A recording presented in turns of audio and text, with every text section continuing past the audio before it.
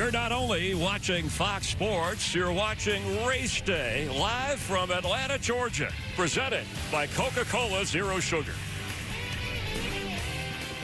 Oh, yes, ladies and gentlemen, boys and girls, let's hear it. We've never been ones to go with the current. Troublemakers, dirty birds, weirdos, and trappers. We were counterculture. Now we are the culture. This is the only place to make a statement. Bring something new. So be different. Be an outcast. 3, 2, 1. Be you. Green flag, green flag. Go hard, go hard, go hard.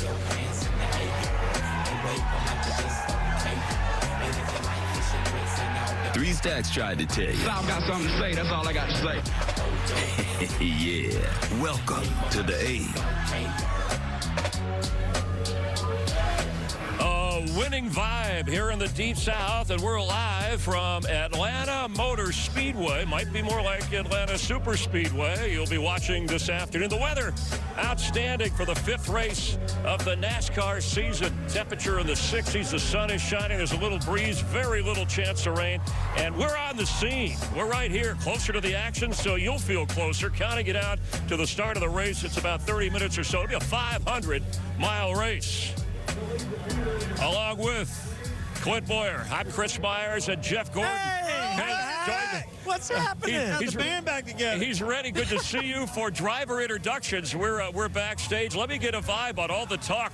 So much has been about the next gen and the new car and the young drivers who've had success, the first-time winners. But how about a reconfigured, repaved track that's 500 miles? Yeah, with everything else that's new this year, let's just add in a whole new reconfigured Atlanta Motor Speedway. It's going to be wild, right? We saw what happened in practice yesterday, and that was just a little snippet of what we're going to see for 500 miles today. But more banking, wide open, going to be more like a Daytona or Talladega, but like on a bull ring. I felt like we set the stage with that Xfinity race yesterday, guys. A lot of pack racing, tight pack racing. Saw a big one at the end. We saw really everything. It's kind of like a super speedway, but a medium. High banking going to hold these guys high and tight. The pack, again, it's going to be tight. No mistakes. You're going to have to, attrition's going to be a big part of today. Got to survive this one. And I think when you're talking about survival, you're looking at guys like Kyle Busch. Experience is going to come in. Let's see if Kyle will take a few moments. He's right here. He's doing an interview. Oh, he is. I'm going to pull this guy. How about this? Okay. You know this guy, Jeff. Yeah, what's going on? He's the host. I know. He's like, hey, I'm not used to seeing you in a suit. Not normal anymore. All right. We're talking about survival, Chase. How do you get to the end of this race? Great question. I guess not crash would be a good start, but man, I think it is going to be wild. I mean, what we saw yesterday was there was some brave individuals as it pertained to practice. That kind of surprised me, but I've told a lot of people this, so I really think this was the best way for them to put on a good show here for a repave. Repaves are tough. I mean, that's just what it is. So I'm excited about it. Home race for me, home race for Napa. Excited to get rolling. All right, thanks. Yeah, we'll talk good to you. luck. Go get him. We're going to talk to you later with John Smoltz. Let's welcome in Kyle Busch. So popular, he was being interviewed a moment ago, but we were going to try to bring him on. Obviously a good starting position, right? And we just asked Chase Elliott, how do you get to the end of this thing? We all have watched practice. We watched the Xfinity race, had tight pack racing, had the big one at the end. You're going to have to get to the end of the race to put it on the line. How do you do that? I mean, hopefully the biggest thing is just everybody being careful, everybody being smart, just racing, giving a little bit of extra room, just kind of getting through the day and figuring out how these things react, what changes kind of happen throughout the runs, is there tire degradation, what happens, you know. So that's kind of the biggest thing. Let pit strategy and pit cycles happen.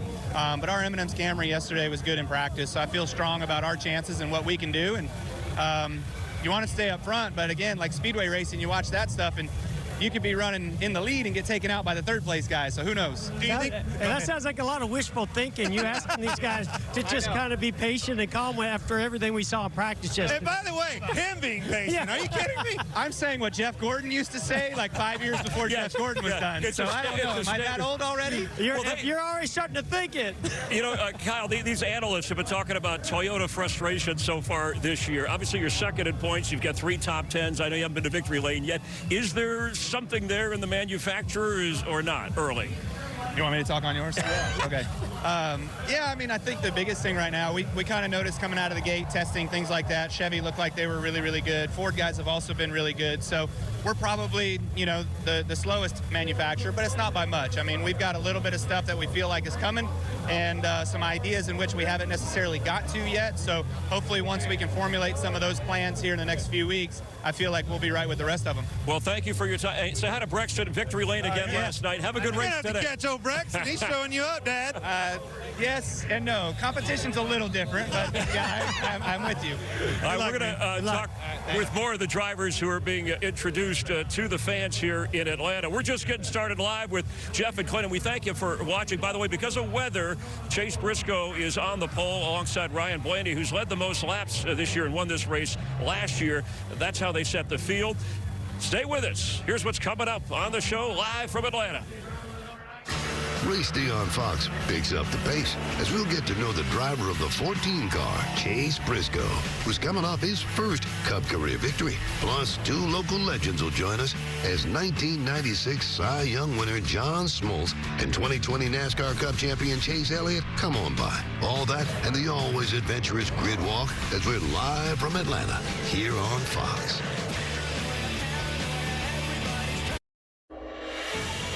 Speed demon. The fastest woman on earth. Record breaker. Breaks a speed record right away. First lady of firsts. Doing something that only men had done before. NASCAR Race Up presents Boundless.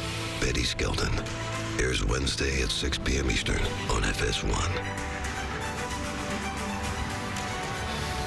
And we welcome you back live to Atlanta. By the way, you can catch that outstanding show Wednesday at 6 p.m. Eastern time on FS1. Hopefully you're watching at that time anyway during the week with the crew from Race Hub from Charlotte, your source for NASCAR. With Jeff Gordon, Clint Blair, Chris Myers. We move from behind the stage with all the drivers out to where the cars are.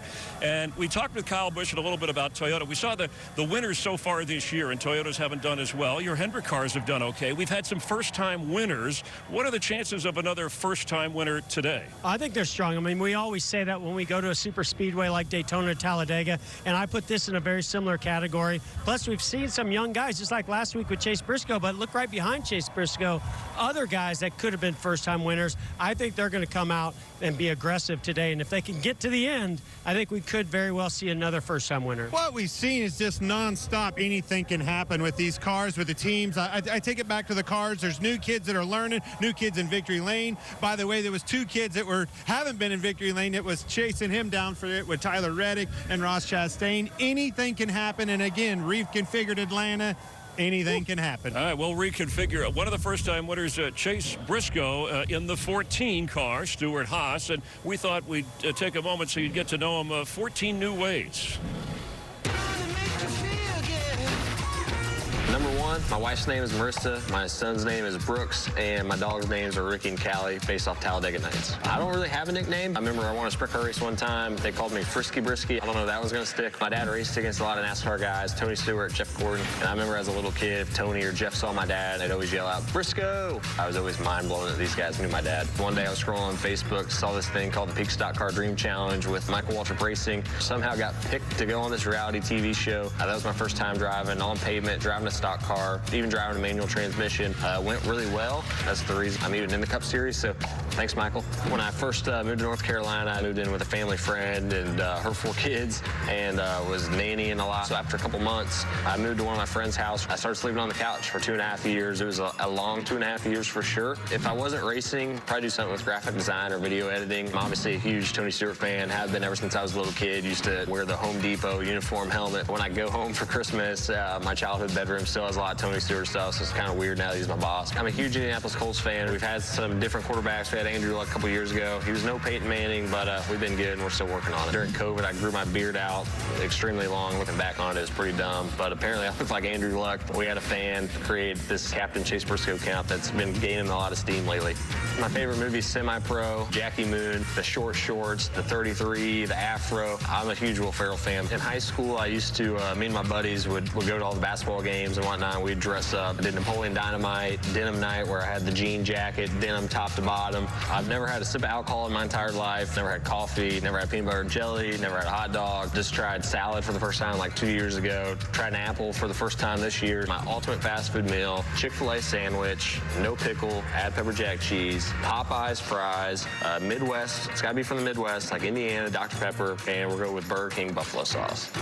And the coolest part about Phoenix last week is just seeing all the videos, whether it's fan videos of friends, people that have supported me in my racing career. And I don't think I realized how big of a moment it was to win Sunday until I got to see some of these videos. That's 14 facts about me, and that's a wrap. Chase Briscoe getting ready to go 500 miles today and smiling. Did we hear that right? Never had a hot dog? Never had a hot dog. No way. Or peanut butter and jelly. That's my favorite. But he grew up, listen, I grew up racing with the Briscoe family, dirt tracks around Indiana and Ohio. How in the world did that kid grow up at a racetrack like that and never eat a hot dog? Man, I don't know. I would agree if that was Jeff Gordon or somebody living a privileged life. Hey, not having a hot dog in the Midwest at a racetrack, a dirt track. Come on. I don't know if I'm buying that one. By the way, again, a driver under the age of 30, 10 straight. The last 10 winners in NASCAR under the age of 30. More of that a little bit later. It hasn't happened before. He was a 66-1 long shot to win his race last week. So we've talked about first-time winners. So we love the odds. When you guys help us out, don't just, pick it up. You got to base it on the odds. So these are the long shots based on what we see today. Well, I'm looking at Ross Chastain. I mean, we saw how strong he was last week, but he was pretty good at Daytona at times also. So look for Ross Chastain to be one of the long shots. Yeah, but plus 25, man, we're here to gamble. If I'm gambling, Noah Gregson in that college motor well, if you're really good at gambling, go to David Reagan. Well, you got to be smart about it. But I'm telling you, Noah's been lighting it on fire in the Xfinity Series. That's a good bet. Chris Buescher, too, there. If you win with those numbers, you'll be a rich guy like Jeff. Yes. All right, how about the favorites on the board? And Kyle Larson could be a favorite every week. But you look at the odds. Blaney, as we said, won this race last year. He's done well. Ford's led 300 miles of the Daytona 500 and, of course, produced the winner. I doubt if you ask Kyle Larson if he'd consider himself a favorite at this style of racetrack. So many unknowns here. But I definitely think those Fords are going to be strong, very similar to the way they were in Daytona. So you got to look at Logano and Blaney as being until Tyler Reddick gets in victory lane, I am picking him plus 1,600. I'm telling you, Tyler Reddick in that 8 car can get the job done. It's only a matter of time. Yeah, Kyle Larson is the most popular pick on Fox Bet, so that obviously affects the odds. And if you want a free chance at Clint Boyer's money, scan the QR code, download the Fox Bet Super 6 app, then answer 6 questions about Stage 2 of today's race for your shot at $10,000. There's a look at the cars lined up down on the grid where we are. Wind's kicking up a little bit, but we'll continue live. We're going to be joined by former Brave, Fox broadcast announcer, Hall of Famer, John Smoltz is here. He's driving the pace car. Stay with us. One of the most exciting races ever. Take courage. Today, Richard Petty will end his illustrious career. People say faith is a childish game. Jeff Gordon making his first Winston Cup start here today. It's exciting. Have 6 drivers that are in the championship hunt. And then it's all over for Davey Allen. It's going to come down to 2. Alan Kulwicki or Bill Elliott. Bill Elliott wins the Hooters 500. Alan Kulwicki's winning the championship.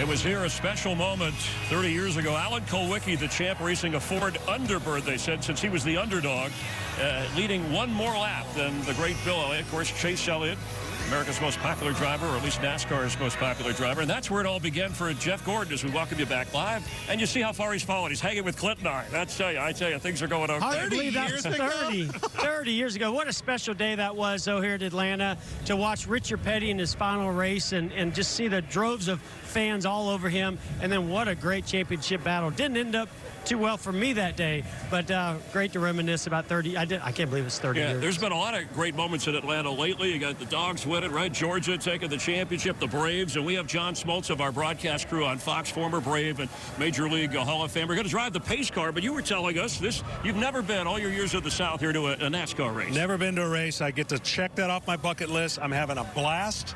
I feel like it's coming out of the bullpen. That's kind of adrenaline there is. When I walked onto the track, I couldn't believe what I had been missing. Yeah, I mean, compared to a baseball game, you see how much access there is by the fans. Obviously, you know, baseball is all about the fans, but what about this and all the folks that are here It's today? not even close. This has a little bit more access. We're in our own cocoon for a long season, of course, but when you get to thinking about some of the similarities, I can't imagine the pre-race tension that you have when you're getting ready to go perform in a big league baseball game, especially coming out of the pen. Well, nobody performed better than you. How about this trophy? World Series trophy. That is one sexy machine right there. Piece of art. It's amazing to think that the amount of time went between 1995 as a player and then a broadcaster getting a chance to see them win it again. Truly a miracle what they did, and truly a testimony to the whole organization. Do you get a copy of this? Or You get a ring. What do you about get? that size copy, right about there. It's a beautiful trophy. You know, April 9th, Fox with the Red Sox on FS1 before NASCAR. They'll have the Yankees. Trevor Story just signed with Boston, and the Dodgers gathered in Freddie Freeman, a former Brave. Some big baseball stories I'm sure you'll be talking about. Yeah, absolutely. And, you know, I'll get a chance to talk about the defending champs along with all the moves. I'm catching up as you're catching up, just with all the moves that are being made to get the season kicked off. Have you ever been in a car going 190 miles an hour with 38 or 9 other cars anywhere? I have never been in a car going that fast, and I've never been in a car with so much thunder behind me that's about to go and do their thing. Well, here's a guy who's pretty good in traffic, is Chase Elliott, who joined us a little bit earlier. Good to see. I guess you can do. He's used to doing interviews. Yeah, I'm used to doing as interviews. well. So I know when we were out in L.A., Matthew Stafford from Georgia, the Rams quarterback, a big Chase Elliott fan, big baseball fan. I know you were rooting for the Braves. Matt Ryan,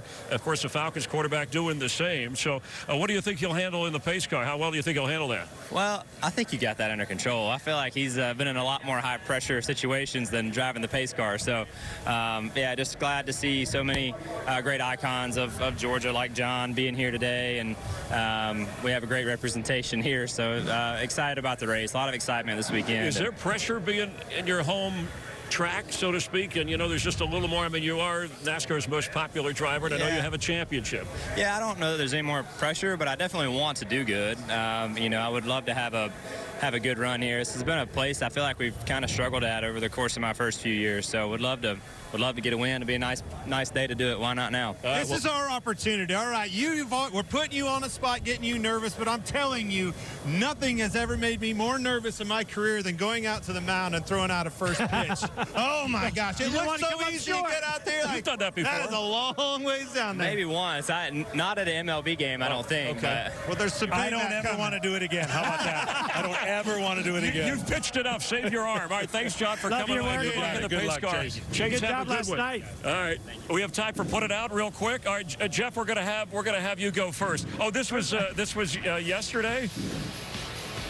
Hey, when you win a race, right, you got to stick the landing in the celebration. Oh, Ty Gibbs goes down. Here's a replay. Boom. Put it out. All right, Clint. Man, this one pains me because I feel so bad for this truck driver. This happened yesterday. John, check it out. Atlanta Motor Speedway. Whatever you do, don't go through the short bridge. The short bridge is way too short to get a hauler through. But I'm telling you, that's a put it out on the driver, but put it out on whoever come up with that short bridge and told that guy to go down there. Tore his rig up. That is definitely a put it out moment. All right, well, I was excited because I got to go iRacing for the first time against these guys. And you tell me how I did, because iRacing is fun. You know, Chase, I'm sure you've tried. This is me trying to work it. And He's trying to catch up to us. I'm not sure what Pull that out in front of us. Well, I told you it was my first time. We could tell. I'll say, put you are a caution. Don't do that. Hey, that's a big put it out. Yeah, that's put a career to an end out. All right, we thank you for staying with us. We're counting it down to the start of the race. We're live at Atlanta Motor Speedway. Michael Waltrip and the Grid Walk coming up. Some track facts and young drivers making their move. The young and the restless and the winless. If you stay with us, and I hope you do. Thanks, John. Thanks, Chase. Since AMS's 97 remodel, Atlanta's changed. Business boomed, hip-hop flourished, and sports palaces were built. Here we go, from Atlanta. So it was inevitable that A-Town's racetrack would change too. Now, it's like a super medium speedway with higher banking and fresh asphalt, plus narrower turns and a wider front stretch. This is gonna look like Daytona Talladega. If New Atlanta's any hint, this track's gonna be cool. Is you ready? You say you ready. Whole squad ready. Live here in Atlanta, the third makeover of this historic track, and maybe the best. Our aerial coverage today, provided by Goodyear. Anything that can happen as long as you have the drive. Goodyear, more driven. Let's check in with Michael for the grid walk. Michael Waltrip, take it away. Yeah, thanks, Chris. I'm down here on the grid. I've run into Ty Dillon. Ty, 4 straight top 20 finishes to start the year. The talk about this pre-race show is first-time winners. What's it going to take for you to join that club? I think just speed and aggression. Today, my mindset, we've been trying to survive at the beginning of the year to make sure we have cars. We have cars now. We did that. So I'm going to go for it today and be aggressive with our Allsco Uniforms Camaro. And she's the color of money today, so let's go get some. Hey, there's your brother right there. That's pretty cool. Yeah, one spot back is where he needs to reside. Switch with them, right? Hey, what's this thing do? It's my umbilical cord. It's water in my shirt. Enjoy. Hey, there's Bubba. Hi, Bubba. Mike, I'm on the grid walk. Yeah, what's up? Just wondered how you're feeling. Good. You second at Daytona, 1 Talladega. They've likened this to plate racing on the big track. What do you think?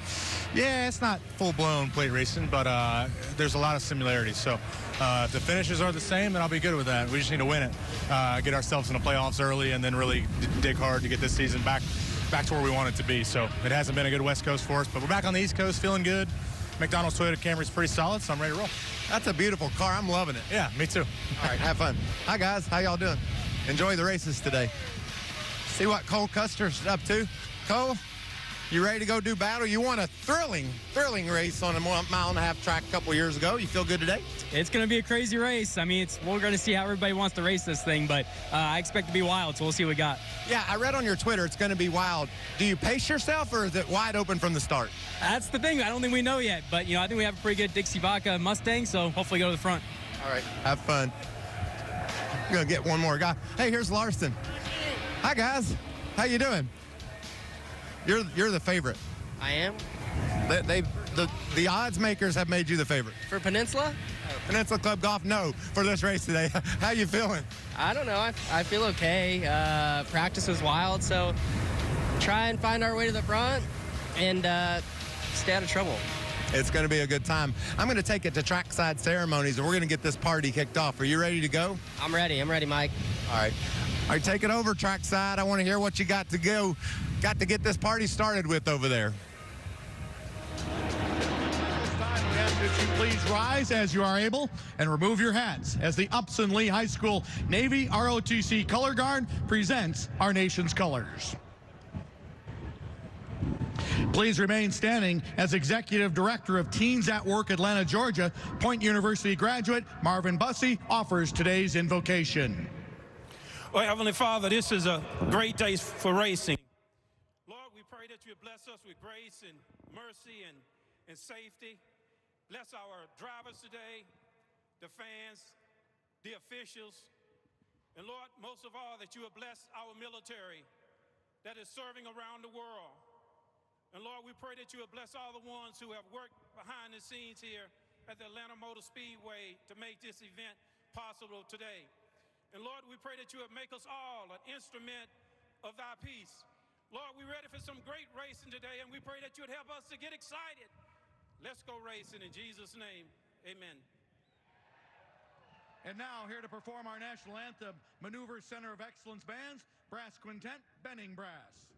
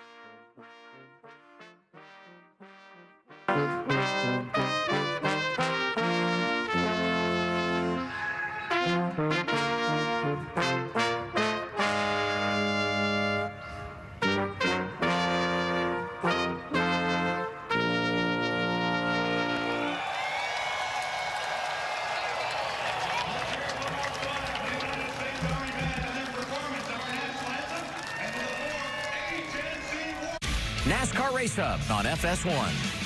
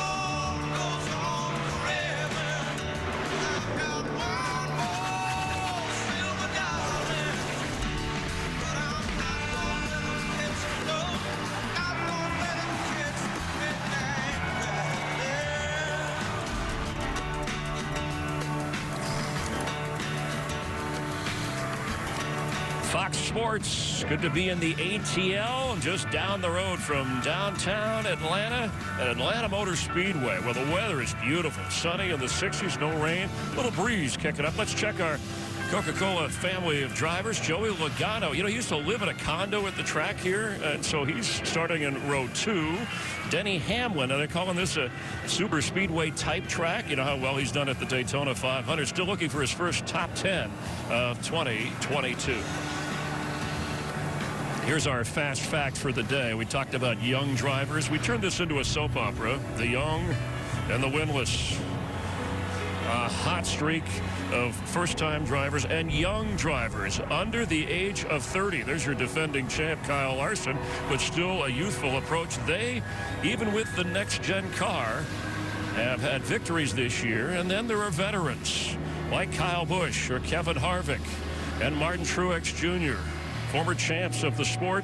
Brad Keselowski, who have yet to win, spent 30 races for Keselowski with a new race team. The young and the winless and the restless, and I'm with the witless Michael Waltrip. Hey, that's not fair. No, that was rude. I won before. I can't be. Two-time Daytona 500. He knows something about super speedways, and I know this is a mile and a half. I love what Ross Chastain, and I think it was him who said, this is going to be like the Daytona 500 minus a mile. Yes, and this is Daytona's love child. This baby is fast. It's high bank. There's going to be a lot of action, Chris. I love Tyler Reddick. You know how many times I picked him. Right. But I'm going to slide Ross Chastain ahead of him on the first-time winner list. I think Ross is headed for victory lane. That deserves a wow. Do you think we'll see some, I've heard like tandem, maybe not pack race. I mean, will manufacturers work with each other here? I mean, it's different, but you might have to. You have to do whatever they're going to learn every lap, too. These drivers have their eyes wide open about what's coming.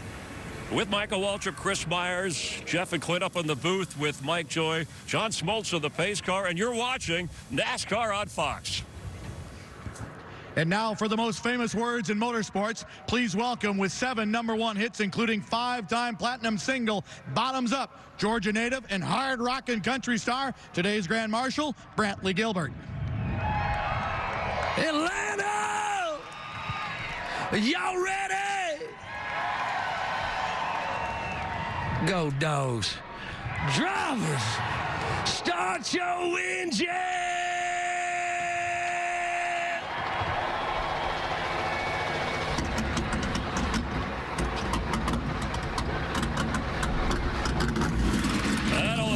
Fired up the engines, that fired up the crowd. Will the youth movement continue, or will the veterans surprise? The answer, 500 miles away.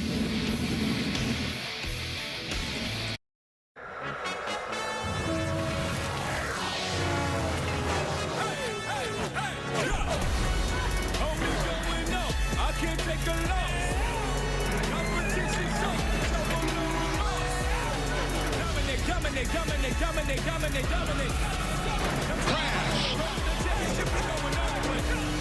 Atlanta, heartbeat of the South. Let's do it, boys. Have a good day down there, fellas. Have some fun. It is a beautiful, sunny, if windy day, south of Atlanta, Georgia, Atlanta Motor Speedway, site of today's Folds of Honor QuikTrip 500 on Fox. Well, we started 2022 with a whole new race car. 4 races in. Why don't we add in a whole new racetrack? Third time around for Atlanta Motor Speedway, now very steeply banked. In a season of surprises that has given rise to some new faces running up front and in victory lane. Hi, everybody. Mike Joy with a couple of familiar faces. Hey, Jeff Gordon guys. back in the Fox booth, now the vice chairman of Hendrick Motorsports, and my usual partner, Clint Boyer, both veterans of the NASCAR Cup Series. But, Jeff, this is not the Atlanta Motor Speedway that you remember. For everybody, even in the field today, as long as I can remember coming here to Atlanta, it was an abrasive track. It chewed up the tires. You were slipping and sliding around these big corners. Now, brand new pavement, lots of grip. A new type of package for these cars where they're going to be running that super speedway, lower horsepower, lots of downforce. Now they're going to be 3 wide every single lap, maybe 2 wide every single lap. They're going to be bump drafting. It's going to get wild. Hold on tight.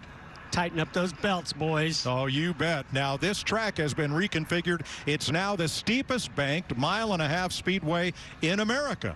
It should race like Daytona and Talladega. The folks here hope. Clint, how much of Daytona is going to translate to today? Well, I think Marcus Smith, the vision was there. He wanted to add another name, another track name to that list, that plate style racing super speedway, and I think he has nailed it. Perfect blend. I think you've seen pack racing in practice. Xfinity race was wild. Jeff, you said it, 2 wide, 3 wide, but the collaboration of how that happened. iRacing, believe it or not, came to the table, designed this racetrack, let their racers race on it, actually, all virtual, nailed this racetrack. I think we're in for an action-packed race, and these boys, I'm telling you, every one of them are nervous about this race, and that tells me it's very good reason. Hold on tight. Well, practice yesterday caused a surge in ticket sales yesterday evening. Here is one reason why. Joey Logano, who was in the booth for yesterday's Xfinity race, we're going to visit with here on the Pace Laps. Let's dial him up. Hey, Joey Logano, it's Boyer, Gordon, Mike Joy up in the Fox Sports booth. You got us? Loud and clear. All right, buddy, man, you were up in the booth for Xfinity race yesterday. What a wild race there is. I was curious, what did you learn there, and what can you apply to this race today?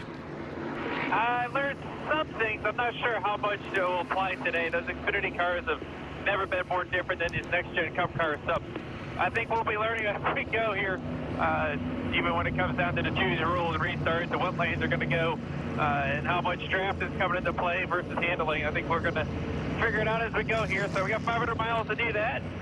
Hopefully the whole Shell Pennzoil Mustangs up front at the end. Hey, Joey, this is Jeff. You're one of the best on these types of racetracks, at least Daytona and Talladega. I know it's a little bit different here on the 1.5 mile, but how aggressive do you think you could be? We see a lot of bump drafting. We see those Fords can really lock bumpers. How much of that do you anticipate doing here in the first half of this race? I think you may bump draft on the straightaways. I'm not sure you're going to want it in the corners that much. The cars are definitely a lot more on edge than what they are in Daytona, Talladega. So I don't think outside of the first corner you're going to see much push draft and unlocking bumpers.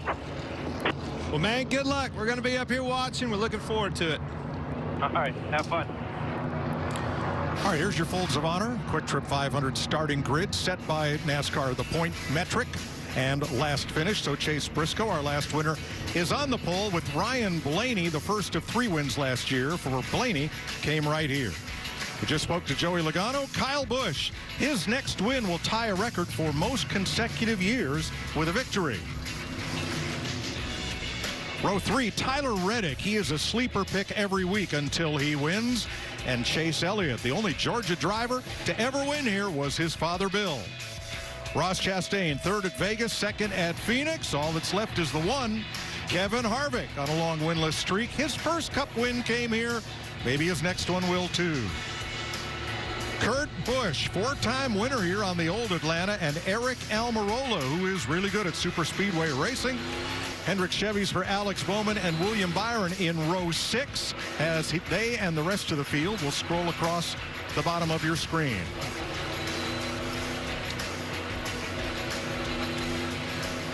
So let's get some strategy and late-breaking stories, beginning with Larry McReynolds. Well, Mike, this is a whole new game. I had to just toss my Atlanta setup book out the window. But one book I had to hold on to was my strategy book. The old Atlanta, it was simple. That caution fly, 4 Goodyear tires. But now I have to handle it like a super speedway. I want that track position, and I have to do all the moves on pit road, Regan, to keep my driver up front and out of harm's way.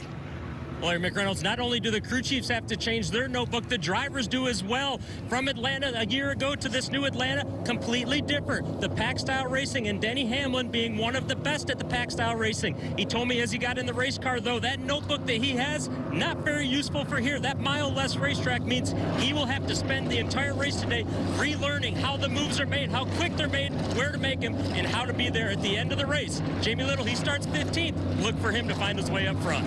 Well, the man starting first, picking up right where he left off a week ago, Chase Briscoe. Boss man Tony Stewart here sitting on the box watching his driver, the most recent first-time winner. Chase told me, though, today's race will be the most mentally challenging of his career. He said he felt like he was going 400 miles an hour in practice. Everything is happening so fast, and that the one key to remember today for Chase Briscoe, remember to breathe. Mike? Thanks, Jamie. They have checked pit road speed, and they form up out of turn number 2. Here are the changes recently made to Atlanta Motor Speedway. Finally repaved but reconfigured. The banking was increased 4 degrees. The backstretch and the front stretch were both, well, the back was narrowed, the front was widened a bit. The corners were significantly narrowed with a new 18-degree apron. And Daytona Talladega style rules, the double line is out of bounds. You cannot pass below the double line or send someone below that double white line. And I think that's so important when we get down to the final laps of this race. You know, a restart. We saw it yesterday, the Xfinity race. A block, anything like that. You can't force them below that yellow line, and you can't advance your position below that white line. I already told him myself, yellow line is at Daytona. It's definitely a white line. Daniel Suarez will have our Tootsie's cam, and he's wearing our Fox visor cam. That took a bit of engineering and work to do, and we appreciate Daniel's efforts in changing his tear-offs to accommodate for the late-day sun to be able to do that. You saw all the mirrors inside that car for Daniel Suarez. These guys are going to be using everything at their disposal to see that view behind them, as well as that spotter on the roof. Thanks to Billy Scott and the 2311 team for allowing us a rear spoiler cam on that's a great Bush's shot. car. Ryan Blaney with a front bumper cam starting from the front row. That's the pace car just ahead. Blaney's going to be tough here today. Good on these style of tracks. Austin Dillon, our Coca-Cola Zero Sugar cam, rolling from 17th. And we're going to close with the closer, Kevin Harvick, the Mobil 1 camera, starting in 8th. 2 cars to the rear. Brad Keselowski, unapproved adjustments after inspection. And Harrison Burton, the Wood Brothers Ford, failed inspection a couple of times and will also have to start out back. Chase Briscoe, our most recent winner. Here is he and his crew.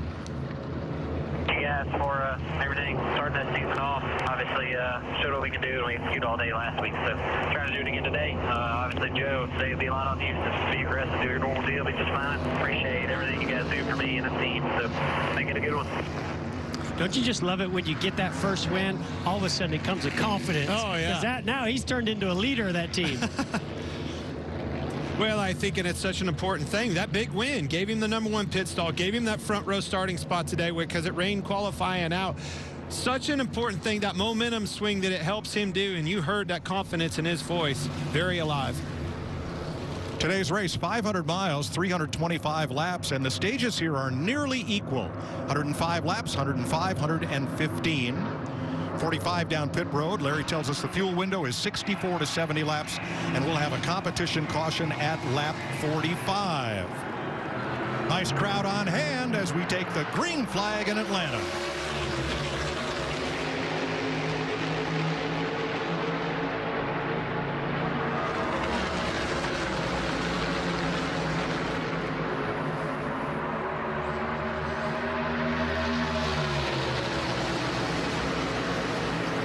already. You saw what cars can do when they lock together. They drove off from the pack. That's something that's going to be a learning event all day long. Well, Joey Logano, when we spoke to him prior to this race, right, he said, oh, a little bit of a wiggle there for Joey Logano with Kyle Busch on the outside. Here comes Chase Elliott, but you heard him say, we'll lock bumpers maybe to turn 2, and that's exactly what Logano did, try to push his teammate Ryan Blaney to the lead. The first thing that lap, Briscoe now out in front. The first thing I notice when I look at this track, you can definitely tell when they get to the corners, it's just narrower. It's a little bit more narrow than what we have at Daytona and Talladega. And asking 3 wide or a 4 wide situation out of here, look out. Briscoe leads lap 2. Look at this funnel down that straightaway, and the track narrows up to turn 1. Yeah, I got a chance to go around the racetrack earlier today in a pace car, and I got to tell you, turn 1, especially the speed that these guys are running inches away from one another, when you get to turn 1, it feels like it's 1 car width wide, and yet they're 2 wide, 190 miles per hour.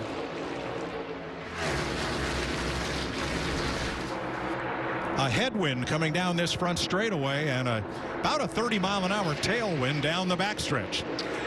There's so many things going on already. I think, you know, when you start talking about a super speedway type of racing, one of the things that you notice is accordion. The thing on accordion, the guy slips up a little bit, it'll stack that line up, and now all of a sudden the outside or inside line, whichever one was the opposite, will start prevailing. Also handling. Because of those tight radius that we showed you versus a Daytona, very tight radius, asking a lot out of the car, leaning on the wheel, much different here at Atlanta. You mentioned handling. Right there we saw Ross Chastain on the inside of somebody going into turn 1, had a big run. He had to check up because the front end took off on him. That's what I hear a lot of guys complain about, is turn 3. When you get a big run, the fronts just don't want to hold that line on the bottom. And I think some of that is that old American flag, Old Glory, blowing hard down the back straightaway, blowing these cars off into the corner. They get in there with a big head of steam and pick up a push. If there's a car on the outside of you, you're going to be in trouble. Start to see that outside line start to get a little more organized. Now, yesterday in practice, everybody tried to stay around the bottom of the racetrack. In the Xfinity race, everybody ran the top. I'm going to go wherever that guy behind me is. But again, it goes back to that super speedway type of racing. You know, what's behind you, that run, you know, and how many cars, more importantly, are in that line is where you need to be. Well, that was a fun thing to watch right there. Joey Logano got a big push from Kevin Harvick down the back straightaway and took that momentum to see if he could clear his teammate Ryan Blaney, but as you can see, didn't work out. Here comes a pass for the lead. Kyle Busch moving to the inside of Chase Briscoe. And here comes that whole inside line with that momentum down the backstretch. Yeah, I really thought we were about to see this outside lane form and go single file. Boy, that only lasts about a half a lap. See, Chase Elliott got to the rear bumper of the 18, gave him a big shove. Look at the draft that these cars create down this front straightaway. Boy, that's something you don't see a whole lot at a place like Daytona, Talladega, where you get that kind of a run and complete the pass. 3 wide. All the way down to turn 2. From turn 3 to turn 2, they had Kevin Harvick stuck on the outside, and they were 3 wide.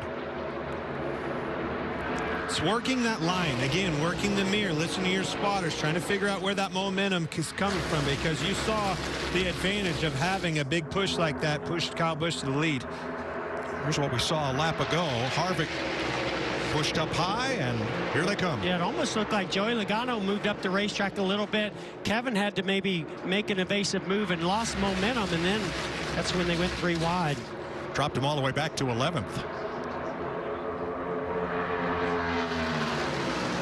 William Byron running in 9th spot. He's up 3 positions from the start. Jamie?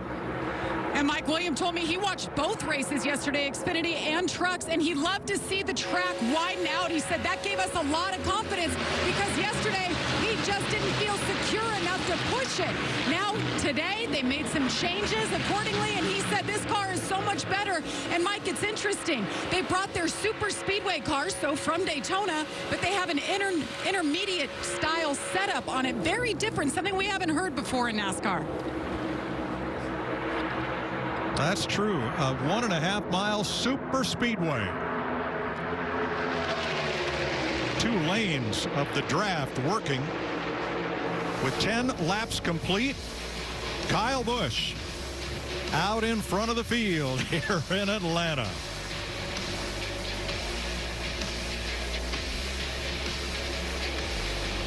NASCAR on Fox is sponsored by Toyota. Let's go places.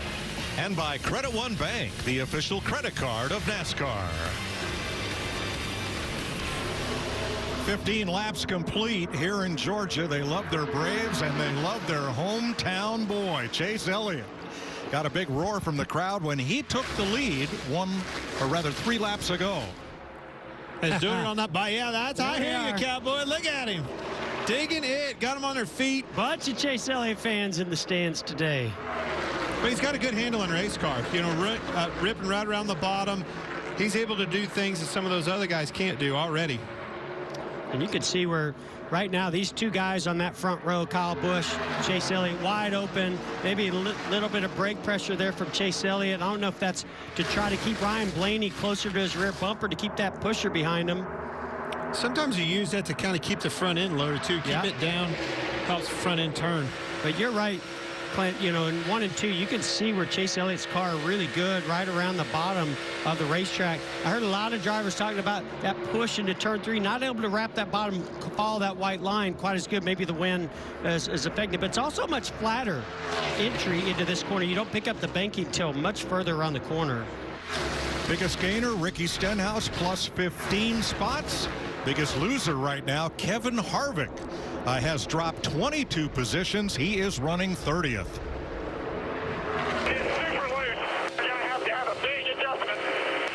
Kind of like Daytona, last car in line gets screwed around. Yeah, I mean, he said big adjustment, but trying to figure out which way. I think, you think he meant tight? Yeah, I didn't catch if he was tight or loose there. You know, guys, I talked to Alan Gustafson, Chase Elliott's crew chief, earlier this week, and he said there was a lot of debate about how you wanted to bring your race car here. Did you want to bring it all for handling with max downforce, or did you want to trim it out a little bit, knowing they're going to be running around here wide open? Some of those things you can adjust on, you can make better, but some you're locked into. Well, I think if you trim it out and you go down that path, you better be where Kyle Busch is in the 18 car. Keep that thing up front, make those blocks, and make sure you have the track position. Otherwise, you're going to need this thing to handle. Last year on the old surface in this 500-mile race, we had 11 lead changes. 20 laps in, we've already had 5. Yeah, I think you can see.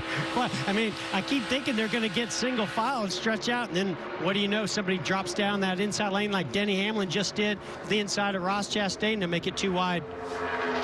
Hamlin plus 11 started 15th, currently 4th. Let's go up to the leader, and Regan. Well, Mike, very interesting. The 18 car, Kyle Busch on the radio. Out front, his race car doing well right now, just a little bit loose. But he is asking his team about his teammates' cars and what their cars are doing in the pack. You're always trying to learn. He wants to know what his teammates are doing. So if he is in that pack later on in the race, he knows what to expect. Kyle Busch was the most vocal of all the Cup drivers during the pandemic when we raced without practice. Well, we had 50 minutes of practice yesterday, and obviously Kyle Busch took full advantage of it. And I think he's in the right position right there with a right line behind him. You can see the bottom line starting to move up. Denny Hamlin chose to get back in line, shooting down to the bottom. That's something you see, that cat and mouse game. Go up, maybe clear a pass right here, and then get back in line. Much like Daytona. Boy, Denny Hamlin's got a good handling race car. And, you know, he's very good when we go to these bigger tracks where you got to work the air, work the draft. And you saw right there him really searching and trying a lot of different things to find out where can I still get the downforce on the car by hanging down to one of the corners of the car, and where I can get in line and get that toe. And let me tell you, needs a good run. Has been beat up early this year. It's been a rocky road, some mistakes on pit road again last weekend. Needs a good solid run, if not a win here, would turn his year around. Boy, look at turn 2. Big spin. Toss it out. And sliding down to the apron. Noah Gragson. Oh, sorry, guys. That's a shame. Got a lot of experience yesterday in the Xfinity race. Yeah, looks like he nosed it in pretty hard. Really hard. I haven't seen one of these cars actually smashed up that hard yet this year. Looked like right in the middle of the corner. He just went in like he had normally been doing, right in the middle at the Alsco sign. It got loose, and so he corrected, and when it corrected, it bit and turned straight to the right, head on into the wall. Well, we've seen a lot, with that rack pinion steering, it's really hard to catch it back to the right. Yeah. Sideways. Seemed loose back there. Yeah. Exactly like Ross Chastain at California earlier this year. That is a hard hit, as hard as you can hit. Well, these cars, right, lower profile tire, pretty stiff. That underwing works great in a straight line, but loses a lot of downforce when it goes into yaw. The car doesn't have a lot of side force, so really hard to catch these cars once it goes around. Well, I think it doesn't have a lot of downforce, meaning it doesn't have a lot of air pushing down on the car. Most of that air is directed underneath of it. That diffuser that we all have talked about so many times is so important to the actual downforce of the car. When it does get into yaw, it takes all the air out from underneath of it, not much on that spoiler under, and it goes for a ride. AMR safety team on the scene quickly to attend to Noah Gragson, who is making his second start in the NASCAR Cup Series. Here he comes out of the car. And sadly, an early exit. This young fella's got talent. Boy, he really a contender every time he straps into that Xfinity car, and just wanted to get a full race in and get some good, solid Cup experience here. Not to be.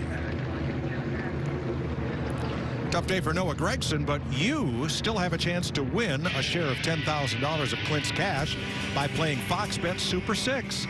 Just scan the QR code now, download the Super 6 app, enter your picks about today's race for a free shot at the jackpot. And Jeff, let's try you out on these. Well, first of all, I didn't know Clint had this much money. Well, he won't after today. By now. He won't.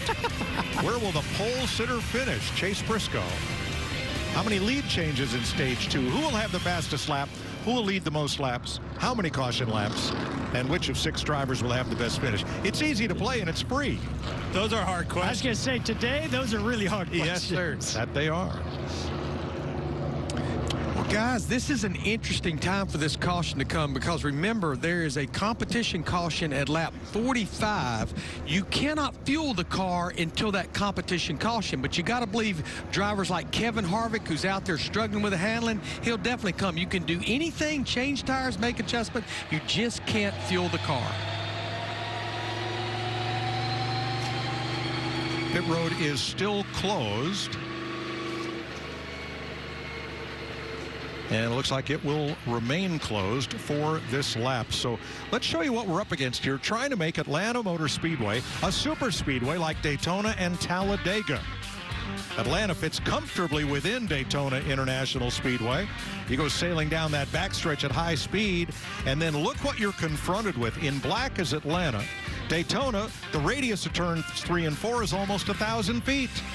But here, it is only 3/4 as long, and that makes it a tight corner at the same speeds you're running at Daytona. And that's where those handling issues come into play. You saw Noah Gragson get loose right there. You heard Kevin Harvick talking about making a big swing at that, because you're just asking way much more out of the car with that tighter arc, tighter radius. When I also, Clint, wonder if that's where some of these big runs are coming down the straightaway, because you're really scrubbing a lot of speed, putting a lot of wheel into it in the corner, and then once you open up that wheel, you really gain that draft. But going right back to that point, I think that's why you have to have a good neutral balance on your car. You can't come off of those corners with a handful of wheel in it, but you can't be too loose like Noah was right there as well. You have to come off with that momentum, and I think that's, again, why that outside line is prevailing as well.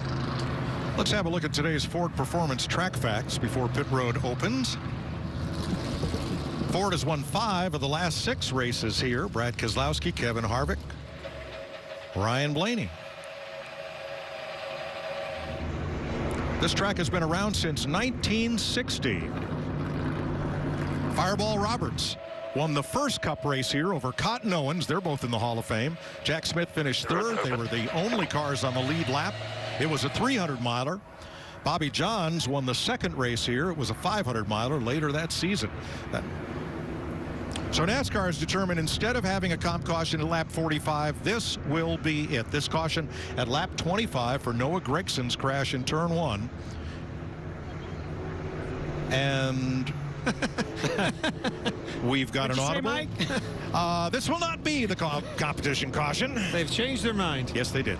Changed it back. I was just getting ready to say, I think that's a smart decision. I would have agreed with you, but however, You know, NASCAR knows that teams have planned based on their race, based on not being able to take fuel till lap 45, well, I'm not and sure checking tire wear then. I'm not sure they ran far enough to even see what the tire wear is. Good point. So a few takers.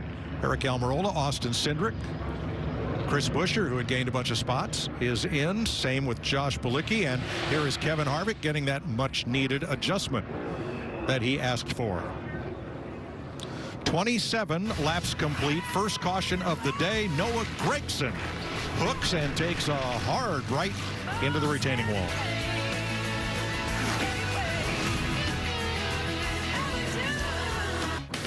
NASCAR on Fox is sponsored by Progressive Insurance. Save when you bundle auto, home, or motorcycle insurance.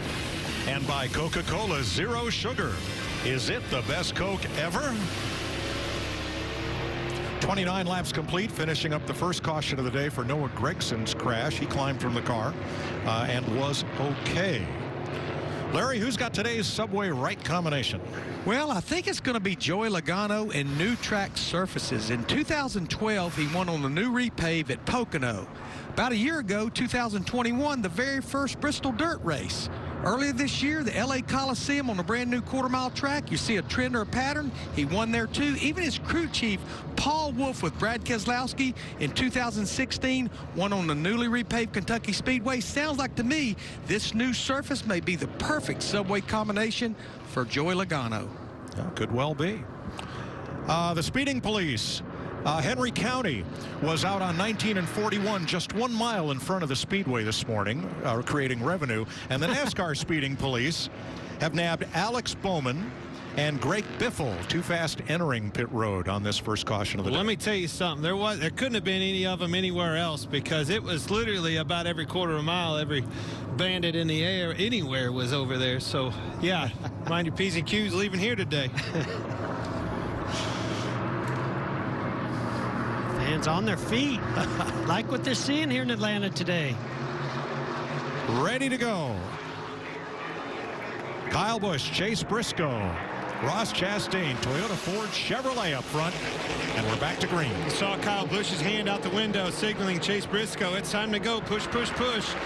Didn't get that good lockup on the outside. He was wanting exactly what William Byron did for Ross Chastain right there to push him out to the lead. Now, the first 22 cars did not come to pit road. I'm so impressed, Trackhouse Racing and Ross Chastain, what they've been able to accomplish. Daniel Suarez has been fast. I'm telling you, they're hanging with the big dogs and pretty new organization. They have to be proud of what they've seen so far. Well, we talked about new winners with Chase Briscoe last week. To me, Ross Chastain has been right there in position to get it done himself for Trackhouse. William Byron to the lead. Byron went to Hickory Speedway last night, hopped in that same late model that he scored 2 victories at New Smyrna back in February, and he won the Easter Bunny 150 last night. I can't think of anything of a bigger contrast than Hickory Speedway to Atlanta Motor Speedway today in a stock car for NASCAR. Wow. Chase Briscoe third in that outside lane. Jamie? Chase Briscoe says his car is just a little bit loose, but that's not his main problem. He told the team he dropped his big water bottle on the floor. Of course, he can't get it. So, Clint, Jeff, what do you guys do in that situation? Hope it don't go under the loud pedal. I've had that happen before and freaked out. I'm like, oh, no, don't go under the throttle. Maybe the brake here, but I got to have that throttle all the way down through the floorboard. I have been watching. Watch how fast this 18 car pulls up to that lead car in front of them. Every time down the back straightaway, he pulls right to the bumper. We listened in on Kyle Busch and company. Like the 14, he touched me, right? And got me way loose at the start of the trial. The one time, yes. Yeah, so far, no, it was just barely a touch. It wasn't like he drilled me. It just, yeah, I was loose there. We'll just have to be mindful of that later on, guys. I am noticing that car having so much more straightaway speed with that help, that bump or whatever. He doesn't even need to be to his bumper. Every time down the straightaways, he pulls to the car in front of him. Oh, Briscoe way up high. I think that was a bump. I think he actually got touched from the 11 of Denny Hamlin and moved him up out of the way, got loose. And the track has a little bit of a bump going into turn 3 over there. Look how much momentum is being lost right there. We saw this with Kevin Harvick, his teammate. Now Chase Briscoe loses several positions. Look at all that 3 wide as a result. Briscoe was right up there. He has fallen to 13th from top 5. Here's another look at it. So Chase Briscoe in that outside lane. No one. I didn't really get near him. 11 didn't get close to him. He got loose getting into that corner. Did not like it. Chased it up the track. Good save. And everybody just pouncing on that opportunity when he lost the momentum. Ross Chastain doing a great job here, working both lines. You see William Byron jumped up in front of Kyle Busch. Again, Big coming to run that coming. push, utilizing that huge push by Kyle Busch. That's the slingshot right there. It's Yeah, the the old slingshot is back, slingshot is Mike. back. Well, it was engaged in a big way. But look at the difference that it did to Kyle Busch. He got that big push. Kyle had to get out of it a little bit, allowing his teammate in 11 to get right back to his point. Hold on, gets loose going up the racetrack.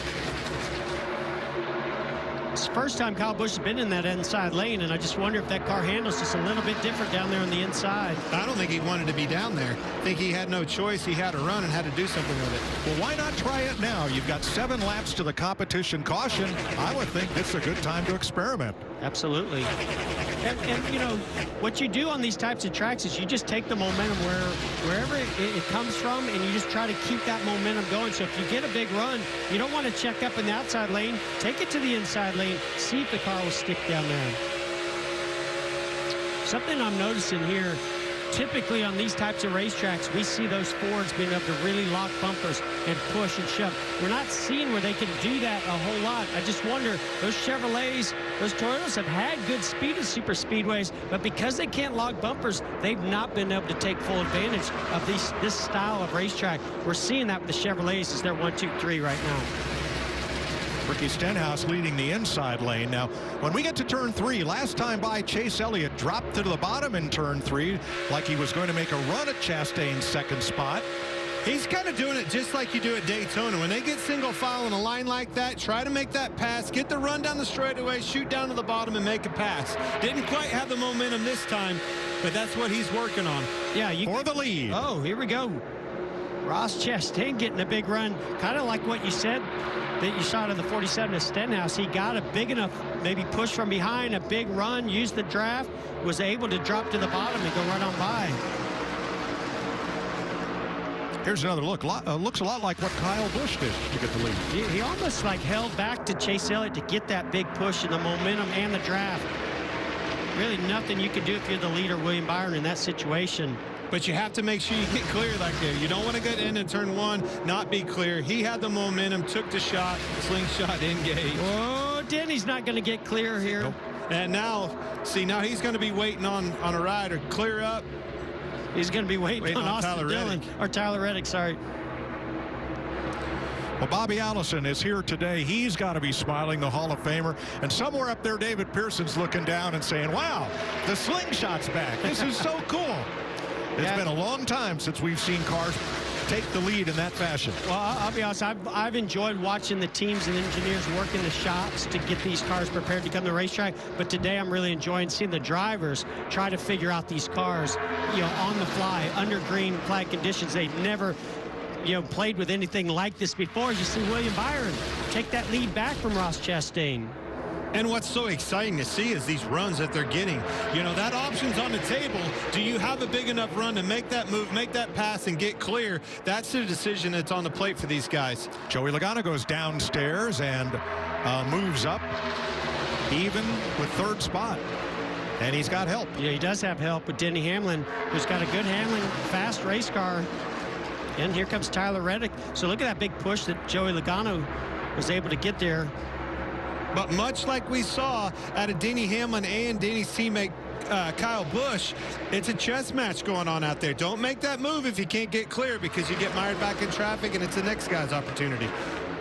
Now, what do you do if you're Ross Chastain? Do you want to hold on to this position, hold back in second, find that slingshot to try to make your move at the last minute? I think you do, as long you can afford to take that take the shot, take the pass, as long as you can get up and get it back in line on that outside. Coming to lap 45, and after the field cycles through, they will waive the competition caution.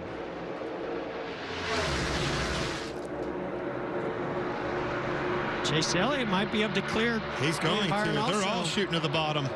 And now the caution waves. Boy, it's heating up, Jeff. But that's what I was saying. I'm enjoying watching the drivers play the chess match, trying to figure out where the runs are going to be coming from. What's the handling doing? If I have to lift a little bit inside lane, outside lane, how to make that pass and get clear, and then how do I maintain the lead if I get out front? But a little bit of discipline goes in that equation as well. You know, if you can't make that pass and get clear and get back in line, maybe you better hold on and wait another lap.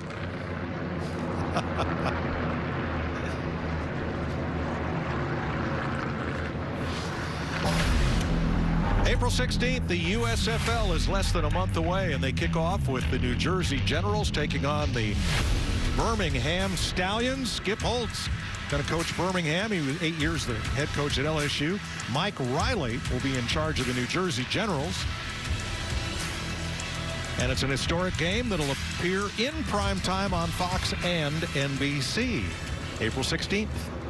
I want to give these drivers credit, Jeff. These guys, this is a chess match, and it's moving at 90 mile an hour out there as they're learning, and they're learning with a little bit of respect to the cause. All right, everybody knows they have to get these cars to the end of this race to win this thing, but you also have to learn, and the only way you can learn is put that baby in a situation. Well, and what we're seeing on track, that's going to put a lot of pressure on these pit crews on pit road as they get ready to change 4 tires and fuel. Especially on this stop, because every car running is still on the lead lap.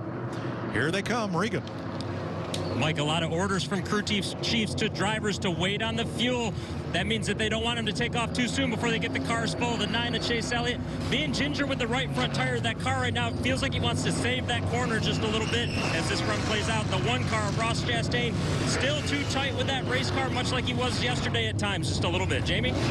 William Byron way better than yesterday. He said, I just need help on my exit so I don't have to worry about it. The 22, Joey Logano's in, 2 loose in the 12. Ryan Blaney loose all the way around the track.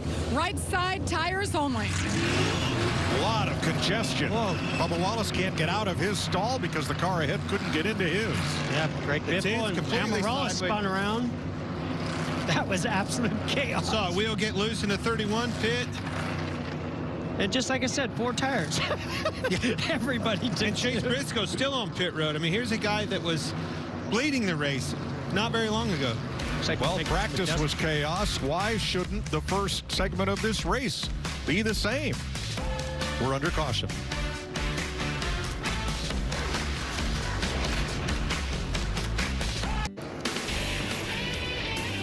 "49 laps complete. Stage 1 is 105 laps long. This will complete the competition caution for teams to check handling and tire wear. Every car came to pit road, and boy, we had our share of calamity. We had the 43 zooming out as the 10 was coming in, and Eric Jones got into Eric Almirola and turned him around. But you called it, Mike. Got the 44, Greg Biffle all over the place, causing havoc for not only Bubba Wallace, but I think it was Kyle Busch right there. Sorry. No, I was just going to say, Mike called it about how many cars are on the lead lap and we're coming down pit road to make pit stops. When you have the spotters and everybody on pit road has such an important job to understand which pit stall guys are in and coming out of. So you got, you know, Almirola, I don't know, it almost seemed too late for him to be able to do anything any different. To me, that was a spotter call, or maybe whoever sends out the crew chief. Crew chief usually calls you out and then hands it over to the spotter. Man, it just not heads up. They have to know that Eric Almirola is coming in and pitting in front of you to say, wait. Maybe a little damage there for Brad Keselowski from contact. Now, Christopher Bell and Justin Haley, equipment violation. That's usually something of theirs rolling into somebody else's pit. Haley, yeah, the 31 definitely had a tire get loose, rolled into the pit in front of him. And then Kurt Busch had a safety violation on his pit stop, so they will restart at the back. Noah Gregson's in the garage, but he is okay after a hard hit in turn 2. Everybody else is still on the lead lap. I don't know that I've ever seen a pit road that much chaos going on at one time. Didn't know where to look. Blaney back on to get 4 tires. That's another set of tires. I hate to say, it's only happened to me one time. Had the wrong ones on the wrong side or something. Yeah, I know. I wonder if that's... And let's see what happened to Brad Keselowski.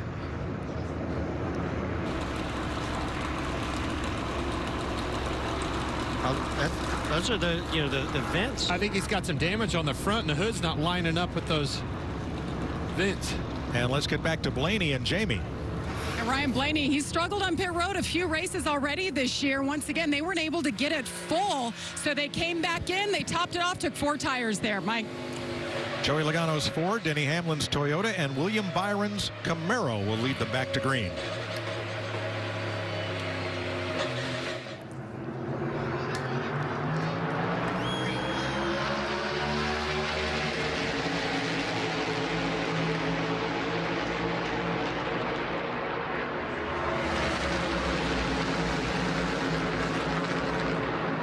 Boy, Ross Chastain, he's not afraid to be aggressive, is he?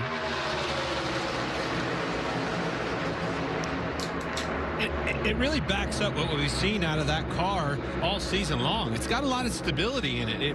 It's making grip for him, gives him the confidence that he can make those aggressive moves. And this isn't the first weekend we've seen that out of that one car or Daniel Suarez, his teammate.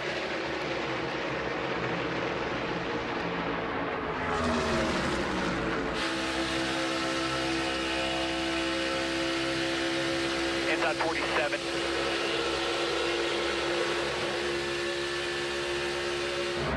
Here comes the accordion. Right there. Now you're good. We could hear the RPMs really pick up. I don't know if that was William Byron, who that was. It was 99, yeah. You could really hear the RPM pick up as they got that big run, the accordion effect as the spotter was talking about. But he got that, I think the spotter, Kevin Hamlin in his ear saw the big run. The run came from the help from behind him, but he was telling him what was going on in front of the car in front of him, because that accordion and that communication, especially when these guys get down to business at the end of this thing, that's where the trouble's going to happen. I think it's going to stack up on an accordion. The driver's not going to be able to see it. He's going to run over the car in front of him, and so on and so forth. Here comes Tyler Reddick and Ross Chastain going to the lead. Boy, deja vu all over again from last week. These two kids are hungry to win a race. And Ross, he's got that moved out on the front straightaway.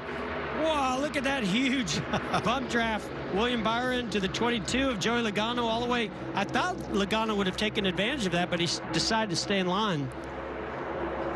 So you look at Ross backing up to the 24 of William Byron, and now here they come with a bunch of momentum. I love the move by Tyler Reddick. He saw that happening. Capitalized. And he capitalized, got to the inside of William Byron. But that's not the first time we've seen that move. Those are the drivers you've been talking about. They're learning out here, seeing what they can do. You also saw Joey Logano in that 22 car just decide to stay in line right there. I think that's all being patient. He's watching those runs that those guys are getting, and I think when the time's right, he'll take it. That was a veteran move for sure. Joey Logano's telemetry in. He drags the brake just a little bit. Even all the way out of the throttle there. He's very content being right there in that position. That's what that shows me. But I think it's because he's being smart. He's getting to get to the end of this stage when the money's on the line looking for those points. He's in a catbird seat right there. He's going to make that move at the end and not necessarily right now.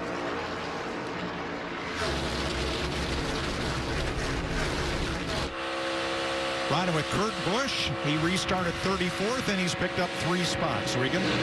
Mike, interesting comments on Kurt Busch during that last caution. So oftentimes these paint schemes change. Drivers don't always know exactly what scheme each driver has. Take a listen to what he said.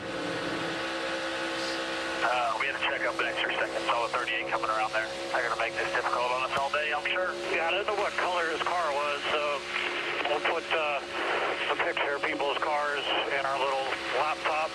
So I see him, he's all orange. Last night, Kurt went up to Indianapolis and called the Supercross for TV. Fun. I watched it on TV. It was a wild one. It was.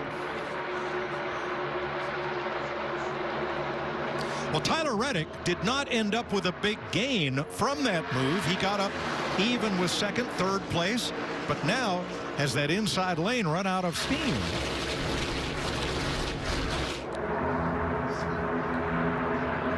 Check out our leader. You've been watching and see him lifting down the straightaway, not getting that out ahead too far. That's enabling that second place car to get that run. He's managing that distance much like we do at a Daytona or Talladega, Jeff. Yeah, well, he's the one that's been capitalizing on it, so he knows exactly what that guy behind him is wanting to do. Here's a big run from the 22. I don't know that you're going to be able to block that, though. You're going to be forced to, right? At some point. When push comes to shove and we get down to these into the stages and things like that, that run's going to come. It's going to be the deciding factors if he's going to pull down there and try to block it or not. Well, they couldn't block it yesterday. Both of yesterday's races, the Camping World Truck Series and the Xfinity Series, both races were decided by a last lap slingshot. I don't know that they couldn't have. They just decided not to. Ross Chastain leading Joey Logano. 61 complete. Grab an ice cold Coke and buckle up. You're watching NASCAR on Fox.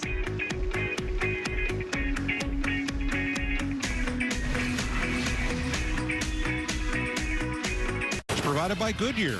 With you for every mile on the road to greatness. Goodyear. More driven.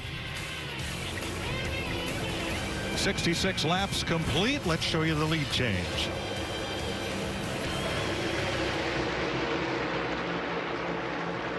See, Joey he saw that inside lane for him, and I think he's been content until right there. He got a nice run down the back straightaway. He did exactly what Ross Chastain has been doing to take that lead. And now it's Tyler Reddick's turn. He was in the inside lane with help from the 11 of Denny Hamlin. And Regan, how about those two running together? Well, Mike, working almost that's like they're teammates together, even though they are different teams. Denny Hamlin, a few laps ago, radioed to Tyler Reddick, or had a spotter get with Tyler Reddick's spotter and say, tell him to give me a left front headlight out as we get into the corners, meaning he wanted to be able to see just a little bit more on the bottom and maybe help his race car. Tyler started doing that, and you've seen their charge to the front. Jeff Clint, really good when you can work together with teams in other cars like that. Yeah, and that's a much needed information. He told him to move up because he needed that headlight poked out to get the front end down, get some air on that nose because he's tight behind him in that wake. With this diffuser in these race cars, that air comes concentrated so much more in the wake behind him. He needs some air so he can get turning and not get tight behind him. Oh, here we got 3 wide for the lead. And Joey Logano's a sitting duck. Well, he is. Wow. Watch how many cars he gets passed by. May have an opportunity to get clear up here, but I don't think so. That's going to get gobbled up. He's going to go way back. Saw this yesterday, the same thing. Not a single helper there in that middle lane.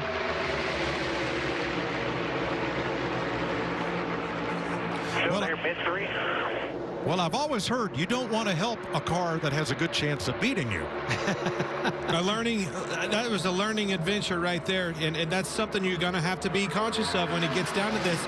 He opened that door, Tyler Reddick get underneath of him, and look, now he's still 3 wide trying to figure out how to get some help behind him so he can get back in line. Well, I'm actually impressed he's been able to stall out right there. I thought he would have gone further back. Now he's going to get to the inside lane. Still outside. Austin Dillon cut him a little break there and backed up to Ricky Stenhouse, and the 22 was able to drop in. But you're right, Mike. It didn't hurt anybody's feelings to see Joey Logano get shuffled back. He's so good on these types of tracks. They know he's going to be a major threat today. William Byron pushes Ross Chastain out in front of this group. Tyler Reddick in third. And don't look too far back.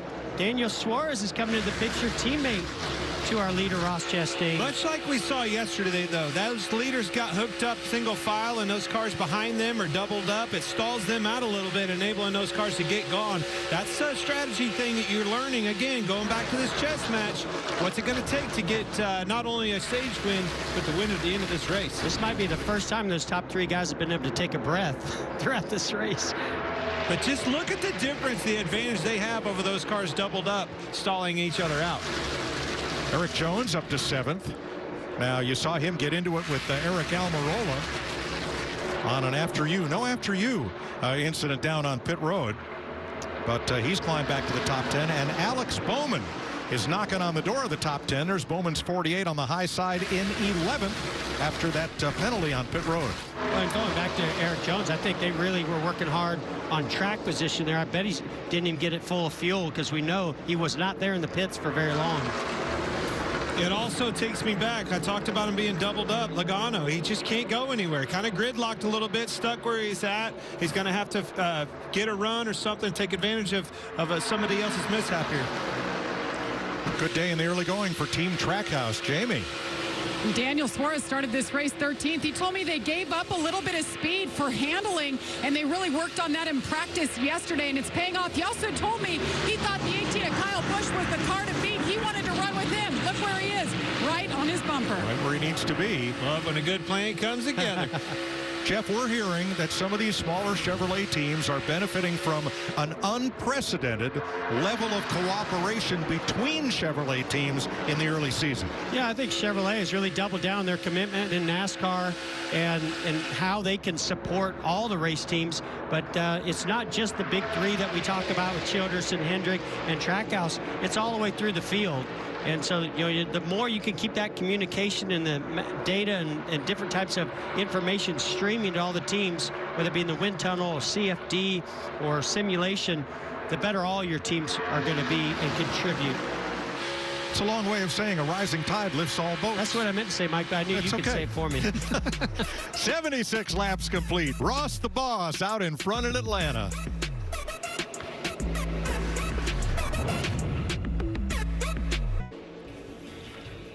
Fox Corporation has helped raise over $11 million for the American Red Cross to support their mission of providing aid and resources, including food, water, medical supplies, and housing support to the people in Ukraine and to those who have been forced to leave their homes. Join us in supporting the Red Cross relief efforts. You can donate by visiting redcross.org/FoxForward or just scan the QR code at the bottom of your screen.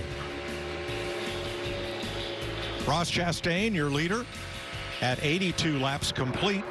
From William Byron, Denny Hamlin, and Kyle Busch. The first Ford is Joey Logano back in 11th, then Austin Cindric in 15th, as the Chevys and Toyotas lead here.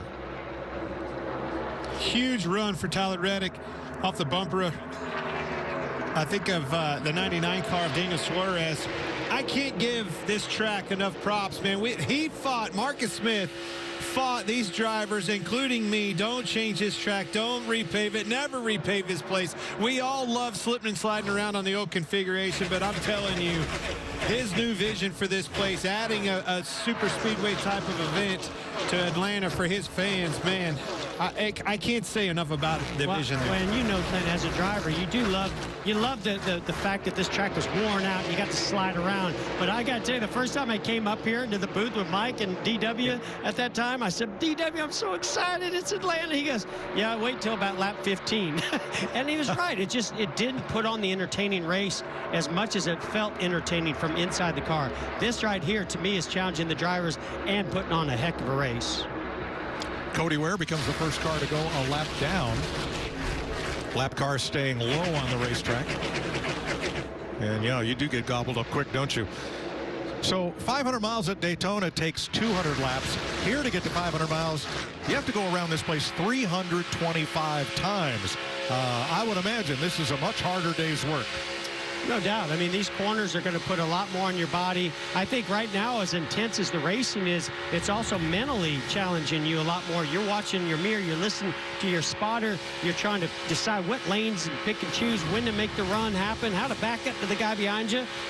I mean, it's definitely, the word today is intense, and it certainly has been. It definitely goes right to the point you were trying to make. The old configuration, you get out of here, you were wore out physically. Today, mentally, this chess match is going to wear these guys down. It's going to drain them mentally. Kurt Busch had a safety violation on his pit stop and restarted 34th. He's in the top 10. You act like you're surprised, Mike. Come on, it's Kurt Busch. It's Kurt Busch, yes, but... Whoa! Daniel Suarez jumping right up in front of Ricky Stenhouse Jr. there. but it's because of this super speedway type of racing, these huge runs that you just saw Ricky Stenhouse and Tyler Reddick. These big runs create opportunities for guys to make a run to the deal, just like we were talking about with Kurt Busch.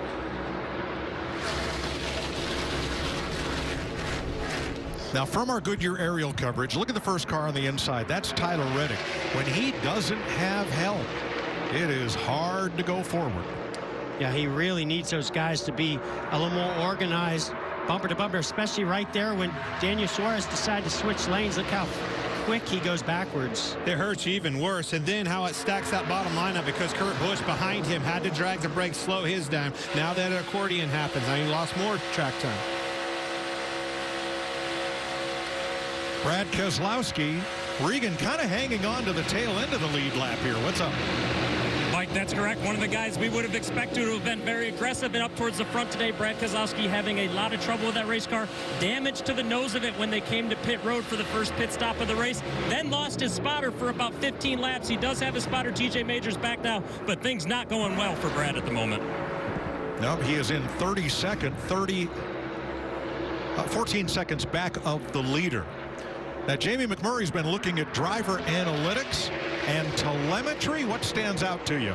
Well, the first thing that sticks out to me, Mike, is watching Ross Chastain control this draft. Clint and Jeff talked about not running wide open, even though he's in the lead, backing up to that, hoping the guy in second can't generate the run.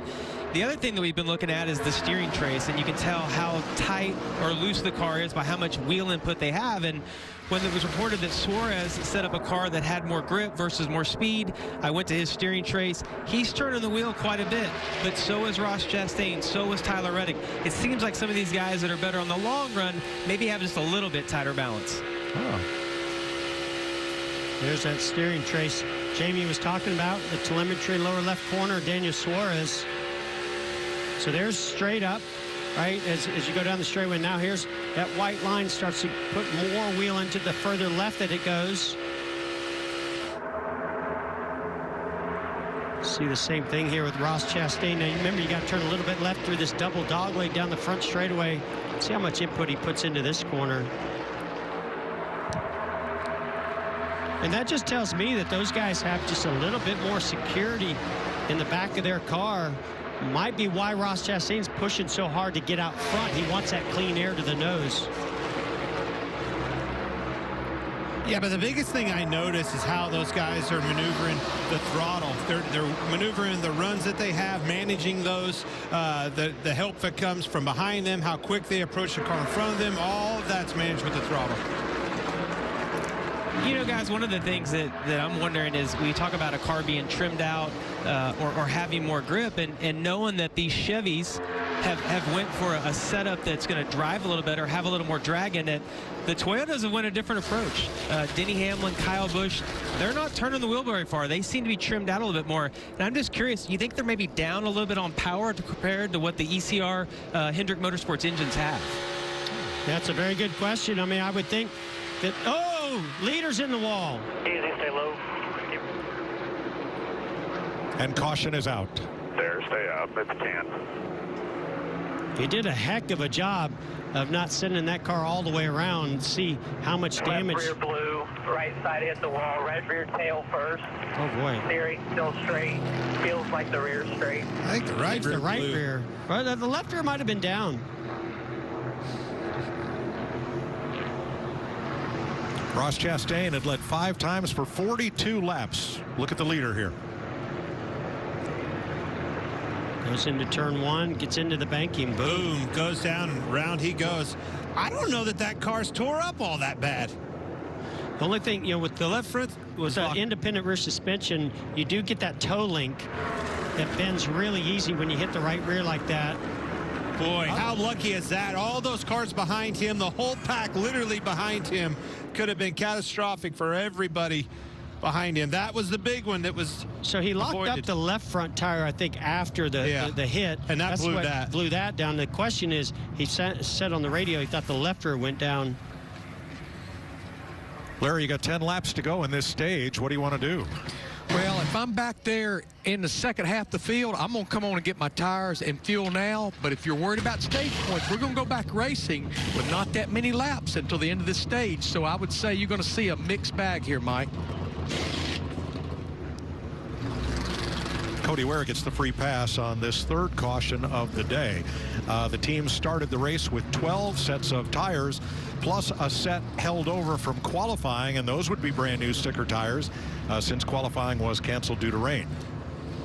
You know, Clint, I'm not sure if Ross Chastain got the right rear. It looked like it was more just the body, and you know, with these body panels, they just kind of pop back out. He might have more damage to the right front right now. Jeff, I know you're now in your new job is to pay for those new body panels a little bit, but I'm telling you, these cars are strong. I don't think he hurt that car much by the contact on the right rear of that thing. As long as everything, I mean, you can see it right there. He hit hard, but I don't think his day is done by any stretch of the imagination. It's just so hard to tell if it was the right rear because the left front come up. That's why the left front is way up in the air. He did a good job of minimizing the damage for not only his car but everybody behind him. That left front was not turning. Yeah, it's almost that's because the right rear was down. Right rear was had the exactly. left front up. That's what happens when you get into the wall at 185 miles an hour. Look at that thing. It's race ready. Let's go back racing. Gee. That's the left front. That's the right rear that blew out. Yep. It's looking, I mean, literally come apart. Yeah, all these teams are going to be looking at camber and air pressures and everything else to figure out, was there anything that caused that right rear to go down? That's a very good point, and that's something that is new with these cars, the camber. I noticed in the garage area the rear camber of these cars. These are independent rear suspension. A lot of difference in the cambers that they are able to accomplish with the independent rear suspension. All right, pit road is open. Let's see who wants track position and who wants tires. From 10th on back, they're headed for pit road. Some want stage points, some want tires. Setting themselves up for track position towards the end.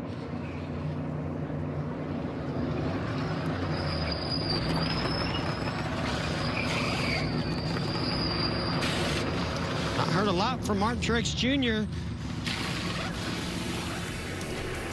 And here's why we are under caution. Leader Ross Chastain cuts a tire and gets into the wall.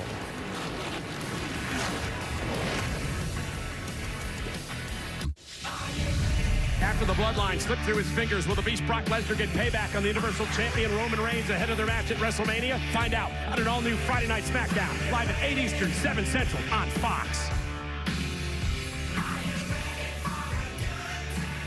Here at Atlanta Motor Speedway, 99 laps complete. Kids are having a good time here. And a lot of Chase Elliott fans in the stands.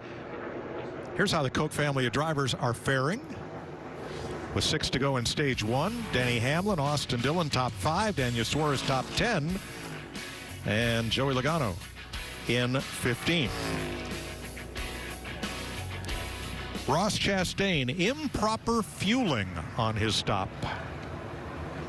Right rear toe link is straight. Obviously, we've got a little bent, little toes knocked out in the front. Right rear wheel tub has some damage. Some of it's missing, and the right rear group chain is broke, and then a little bit of body damage. Looks like maybe a right rear diffuser, a little bit of damage on it as well. Let's feel it out good here. So he's on the damaged vehicle policy and has incurred a 2-lap penalty, damage to the left front splitter as well. Ty Dillon removed the gas can from his pit stall, so he will be starting tail end of the longest line.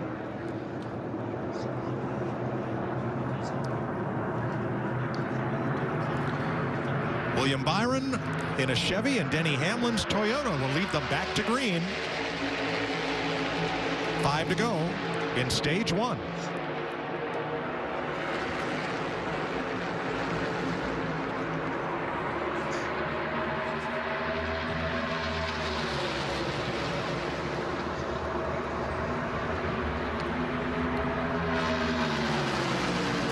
And Dillon trying to hold off those 2 Toyota teammates, and here comes Hamlin. Without the help of his teammate. Wreck. 2 cars hard in the wall, and Austin Dillon, Kyle Busch crash. More behind him. Stacking up behind him. Ty Dillon into the wall. And Chase Briscoe, last week's winner, spinning. That was that split-second decision. The 18 didn't decide to go with Denny. Denny was waiting. I think he anticipated him to go. He waited just a heartbeat and then took off. Put Kyle Busch in that outside lane, and the rest is history. Well, it looked like it got kind of Austin Dillon a little bit out of position, too, and maybe that car got a little loose. And then you had the 18 on the outside of him. There's Ty Dillon with a bunch of damage. Both Dillon brothers, heavy damage under that accident. So let's look at this going into turn number 3 and watch Denny Hamlin in the 11 make his move. Makes it really late, as you mentioned. Yeah, I don't think it was as quick as Kyle Busch did. See, Austin Dillon was blocking a little bit, makes the move. Kyle Busch decides to go up top, gets to the bumper of the 3. He gets loose. Touched him. It looked like he got to the rear bumper of Austin Dillon, and Kyle that turned Busch him sideways. He is second-guessing that decision right now. Yeah, I don't think he thought Denny was going to clear the 3 of Austin Dillon, so he didn't go with him. All right, let's ride with Dillon. Dropping inside. 18 sticking with us. Bottom's clear by 1 to the bottom. Boy, he was just... He didn't touch him, I don't think. I think he touched him, but it was barely. Yeah. I wouldn't have thought that would have gotten him loose, but it did.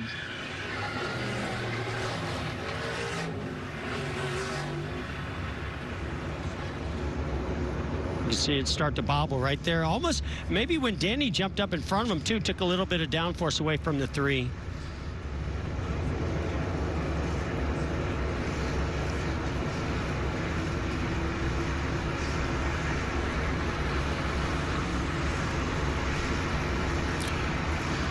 It's like a bad combination. The 18 on his rear bumper, the 11 coming up in front of him.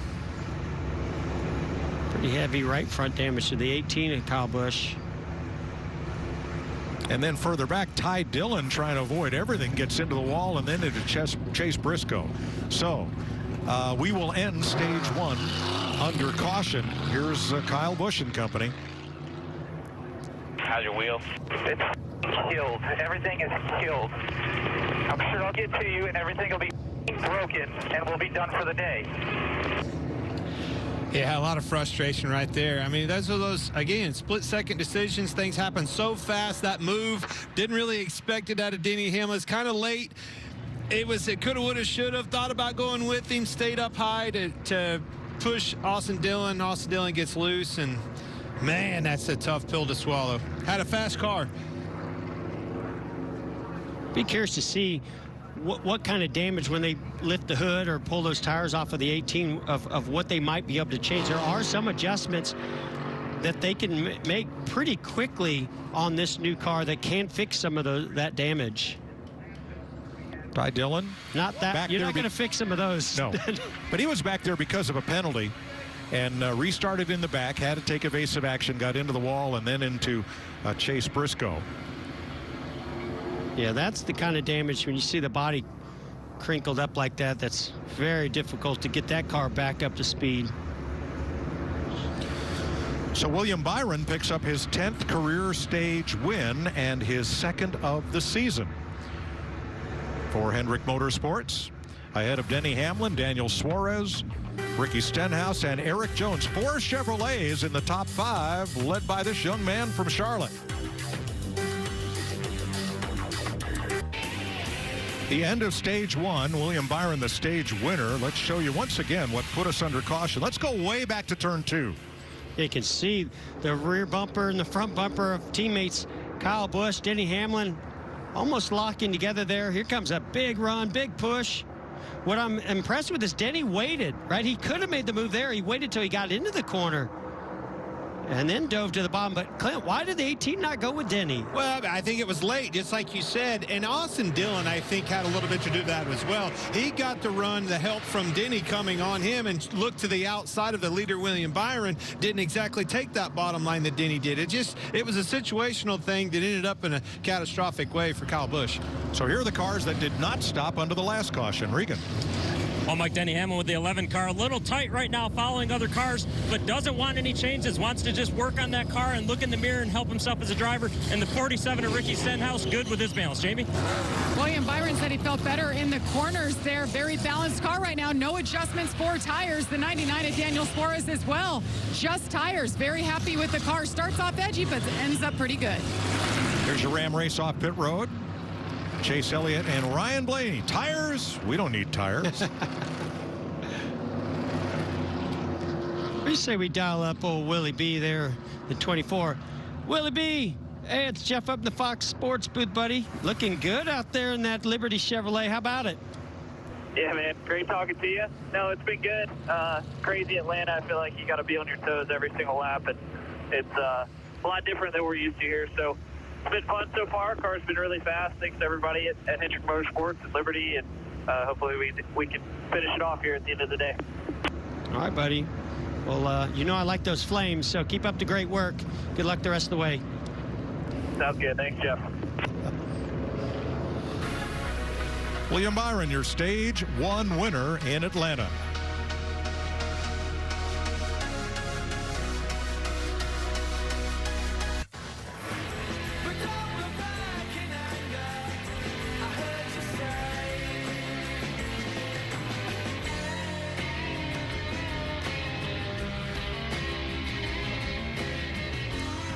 Both Dillon brothers knocked out in that crash. He was celebrating earlier, but right now, not so much. That little guy kicking it old school. Yeah. Dale Earnhardt Sr. hat on. Love it. Talk about a guy that used to be able to get around this place. Look at the right of your screen. That's how it funnels off into turn number 1 right there. Yeah, you can certainly see right there. It goes from, what, 4 lanes to basically just 2 lanes right in through here. Big difference of how that funnel situation happens. I think restarts, they're only going to get more chaotic because of that funnel situation getting into turn 1. Drivers have chosen their lane for the restart. Now, yesterday in the Xfinity race, that was a problem late in the day as the sun got close to the horizon. That choose V and the reflective triangles on the wall to help the drivers find it became a problem for a couple of them, and that may well happen again today. Christopher Bell in a Toyota with Austin Cindric in a Ford, the Daytona 500 winner. They will be on the front row. Joey Logano, Bubba Wallace, Martin Truex, Kevin Harvick. And we're going to listen to Bubba Wallace's spotter, Freddie Kraft, the number 23, on this restart. This will begin stage number 2.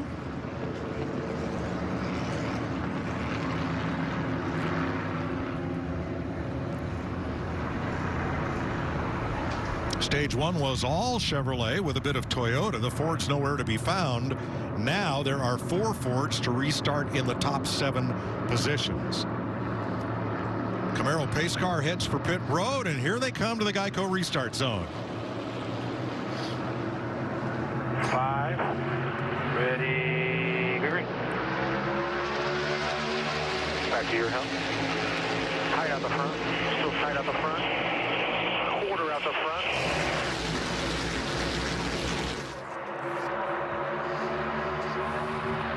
Clear to either lane. Top's got a little more momentum. Split up now, top, half back to the bottom. Still half back, bottom, 1 out the front. Bottom's going to split up now. Still 1 out the front. Still 1. Just keep top here. 1 back to the 34. 1 out the front.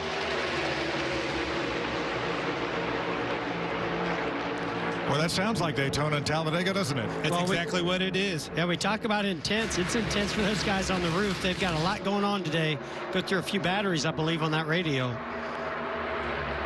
Well, and as we get towards the end of this race, all that communication, it's got to be locked solid. You have to, when it's clear, and you have to make a reaction quick as a driver. He's got to be on point with his communication, those calls. These runs happen fast. All right, we talk about Daytona super speedways. We're here in Atlanta. This is a super speedway now. And look who's coming to the front, our Daytona 500 winner there, Austin Dillon. And who's behind him? Bubba Wallace and Michael McDowell. Those guys all run good at Daytona in these super speedways. Yeah, I haven't really seen Austin Cindric in that 2-car much yet, but just like you said, a Daytona 500 winner car was extremely fast, had a lot of grip for him at the Daytona 500, and lo and behold, here he is. And right on his bumper, the car that finished right alongside him in second place, Bubba Wallace. You see how that stacks up and then creates that moment for Joey Logano? Those are the moments that are exactly like what we saw with Denny Hamlin and Kyle Busch, his teammate, to create those situations that you either take it or you don't. And that thing, accordion for him, kind of really left him no place to go but right there. And you mentioned accordion, and that's what I'm looking for in my spotter. I want my spotter to anticipate, see that accordion effect starting and letting me know so I can jump out of line if I need to. Regan? Well, Jeff, tough break for Austin Dillon in the 3-car up front again this week, as you are every week. Austin, did you have trouble and have to check up off of turn 4 or not? No, I was in the gas wide open, and 18's pushing us on the left rear from what I saw and got me loose and took us both out of the race. But didn't help that the other 2 cars were coming up the track, so it took some air off the nose. But, I mean, he's already got me turned right there. It's into stage 1. We're going to get a run down the front stretch right there, so I don't know why he's pushing like dead center 3/4 mark, but part of it, I guess. And fun racing there for a while with a really fast Bass Pro Shop Chevy. I don't want to say anything else. My feelings are hurt. Just 2 weeks in a row we've been taken out of the race. Thanks for talking to us, Austin. Austin Dillon and his younger brother Ty both knocked out of the race in that incident off turn 4 and down the front straightaway. I can understand the frustration last weekend, last lap, literally the last corner, minding his own business, just going to get him a clean top 10 finish. And Daniel Suarez come flying in there and nailed him in the rear, spun him out, and pretty much a last place finish. So I can understand that frustration in Austin Dillon.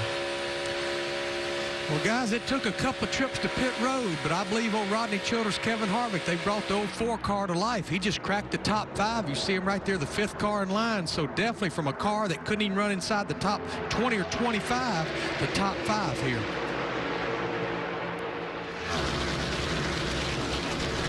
Christopher Bell, your leader, Austin Cindric, and then Bubba Wallace in 3rd. Jamie.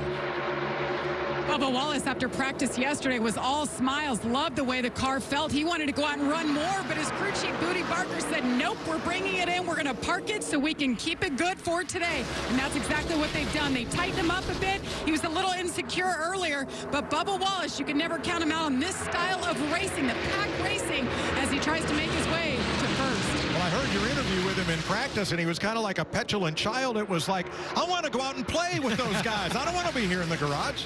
Here comes the 4-car, and Kevin Harvick trying his hand on the bottom, getting a big run, get big push from Martin Truex Jr. Whoa. You can see it moving his car around.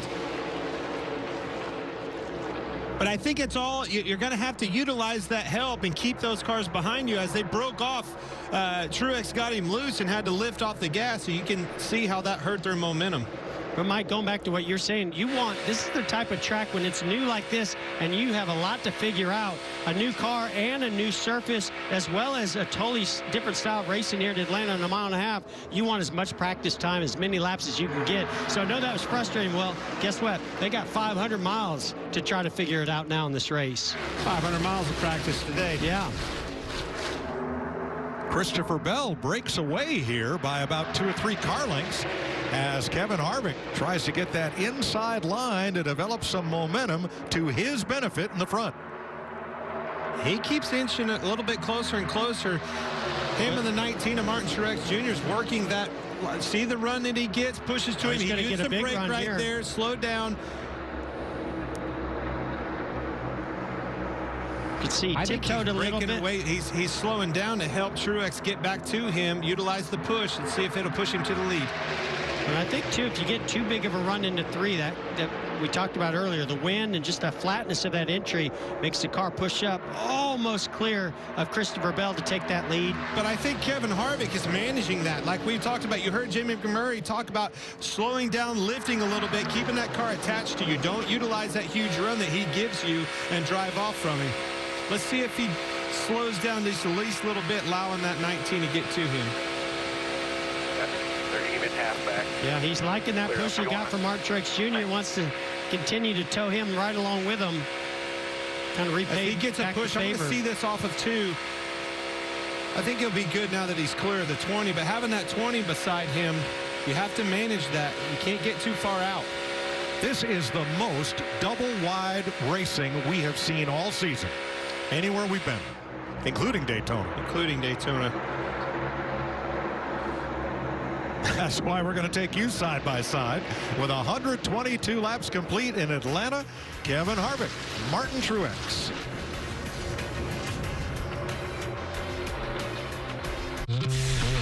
The largest gig speed network. It's so fast, it's game on for the whole house.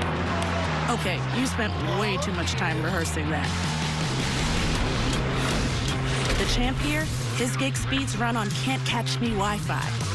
Okay, that's fast. Fast? Mine's leave them in the dust fast. Nice, Noah, but we're talking about Xfinity X5. It's fast like take home the checkered flag fast. Can your internet do that? The Food City Dirt Race is back at Bristol in 2022. And this time, it's a night race. You remember the last night races at Bristol in September, right? Between Kevin Harvick and Chase Elliott. It's the Food City Dirt Race, 7 p.m. on Easter Sunday, April 17th. Save big by grabbing a weekend package today at BristolMotorspeedway.com. Remember, this isn't just any dirt race. It's a dirt race at Bristol, baby. It's Bristol, baby. Get the truck that's built to serve right from your living room with Ram eShop. Search, find, and buy your perfect truck online and get delivery from the comfort of your own home. Credit approval, price, and payment calculations all made quick, easy, and safe. The keys are just a click away with Ram's eShop. Right now, during Ram Truck Month, get 0% financing for 72 months on the 2022 Ram 1500 Bighorn. Huddle up, sports viewers, and enjoy Arby's corned beef Reuben. Arby's corned beef. Arby's. Come on! Arby's, we have the meats. No matter what you do, who you are, or how much money you earn, when it comes to doing taxes, don't go it alone. Jackson Hewitt Tax Pros will make certain you don't miss out on a single deduction. Get the biggest refund you deserve at Jackson Hewitt. Do not move. What the hell you do? Bad boys. What is that thing? There's a reputation on the track, one that screams, bring it, loud enough so the whole world will see it coming. I am the NASCAR Xfinity Series. I am NASCAR. 128 laps complete. Kurt Busch is the leader here in Atlanta. So how do you like me now, says the new Atlanta Motor Speedway. We've had more lead changes today than in both of last year's races combined. Now let's look at a pivotal moment for Kevin Harvick, who now finds himself in 11th after this in the lower right. Well, Kevin looks a little bit indecisive here, like he was going to go up to block the run coming from the outside, the 20 of Christopher Bell, and then Mark Truex Jr. just said, well, if you're going to take the outside, I'm going to go to the inside, and then that put Kevin Harvick right in the middle, 3 wide. I don't know if Tim told him, you know, inside already, and that's why he didn't hold it down and try to block the 19, but it definitely, that's what created that situation to get 3 wide. I don't think Truex really had a choice at that point. It sent Harvick back to 12th place. He's since regained 3 of those positions. Once he lost that lead, I definitely noticed the instability in Kevin Harvick's car, so he needs to get that track position and be up front. Ricky Stenhouse becomes the 13th different driver to lead this race. And how about Justin Haley right behind him? We talk about new winners and new faces and new places. There's a new cat right here. Jeff, we talked yesterday, Clint and I did, that I don't think win and you're in is going to work this year. With what we've seen so far and what we're seeing today, I could easily see more than 16 winners at the end of the regular season. Well, I've always been a little bit hesitant to say win and you're in and this early in the season, because we've come close a couple years ago, Mike, right? We saw about 13, 14 different winners, and a lot of them happened early in the season. But you're right. One of these years, it's not going to be a total lock in if you get that win. And with this car, as the parity and the different people we're seeing get up front, lead races, I think we could see a lot of different winners. This time it's Daniel Suarez caught on the outside, and he almost got a fender full going into turn one. 3 abreast and all the way back at the 6th or 7th row here, and dropping spots as it happens.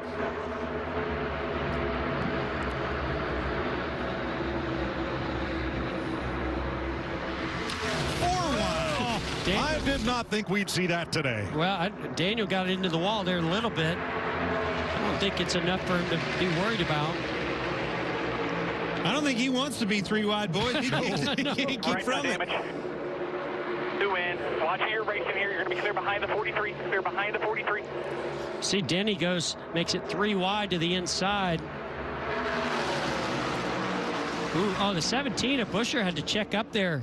So it looked like when Daniel had to go to the outside of him and make it 3 wide, he just ran out of room.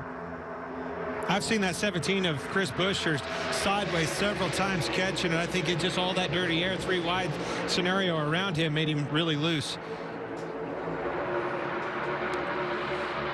Now the blocking's going to start happening. Well, it's Tyler Reddick in the 8, and Kurt Busch have linked up on the outside now, looking back from Busch's bumper cam.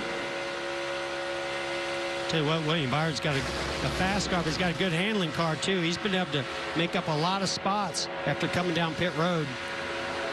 And how about the job? I mean, Ricky Stenhouse Jr., but Justin Haley, that kid's been impressive. I think of starting the season off at the Clash, the Coliseum, how good he was there. Ran pretty good at Daytona. Now here he is up front. Jamie?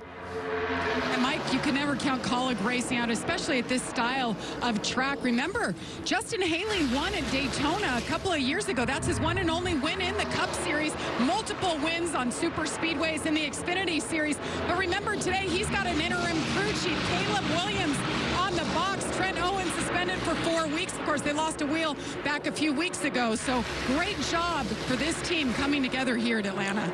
Good point, Jamie. They were one of 2 teams that appealed the 4-week suspension for losing a lug nut and wheel, and in both of those appeals, NASCAR's decision was upheld. Starting to see some of these cars having handling issues. I see the 45 of Kurt Busch shooting to the outside, getting a little bit tight, getting into 3. I think all those massive runs that they get down that back straightaway shoots them off into the corner. Again, straight on the back straightaway, dog leg on the front, creates a little bit different scenario in the entrance of the corner. Don't you believe you saw that bump draft from Tyler Reddick to the 31? Justin Haley's going to take the lead there. But you got to believe as much of a pack as these cars are in, not a lot of air getting to the cars further back. And I would think as these laps continue to click off, there's going to be some air pressure that's going to get built up in those tires. Whoa! Ricky Stenhouse had Haley all jacked up, very loose. Great save by Justin Haley right there. Another 3 wide scenario. So Haley is right. Became the race's 15th different leader. The record, all-time record for Atlanta Motor Speedway in any configuration is 17 different drivers to lead one race, and we're not even to halfway. I was going to say, we're going to break that. We might double that, Mike. He's trying to get in. He was trying to cut in right there behind the 11 of Denny Hamlin. Hole closed up, couldn't get in as well. I think he actually got into the right rear of Denny Hamlin, trying to get back in line.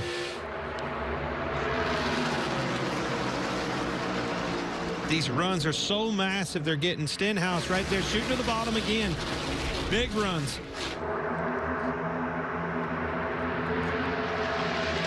Watch this push. I think Reddick got too far out in the lead right there. Now he's going to have to try to block, enabling Stenhouse to get a run on the bottom.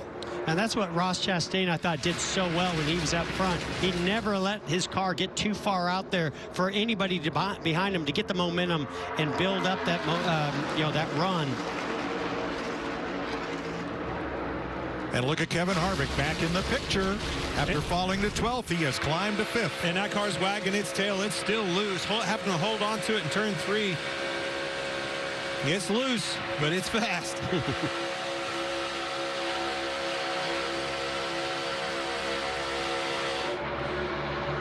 Stenhouse trying to lead for the 2nd time today.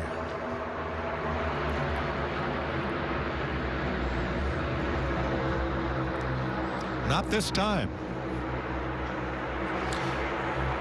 141 laps complete. Still almost 70 to go in stage 2 at Atlanta in the Folds of Honor QuikTrip 500 on Fox.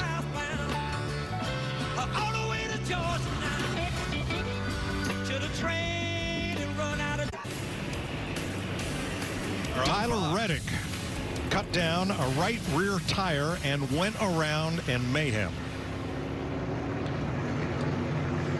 He sure did, and just like the one of Ross Chastain right in front of the field. This time collected a lot more cars. Yeah, when you're up front like that, they're 2 wide stacked behind you. See Tyler Reddick in the outside. Right here, the car's going to wiggle.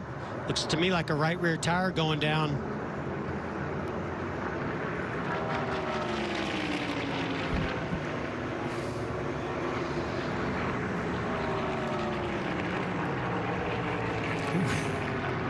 Corey LaJoie had a rough ride there.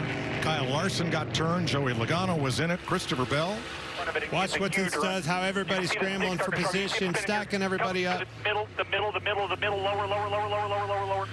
Boy, nice job making it through there clean. Let's ride with Kevin Harvick. Woo. That'll get your heart rate up.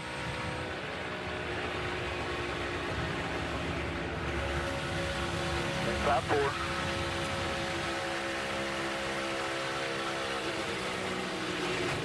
Oh, no, right in his lap. Nothing he could do. But you could see the car drop down almost like the wheel when the tire went down, the wheel digging into the racetrack right in front of Kurt Busch.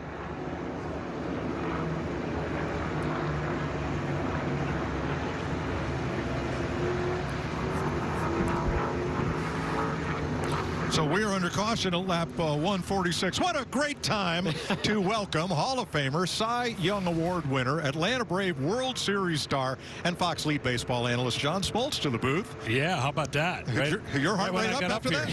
Yeah, that's... It's like a clearing the bench situation in baseball, right? Been in a few of those. It's definitely the heart gets racing. So what do you think? I mean, you're here at Atlanta, your first NASCAR race. Been pretty great racing out there. What do you think so far? I've missed a lot. This is my first race. That's been telling me how much I've had a blast, and I've missed a lot. You know, my schedule takes me all over the place. Getting to experience this and see it firsthand, I'm spoiled because I got the cherry on top by driving the pace car, which is undescribable. I kind of feel like this. It's like coming into the bases loaded, nobody out, and facing Albert Pujols. That's what these guys are doing every single time. But okay, so you went out there in the pace car, and then you see these guys running 2-3 wide inches away from one another at 190 miles per hour. Are you even able to comprehend what that must be like? No, the coolest part was watching the rearview mirror of the camera, and you see them all behind you jockeying and getting ready for their warm-up and everything, and you just know they're ready to get unleashed. And what that would be like, I actually asked on the way down here, because I drove about an hour and change to get down here, and what happens if you sneeze? Like, has anybody ever sneezed? I guess you never do because it's we barely blink, let alone sneeze. All right, John, I want to put you inside Kurt Busch's car. Okay. And take us through this. Yeah, this has got to be the quickest reaction you can ever have, right? And that's like getting hit with a line drive right about now. Just got to react as fast as can, and that's why these guys are the best. Right? No, sometimes you just can't do anything about it. That looks to me like facing one of your 90-mile-an-hour sliders. Maybe being on the other. You know, I always wanted to see what it would like to be on the other side. Of Nobody else wanted to see what that was like. But this truly has been what a blast. I mean, you know, perfect day, perfect weather here in Atlanta, and of course, getting a chance to meet Chase, who went to the school that I helped start in Kings Ridge Christian School, and just getting a really behind the scenes look at everything was really cool.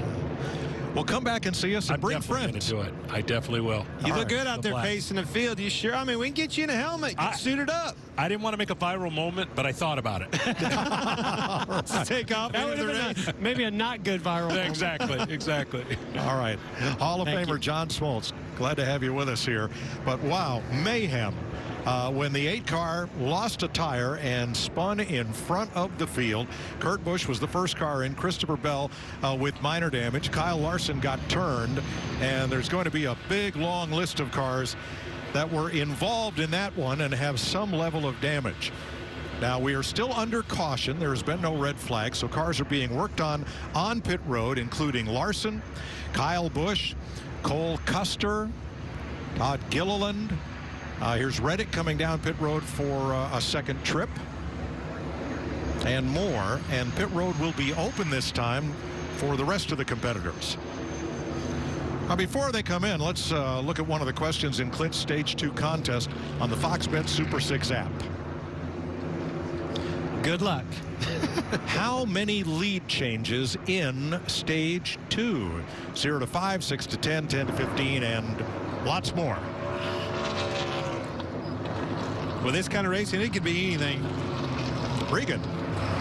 Mike, what a recovery so far for the 4-car. Kevin Harvick, big changes on that car early to get it to where it is now. Very happy with that race car at the moment. The 47 of Ricky Stenhouse Jr. has been good. Needs more rear grip after that run. He's sliding the back. Jamie?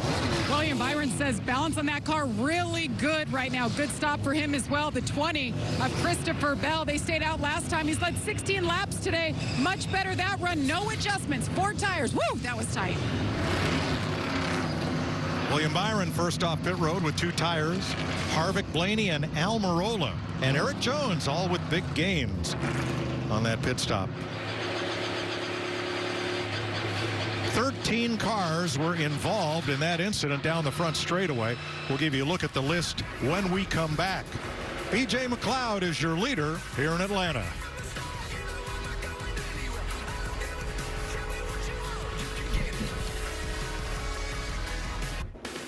NASCAR on Fox is sponsored by Ford. Built for America. Under caution with 151 complete because of the Tyler Reddick incident down the front straightaway. Lost a tire. And here are the cars that were involved in the crash. Now, none of them have gone to the garage. All those cars under repair and back out on track. 2 penalties. Martin Truex too fast exiting pit road. And Daniel Suarez pitting out of the box, which used to be a 1-lap penalty, and now it's a tail end of the longest line. There's our spoiler cam on the back of Kurt Busch's Monster Energy Toyota. Larry has more. Yeah, Mike, one thing that NASCAR did, they went with the Daytona rules package here for Atlanta because of the speed. So let's go to our Ford Performance Cutaway car, and let's talk about the rear spoiler. Of course, that affects aero drag as far as rear downforce. So here at Atlanta, just like Daytona and Talladega, 7 inches tall. Everywhere else, like the West Coast swing, only 4 inches. So this spoiler here, a lot more drag, a lot more rear downforce. And Clint and Jeff, that's another thing that causes them to poke a big hole in the air that lets get these runs on these cars. No doubt about that. There's a perfect view of it. Right rear quarter panel from Kurt Busch. I promise you that camera didn't like what he just saw. No. Tyler Reddick will be held for 2 laps. Too many men over the wall. Listen, I was just about to say something about this 18 car of Kyle Busch. Don't count him out yet. He's still on the lead lap. He was making lap times almost as good as the guys in front of him there. They still got a long way to go where they could repair this number 18. Well, we knew attrition. Anytime you have a super speedway type of racing, attrition, just getting to the end of this thing, avoiding the big one. We just saw it, you know, the eight of Reddick here. You can see the damage on the front of his car. Well, remember That's Bubba bad. Wallace at Daytona. He had one the right front fender, I think, completely gone. Left front or right front at the end of that race. Right front. Now, as I mentioned going to break, BJ McLeod was the leader. That's because he and Corey LaJoie waited a lap to pit. So he was out there, led. Now he's made his pit stop, cycled back to the tail end of the lead lap. We're going to listen to Ryan Blaney's spotter, Josh Williams, on this restart. Blaney will line up 3rd behind William Byron and Kevin Harvick. Okay, first off, 10 away. 5, ready, green. Your help's 1 off, that 43 help is 2 off. Still 1 back, your help. Still 1 back. 2 back now. Great cooperation on both lines. Harvick and Blaney on the outside. William Byron, Eric Jones on the inside. Harvick and Blaney are still together, though, and look at the advantage. Well, they made that look easy. Kyle Busch returned to pit road for repairs to the right rear. Tyler Reddick has been released from pit road. And here they come with Harvick in front of Blaney, Byron, and Eric Jones. Well, the 18 still on pit road, so now he's going to lose all those laps that they were trying to maintain. Watching Blaney there working well before that wreck with Logano, his teammate. Now he's got to find a new ally. Those allies are your manufacturer help. And you can see him working with the 4 of Kevin Harvick. Boy, Blaney tried to dive down in front of William Byron. Couldn't hold the line. Eric Jones doing a nice job. When you have a big wreck like that, it's new opportunity for new people. Now you see the 10, Eric Almirola, back in the mix. A new car up there, somebody that runs very well on the restrictor plate type tracks. Harvick's Ford trying to hold off the Chevys of Byron and Jones. Blaney coming up the outside in a Mustang with Almirola. Caution, debris on the front straightaway.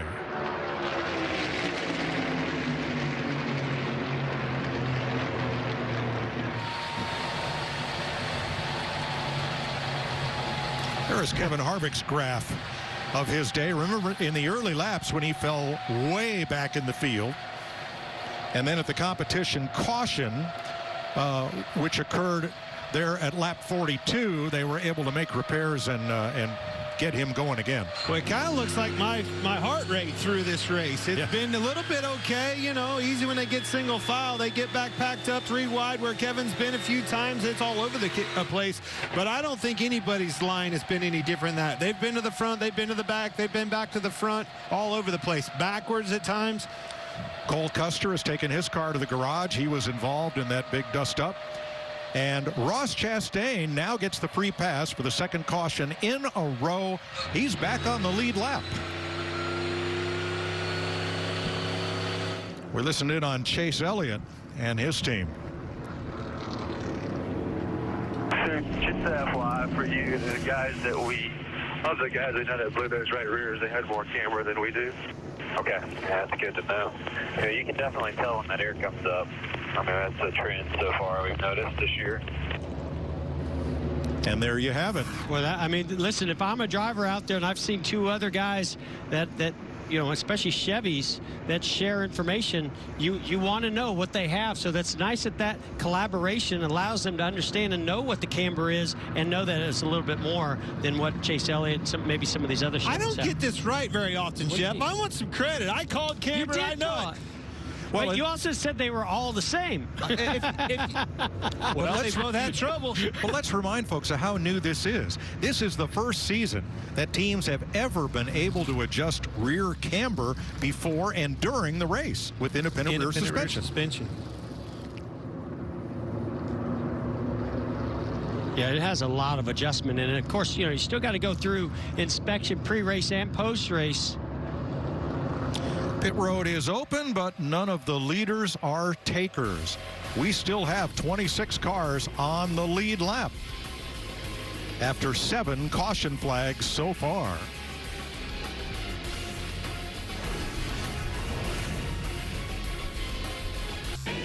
North of us, the city of Atlanta. From our aerial coverage provided by Goodyear, anything can happen as long as you have the drive. Goodyear, more driven. Here's Atlanta Motor Speedway, newly repaved and reconfigured with much steeper 28-degree banking and a narrow racing surface that is producing Daytona and Talladega-style action today. Kevin Harvick, your leader, William Byron, Eric Jones. Ross Chastain has just made a pit stop. He's back on the lead lap. And Kyle Busch just completes a lengthy pit stop that has left him 8 laps down. Coming to the choose zone for this next restart. Well, in that last restart, we saw the leader, William Byron, take the inside lane. That didn't work out so well for him. First time we've seen the leader take the inside. Kevin Harvick going to the outside.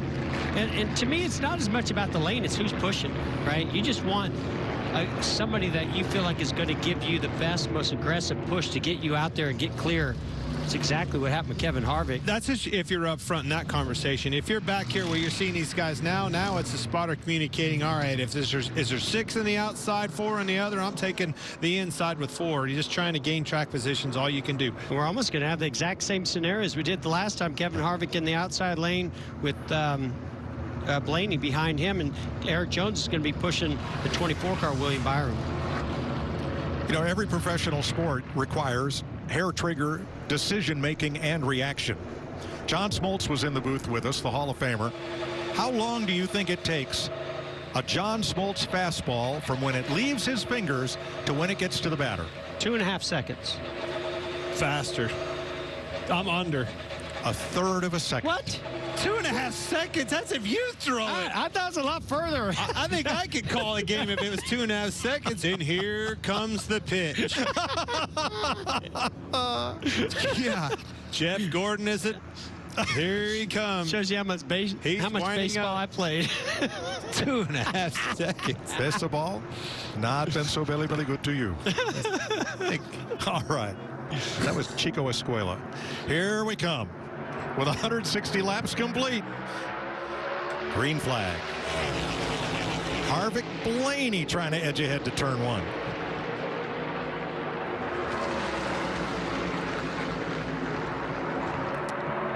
Again, have a good combination with Blaney pushing, staying right on him, locked to the bumper. See the side draft right there. Kind of disconnected the 12 from the 4. Last time they were both able to clear that inside lane. Now here comes the inside lane climbing their way back. Now double file all the way back. You know what? At home, if you haven't heard us, and this goes back clear back to Daytona or California, Vegas, and now here at Atlanta, that's the first time I've really heard somebody mention side draft. And this car and the design, the way the airflow works around it, there's just not a lot of air that blows out around this car. It basically eats it, forcing the air underneath of it. Not a lot of side draft. It doesn't seem to be as powerful and strong, but it's still there. It still exists, but you're right, not as strong as it was. Chase Elliott steaming around the outside. He's got Chris Buescher with him 3 wide. Harvick had a huge run. It's important for somebody to go with Chase Elliott right here, which is not going to happen because Ryan Blaney chose that inside or the middle lane. He didn't need the help. He sucked right up to that outside lane.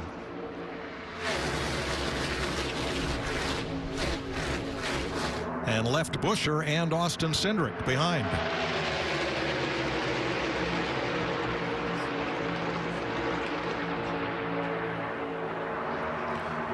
The shadows are starting to get long here in Atlanta. They cover turn number 2 now. Late in yesterday's Xfinity race, it became very hard to see down the front stretch. And we note Brad Keselowski, who was in the booth with Joey Logano and Adam Alexander yesterday, has put a lot of tape on the inside of his windshield to protect against that glare. Those guys learned quite a bit up here in the booth on Saturday. Well, they you can see the glare on Sunday. Starting to get bad. You wait another 30, 40 laps here. That conversation, you'll be hearing him on the radio complaining. Glare is super bad. Listening to that spotter. When this track was originally built, that was turn 3, and there was a huge row of pine trees back behind the wall that gave some respite from that late afternoon glare. After a pre-race where they reminded me of 30 years ago, my first race, I think I remember those pine trees. They've since passed on. That's how long ago that was.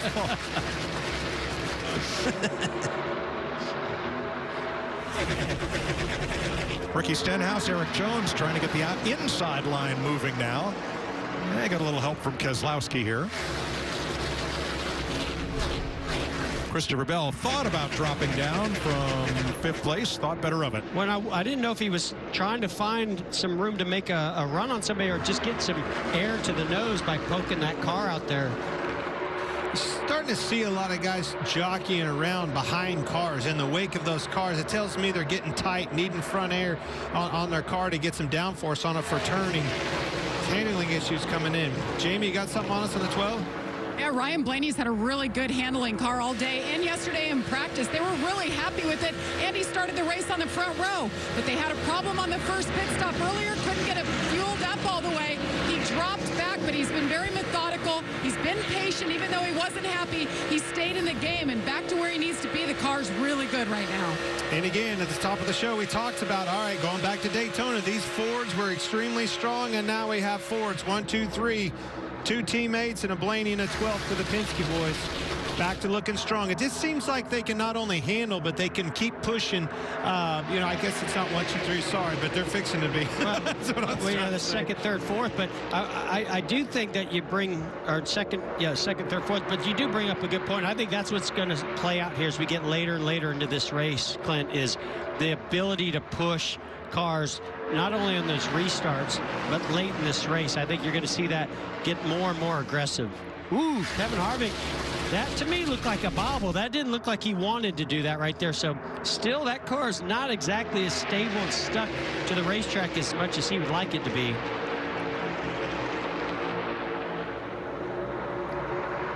Let's go back to that inside lane, and Brad Keselowski in 11th place. Regan. Well, Mike, interesting enough, this morning, Matt McCall, his crew chief, told me that race car just didn't have the speed that they wanted. They've been loose, they've been tight, but couldn't get it as fast as they wanted to be in the front today. Well, Brad came on the radio a little while ago and told the team exactly that. He said, I still don't have the speed that I want, but the veteran that he is, he said, I'm going to do everything I can to run a clean race today and get it whatever kind of result we can out of it. But that's smart. I mean, that's what veteran drivers do. That's, you know, you find a way, right? You find a way to get yourself in position to win.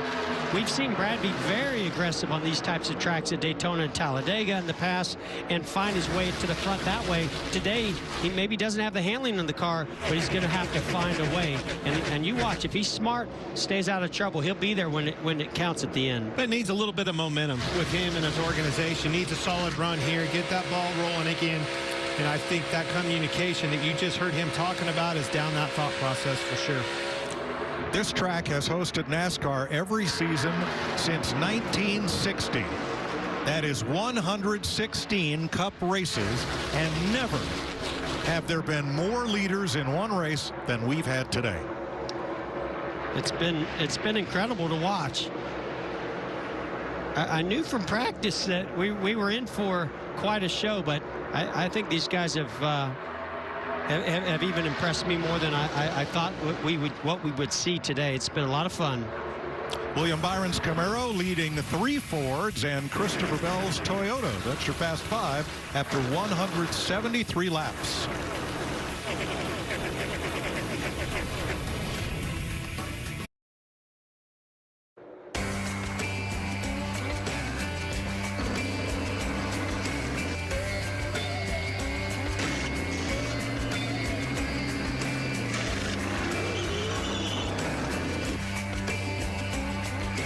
Welcome back to the Folds of Honor. Quick Trip 500 on Fox. 146 laps to go. William Byron in the lead. We've had a day's worth of excitement. We're not even to the end of stage 2 yet. Well, we're down about half of our cars, but the next half is putting on a heck of a show. You knew it was going to happen. It was only a matter of time with the runs, the block, everything that was happening so fast for all these drivers. I was bragging on Kyle Busch, and then just went away, man. He's got a spin. Speaking of going away. Woo, he saved it. He made a long pit stop in which they went 8 laps down, and here he comes to pit road. Coming to you here. Coming to you.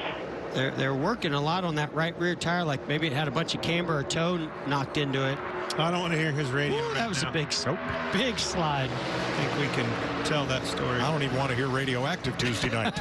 Well, I do want to hear that one. Oh, boy. Yeah, they clean it up pretty well, don't they? And Kyle has taken his car to the garage.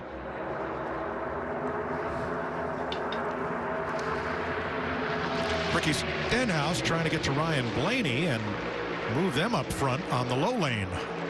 That low lane, it's doable, but it seems like the ride and the momentum, you know, on that outside line is just so much powerful down the run. Look at the run the 4 car has off the bumper of the 10.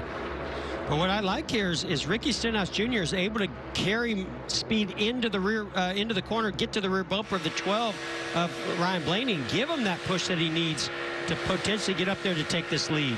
It's a big push. Blaney looked like he might. He's going to do. Looked like he might cross to the outside, but no, stays low for the lead. Yeah, that's exactly what happened the lap before that. That outside lane lost a little bit of momentum, but Ricky's car is solid enough where he can actually get to the rear bumper and stay there going into the corner. And Mike, here's another lead change. And that's the record.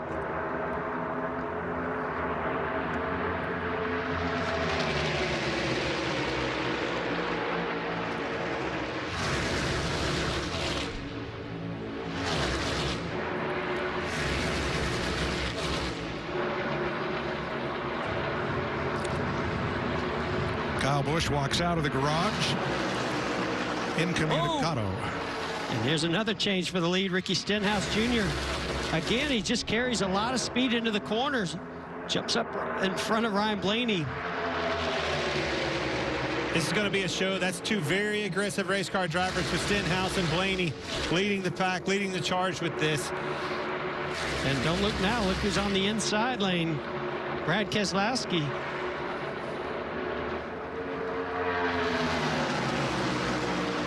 Stenhouse drags the brake just a little bit going off into turn number 3. Trying to stay attached to Blaney. And not get too far out front, which would cost him the lead. Right now it's the same. 24's off and by half. 3-car breakaway.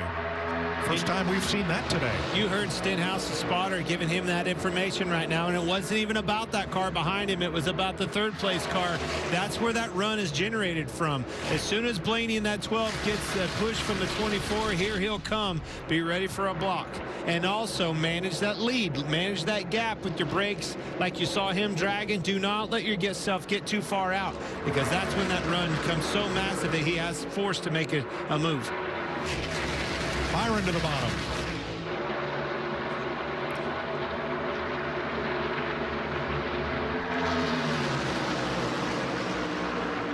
Harrison Burton up on the high side, going 1 lap down. That'll put David Reagan in 26th.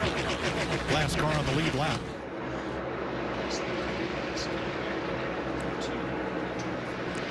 .22 to go in stage 2.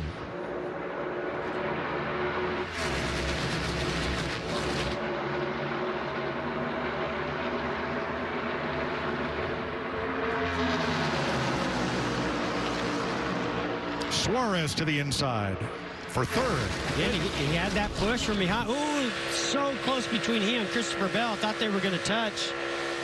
But he had that momentum, Mike. He got the run, but he just wasn't able to clear Christopher Bell.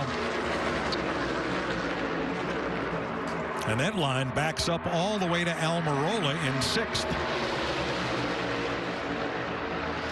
And once you break that momentum, boy. Yeah, it definitely starts the process over again. You have to make sure when you get that momentum, you get that run, that there's a gap in front of that car you're trying to make a pass for. This has to be a spot for you to go. Jamie? Remember, Daniel Suarez had that pit road penalty for pitting outside the box on the last stop. He restarted 18th. Now, on top of that, his cool shirt hasn't been working since the drop of the green flag. He's asked for ice packets when he pits. And look at him rebounding, overcoming those obstacles here in the first half of the race. Suarez side by side for 4th with Kyle Larson. And we're going to take you Fox side by side with 20 laps to go in stage 2.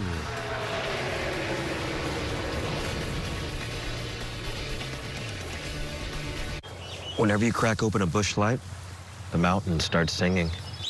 Busch. It's cold and it's smooth and it's waiting for you. What is going on? Mountains of Busch beer. Hit it, Giant Kenny G. It's so smooth. Head for the mountains of Busch Light beer.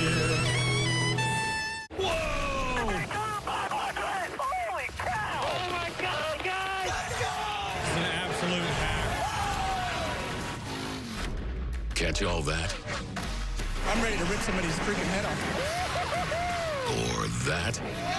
Well, get ready for this, and a whole lot of this. I am Full Throttle. I am NASCAR.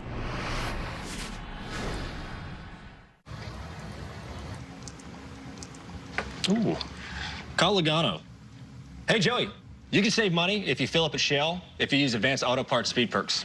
Dude, I'm way ahead of you. You saved at the pump? Yeah, I saved at the pump. The pump? The pump. You saved at the pump! Woo! Now you can save at the pump when you shop at Advance Auto Parts. Learn more at advanceautoparts.com/gas rewards. Now, it's my turn. It's still the Eat Fresh Refresh, and Subway's refreshing their Italians. So we're taking this to Italy. Refresh. Because Subway now has Italian-style capicola on the new matzo meat and supreme meats. Love the smell of Italian food. Subway keeps refreshing and refreshing. A new era of pro football beginning in April. The USFL officially kicking off. 8 teams battling in 43 games. It's more football, more opportunity. It's good news. The bottom line is we all love watching football. We're announcing the 8 coaches. Good coaching is a great start. The 2022 USFL draft is open. First pick, quarterback J-Mac. It's higher caliber football. Whatever it takes to win. Standalone football league. Fans have been waiting for this moment. Now, spring football is back. They say big things come in small packages. Well, at Richmond Raceway, big is how we roll. The NASCAR weekend at Richmond Raceway, April 1st to the 3rd. Get your tickets today at richmondraceway.com. 14 laps to go in stage 2. William Byron going it alone on the bottom side. And this time, that's not going to work. He's starting to back up spots and has no friends. Yeah, they're really lined up on that outside lane. And unless somebody dives in either in front of him or behind him, he's kind of a sit duck there on that inside lane right now. He took it down, and it almost was clear of his teammate, the 5 of Kyle Larson. He was wanting in. It just wasn't enough room. Didn't get to clear up, and, man, he pulled the parachute. That's going to take him from 4th out of the top 10. Back to 12th right now. Ricky Stenhouse out in front, Regan. Well, Mike, new race car this year and some new terms from the spotters. Take a listen to Tab Boyd talking about the boost. Double wide behind the 20. Boost is all equal. All equal. All equal at half. Little boost headed at you. Little boost. Yeah. Boosting your way. You're good. Little boost coming your way. Describing it like that. That's just that energy, that bubble that's in between each car. And when one closes up, it creates that boost. And that, look at this big run. That's from the boost that was created behind the 20 there of Bell. Yeah, that's exactly what it feels like inside that car. It's like the turbo boost. Turbo boost. But everybody explains that situation a little bit different. You said energy, momentum, however you want to call it. But I dig boost. It's a new one. That was David Reagan going 1 lap down, running just the super speedway races on the schedule. So that leaves us 25 cars on the lead lap. And now Joey Logano, the first car 1 lap down in the free pass position. As we're stuck. Jamie Mack. Yeah, guys, I'm just sitting here watching Ryan Blaney, Christopher Bell, Kyle Larson. No better time to plan what you might do at the end of the race than as we get close to the end of the stage. Obviously, Stenhouse is going to want to win this, but we saw Denny Hamlin make that move kind of late into turn 3 earlier in the race. Just curious to see what Blaney's going to do here.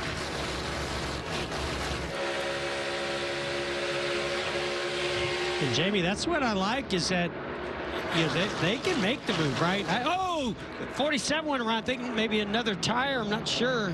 Oh, and he gets piled into by Austin Cindric. Yeah, the right rear was down. Right rear's on the wheel. Had a freaking tire go down again.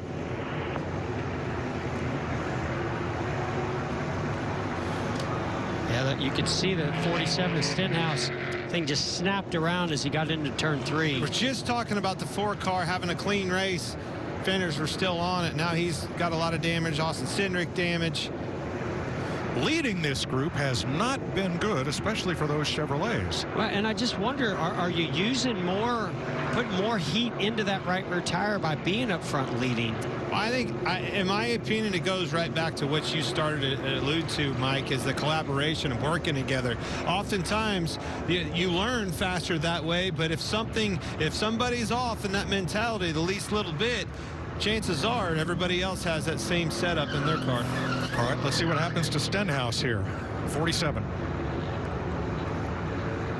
Enters into turn 3, boom. You can see exactly the same situation that happened with the 8 of Tyler Reddick. The tire goes down. You can see the wheel digging into the racetrack, creating that streak. Blaney got through. Kyle Larson got turned by Christopher Bell. The 20 is trying to avoid here. Oh. Or vice versa. And we're going to ride with Daniel Suarez. It's too bad damage there on the 4. Keep the 43, don't let him put you in the middle. You're good. Watch him here. Come on to the bottom. You're good. Gonna have. You saw the damage on Kevin Harvick's car. Here's how he got it. Side 48 again. Front of easy. Hold your line. Go hard. He slowed down plenty early. Coming back. You heard him try to. He got on the gas and was thinking he was going to get by them, but he couldn't because the 43 was right in his way. Yeah, He saw him coming up. all the momentum came right back up top. And Austin Cindric, a victim. Yeah, just got sent right into Ricky Stenhouse Jr. Eric Jones had woed up for Stenhouse coming up the track and was going to miss him, and he got tagged hard by Harvick. Such a bummer. Stenhouse, poor big contact. Great camera work there. Just such a bummer for the 47 of Stenhouse, doing a great job up front there. And as he was spinning, you saw that right rear tire flat yet once again. So, Larry, 8 laps to go in this stage. What do we do now? Yeah, I think we're going to see the same thing we saw near the end of stage 1. If you're up there up front trying to get those stage points, maybe trying to get that one playoff point for winning the stage, you're going to stay out. But if you're way on back on the lead lap, come get your tires and fuel now. Stay out at the end of stage 2. Pit road not yet open, but some of the accident cars coming in and getting repairs. Track sweeper and wreckers out there. One bringing back Austin Cindric's car.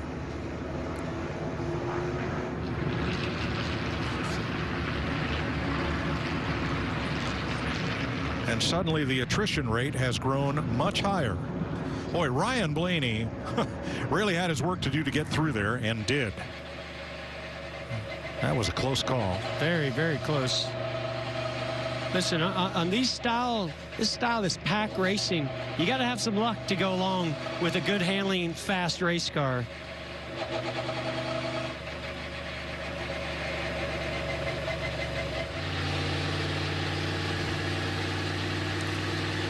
Seven laps to the end of this stage. This is the 7th caution flag of the day. 17 different leaders. That ties a record. 36 lead changes so far.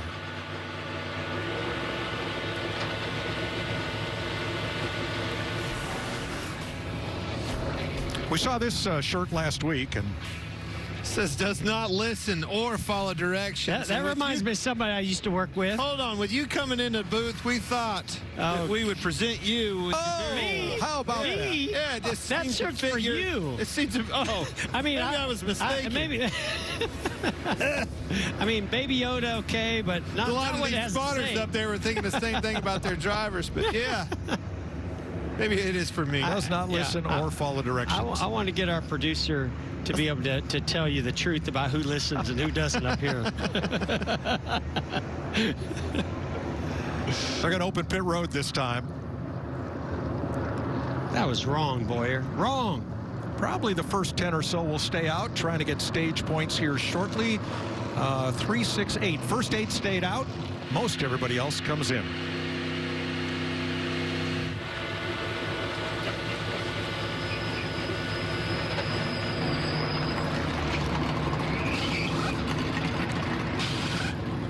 Jamie? Daniel Suarez, remember, he slid through his box last stop, and he hits his marks perfectly this time. A little bit tight for the 99. Really nice recovery. You saw that tear off come off the windshield for clear vision. A 4-tire stop here, no adjustments.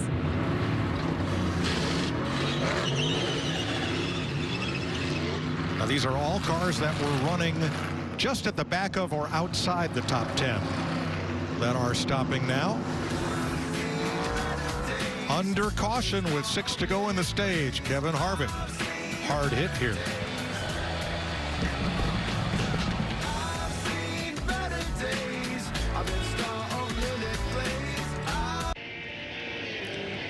Welcome back to Atlanta. 119 laps to go as they work to try to get Ricky Stenhouse's car repaired and back out there after bringing out this caution at lap 201. Regan? Mike, some interesting radio on the 45 car of Kurt Busch as he was getting onto pit road into his pit stall.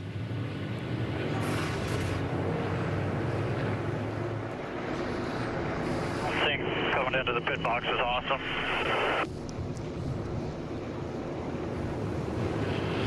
Jamie McMurray, what is it like? And can you see that in the data with that car bouncing so bad? I know he's been complaining all day long about that bouncing. Is there anything you can see there? Yeah, Regan, I mean, just looking at that video footage, you can see as he turns the transition, it looks like from the concrete to the asphalt, that car starts bouncing. And obviously, at that point, you're trying to get in your stall as fast as you can. As the front's bouncing, it's going to want to lock those front tires up. So, real challenge for Kurt Busch getting into his pit stall. Now watch what happens to Christopher Bell's jackman, David Odell, a 13-year veteran of Joe Gibbs Racing. He gets plonked right here by the right front, keeps his balance, and gets the car in the air. New to this team since last week. Right, yeah, didn't in there. Oh, no. And that's removing equipment, and the 20 will restart in the rear. We're coming green. Blaney's Ford, Kyle Larson's Chevrolet on point ahead of Hamlin, Almirola, Elliott, and Briscoe. I'm really surprised with the damage that Kyle Larson has on the front of his car. He didn't choose to go to the outside. We'll see how much that damage cost him in speed. But with a massive push with Chase Briscoe and his teammate Chase Elliott, both chases behind him, doesn't seem to matter right now.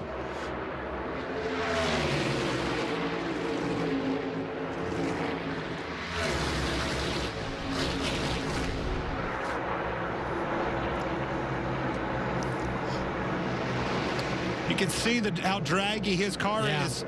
I think that is affecting him. I mean, heck, the front splitter is practically peeled off of that 5 car. 2 to go in the stage. The racing looks like we're in Daytona. The cars look like we're at Martinsville. Or the end of Daytona. Don't get out too far, Blaney. Whoa! Into the wall, Larson and Hamlin.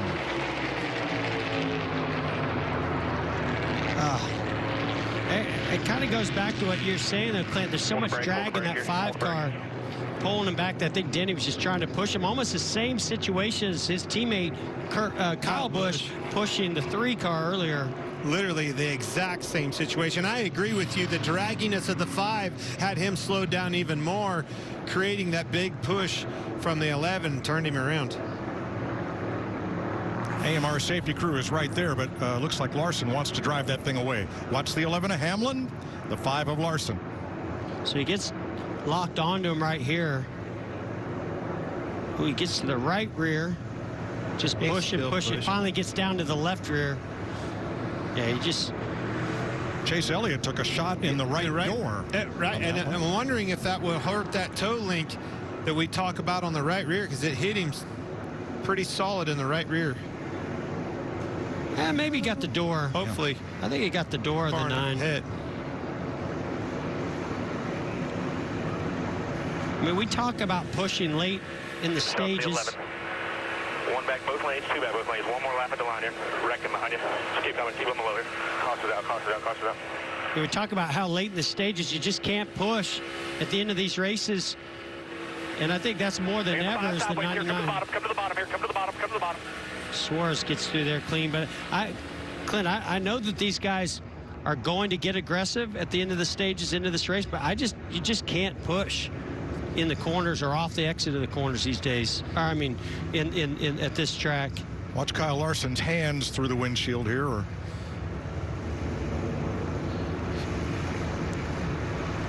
I mean, I feel like the 11 was pushing him in the right spot. He was a little bit more to the right, but then as the car started to get sideways, shifted to the left, and that once you get to that left rear bumper, you're around.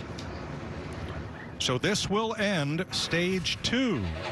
Ryan Blaney gets his 2nd stage win of the season and the 22nd stage win of his NASCAR Cup Series career.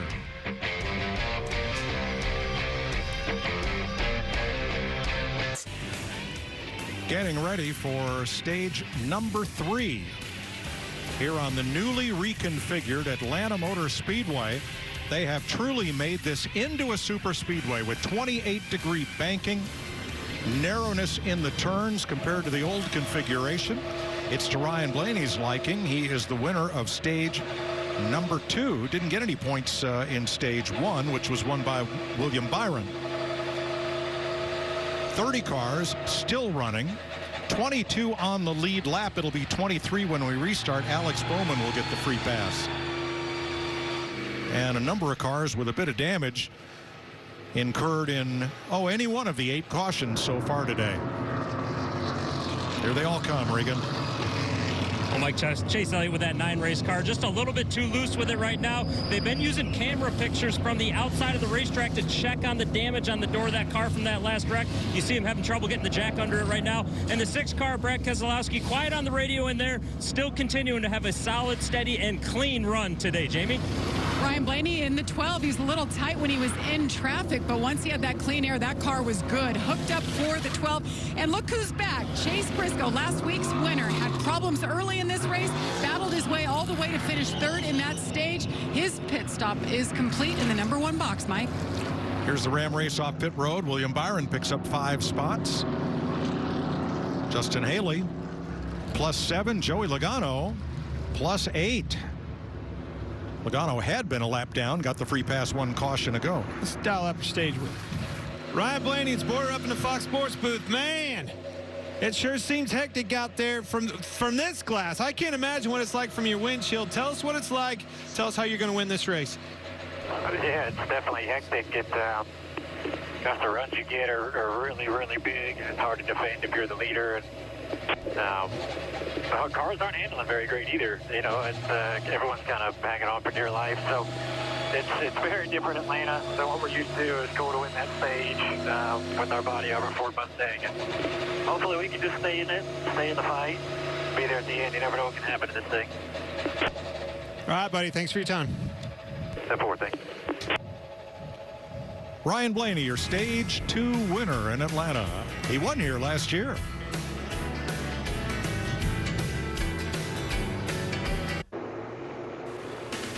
NASCAR on Fox is sponsored by Credit One Bank, the official credit card of NASCAR. 110 laps to go in Atlanta, and Denny Hamlin and crew chief Chris Gabehart talked about it on the radio. Too much damage on the left rear, and Hamlin has gone to the garage. She's dog tracking, boys. Really bad, and I think a lot of that's coming from the left route, but both sides of it messed up. Man, so much promise for the Gibbs boys. Both him and his teammate Kyle Busch were very, very strong, running up front where they needed to be. Fortunately, their days are done. Well, one of their teammates, Martin Truex, will restart on the front row alongside the Chevy of Daniel Suarez. Bubba Wallace, Ross Chastain, row 2. Greg Biffle in the top 5. As we get ready to restart, here they come to the Geico restart zone.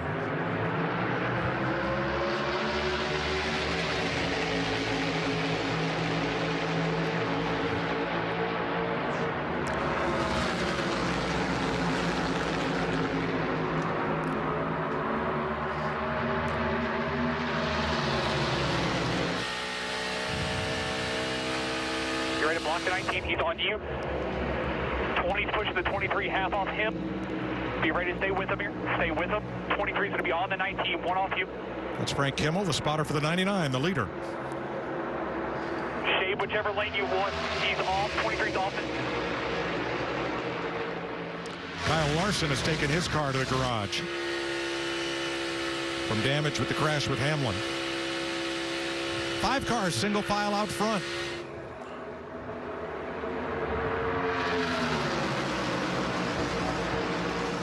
And I just wonder, are these guys going to pay attention to what we've seen now happen twice off of turn 4? Guys locking bumpers, trying to push. They're going to calm down a little bit here, Clint, to get to the end? Well, you would think, but I mean, look at the opportunity that's, those crashes create for 23 Bubba Wallace. You saw Greg Biffle in the 44 car up there. Chastain still in this thing, getting into trouble early, back in the mix of this.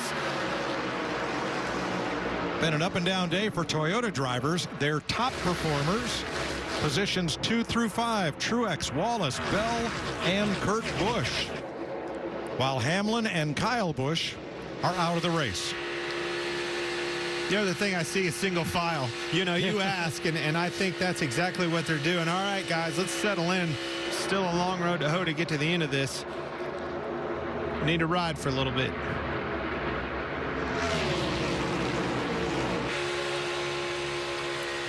The front 8 single file, Chris Buescher to the inside to make a pass for 9th. The thing that scares me, again, if I'm riding, if I'm out here and I know that these Chevrolets keep having trouble with a right rear tire, I'm looking up there and seeing Suarez in that 99 car, the only one that hasn't had trouble leading this race. Yeah, and we know it's come pretty much almost every time from the leader. How could that be a combination of rear camber and clean air? Well, there's just so many new things about this car and the air that works underneath the car. There could be something to that.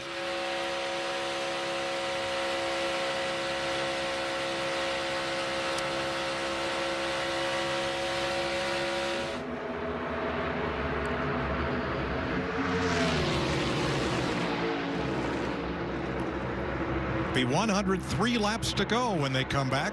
Daniel Suarez out front as we give you a NASCAR on Fox. Crank it up.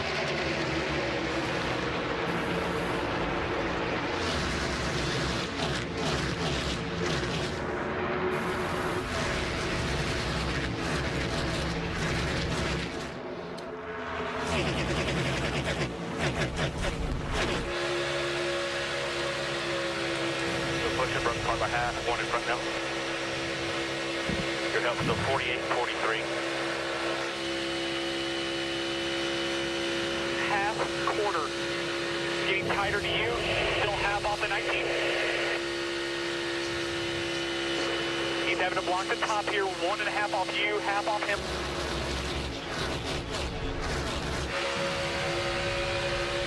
Yeah, back to you, 9 inside. You're clear, you're clear.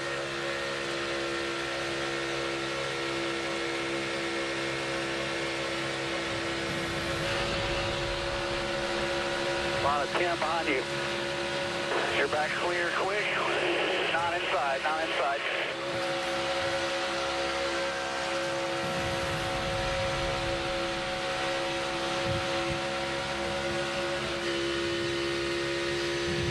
They're not together.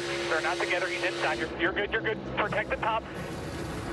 Martin Truex wants the lead on the inside, and he's got help. Bubba Wallace, Chase Elliott, Joey Logano.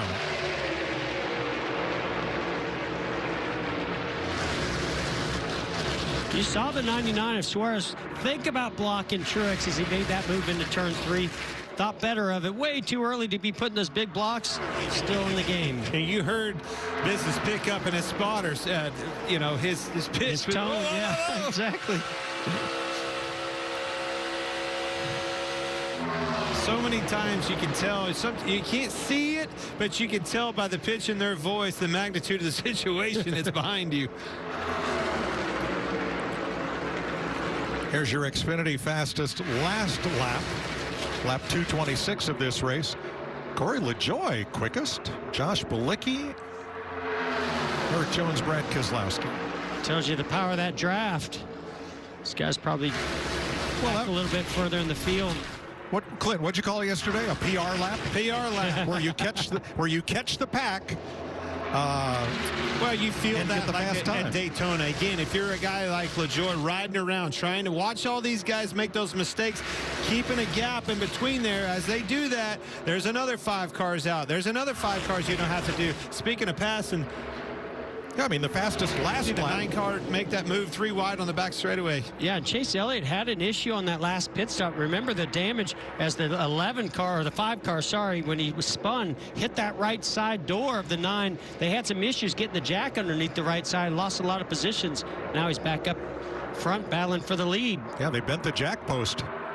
So the last time by, the fastest lap, Greg Biffle back in 16th and Josh Bilicki in 21st because they were catching the pack. Hey, gang, going back to that conversation, I got excited when I saw the 9 of Chase Elliott make that move, go 3 wide. But so many times when you're riding back there at Daytona, it's so important to keep that gap, because if it does wreck, again, that's what you're riding back there to do, to try to attrition, get to the end of this race. And when that happens, you get such a massive run, it'll actually hit the chip back there. Yeah. Martin Truex, going for the lead, has the fastest lap of the entire race, 187.7 miles per hour. Now you see that crowd, the local boys back up front. Strong race car. He's got to find new friends. All of his teammates have had trouble. Guy likes what he sees.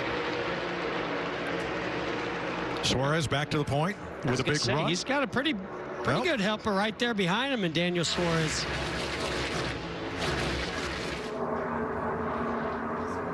Flip side of that conversation, Martin Truex, all of his teammates have had trouble. He's got the Toyota above Wallace right there behind him.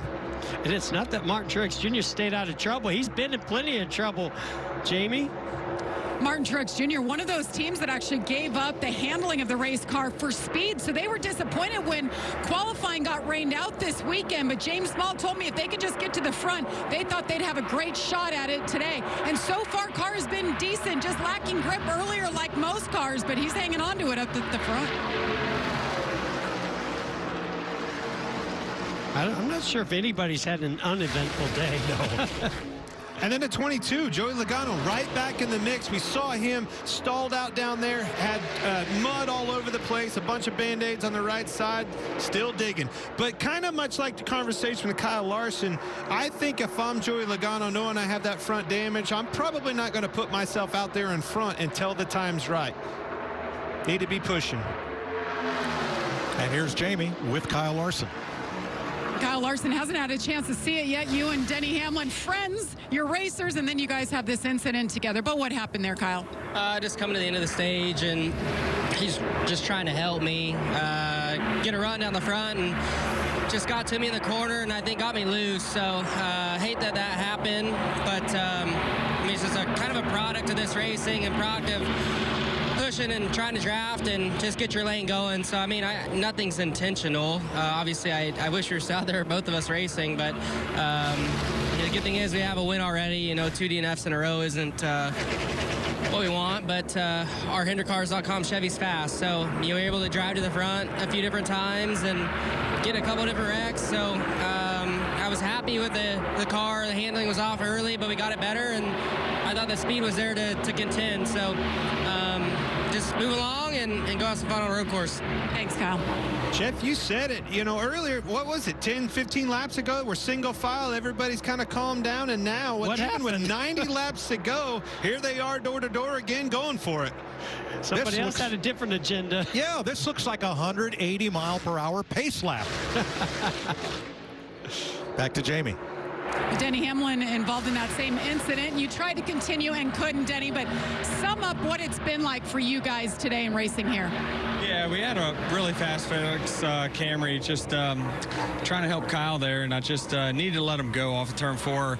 The track gets light there, the car starts to lift up, and that's where I needed to back off of him, and just didn't and spun him out. But yeah, it's a shame. Our car was really fast.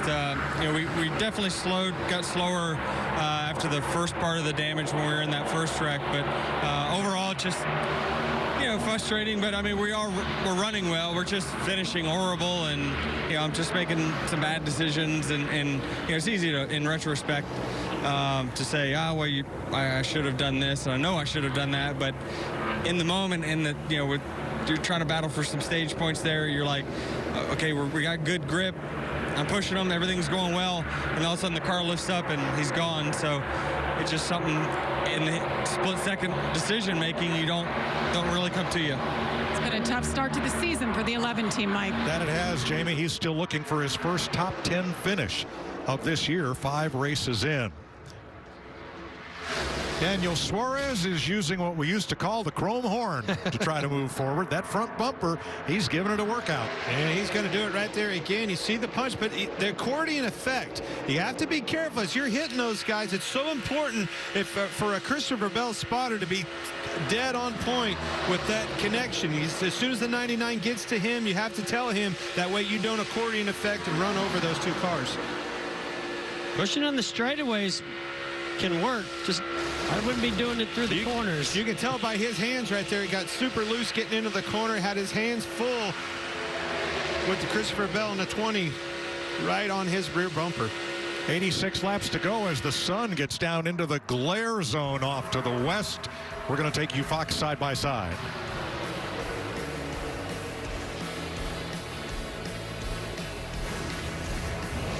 Imagine yourself in a new Toyota. Wow. Perfect. I think red is more me. Giddy up. Did you know that every new Toyota comes with Toyota Care? A 2-year or 25,000-mile maintenance plan and roadside assistance. That's the value you can expect from Toyota. Ready, set, go get your Toyota today. Toyota, let's go places. They say that a journey of 1,000 miles begins with one single step. But maybe it begins with one single start. Turn, bump, grind, pit, pass, win. Rhodes, the winner. Yeah, it's crazy what happens on the last lap here. And celebration. In NASCAR, that journey starts here. I am the NASCAR Camping World Truck Series. I am NASCAR. At USAA, we've been called too exclusive because we were created for officers. But as we've evolved with the military, we've grown to serve all who've honorably served, no matter their rank or when they were in. A Marine just out of boot camp or a petty officer from 73, and even his kids and their kids. USAA is made for all who honorably serve and their eligible family members. Are we still exclusive? Absolutely. And that's exactly why you should join. For March Madness, the Dave single is just $1 in the Wendy's app. Reg. Lunchtime, baby. Lunchtime indeed, Rich. Get a hot and juicy Dave single for just $1 in the app. Choose wise. Choose Wendy's. It's cold and it's smooth and it's waiting for you. Come on, head for the mountains of Busch Light Beer. After the bloodline slipped through his fingers, will the Beast Brock Lesnar get payback on the Universal Champion Roman Reigns ahead of their title unification match at WrestleMania? Find out on an all-new Friday Night SmackDown, live at 8 Eastern, 7 Central on Fox. Catch all that? Well, get ready for this. I am Full Throttle. I am NASCAR. 81 laps to go in Atlanta, an eventful day. And the hometown favorite, Chase Elliott, out in front of Daniel Suarez, Christopher Bell, Chase Briscoe, and William Byron. Time for today's Credit One Bank Ones to Watch.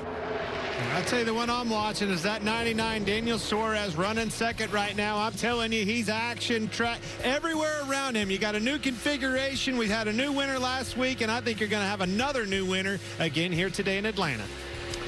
Well, Clint, I've got my eye on Joey Logano on that 22 car. Up at the front from the drop of the green flag, involved in the crash at lap 144, went a lap down, got the free pass back at lap 200. He's back up inside the top 10. We talked about it in the pre-race. He loves new racetracks.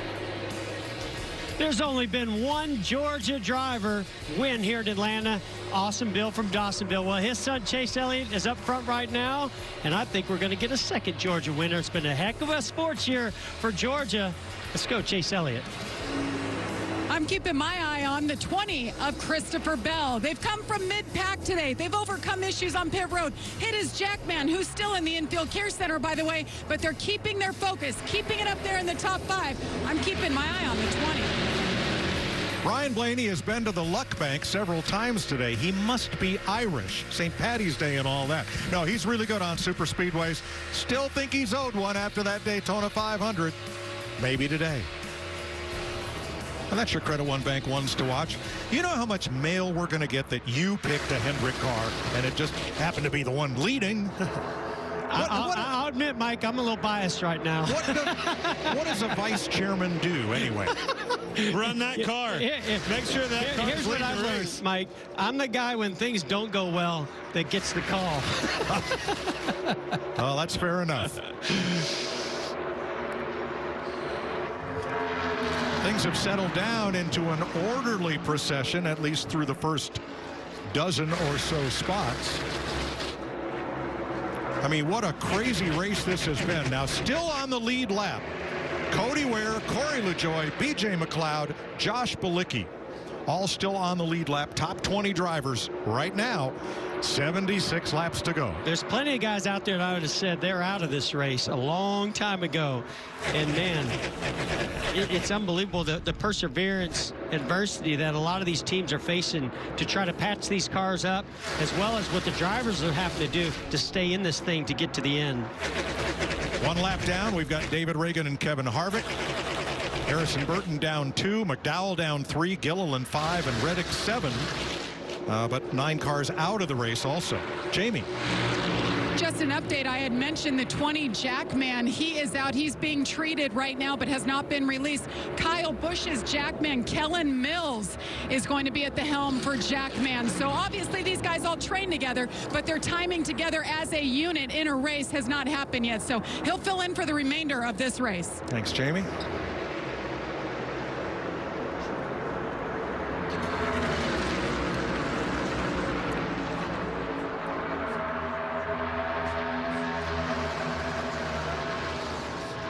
Chase Briscoe with a little push there on Bell, and we'll watch him.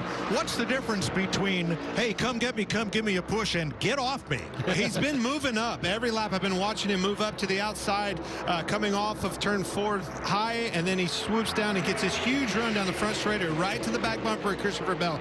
That's been going on about every single lap. Something that he's been working on and something that could get him a win at the end of this thing. Those pushes, those runs have to be generated from something, and him moving up and making that happen, it's just exactly what he's working on. Yeah, he's just storing that in the bank for later. You saw. See, he move up right here. Watch this. He's going to move up, and then he'll get this massive run up off the corner and right to the back bumper. He's actually having to lift right there because of it. And we saw the last time by Christopher Bell putting his hand out the window saying, that's enough. Yeah, that's enough. Right. Uh-oh. Caution, debris in turns 3 and 4. It's the 9th caution today. Comes out at lap 254. Ooh. See some damage to the right side there. All right, Tyler Reddick. I'm going to call this the Jeff Gordon factor because for the first time this year, you know who won Clint's money? Nobody. Correct. Well, I ain't the Jeff Gordon factor, and I'm not picking. It's this racetrack. How are you going to pick anything that's going on in here today? Everybody tried to forecast what was going on. I love the action here in Atlanta. So nobody went for 6 for 6 on the Fox Bet Super 6 app. So Clint's $10,000 is safe this week. If he doesn't spend it, he'll have another chance to win next week. Might be able to give you a ride home this week. I can afford it. You're going to pay for all of our ride home. So, Larry, 71 laps to go. If you pit now, where are you on fuel?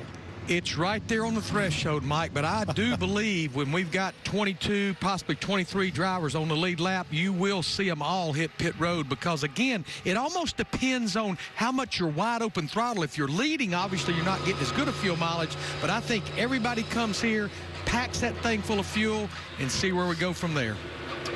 David Reagan, Georgia driver, is the free pass car, running just the super speedways this year.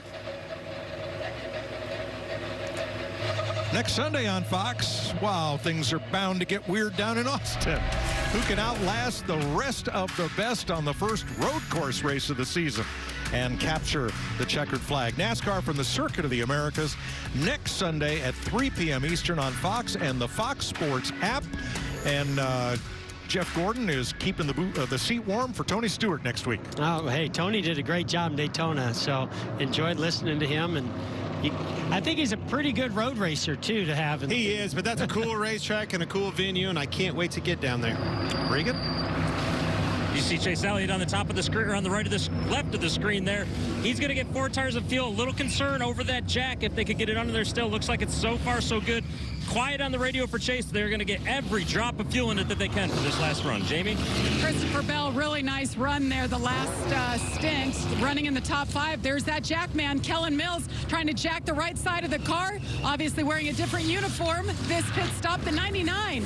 Daniel Suarez, right side tires only a little bit tight for him. 14 of Chase Briscoe, pretty good. Good stop for him as he pulls out of his number 1 box. Yeah, Suarez had to wait for the call to leave because they were trying to pack that car full of fuel. Look at the 2 tire stops and the big gains coming off pit road. Well, this may change everything here. Caution flag with 70 laps to go in Atlanta.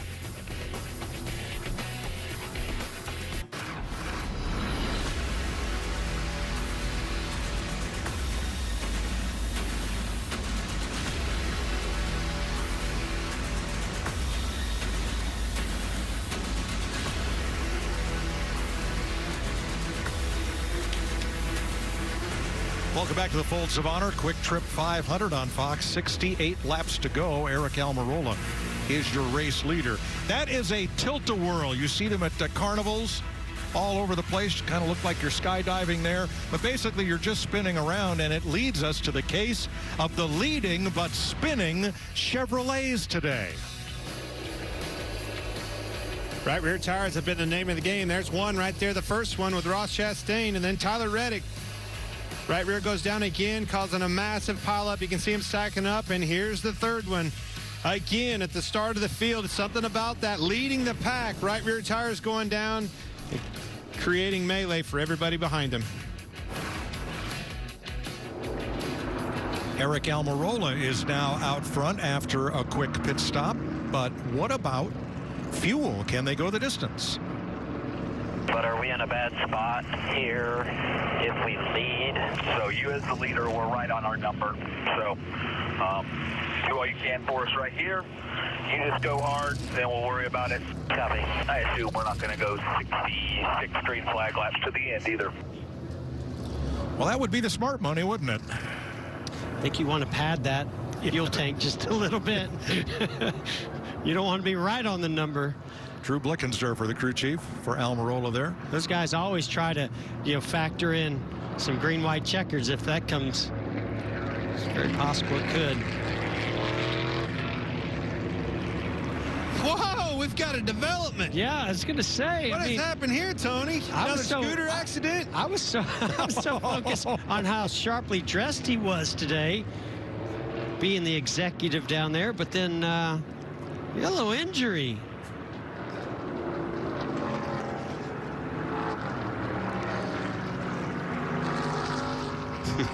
Looks okay so far on that. The left side tires that he was looking at right there don't seem to be an issue whatsoever. You've seen guys get away with 2 tire stops and things like that.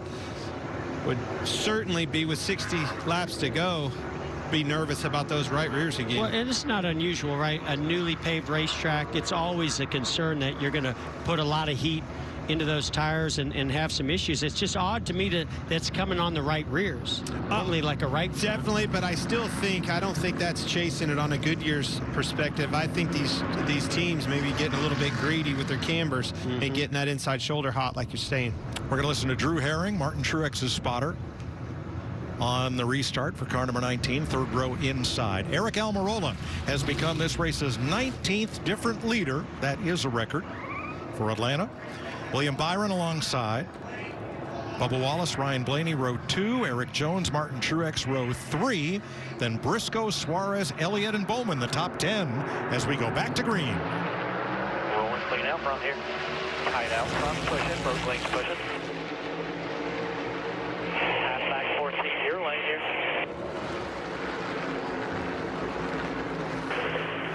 Still tight out front here. Outside's full, 14's pushing as well here. Separated barely. Go back to your bumper, tight out front still. Top lane still full here.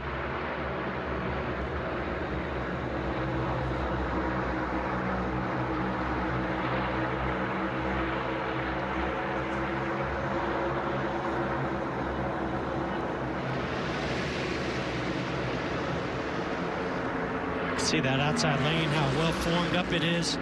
Guys aggressive. Bubba Wallace aggressive to the rear bumper of our leader, Eric Almirola.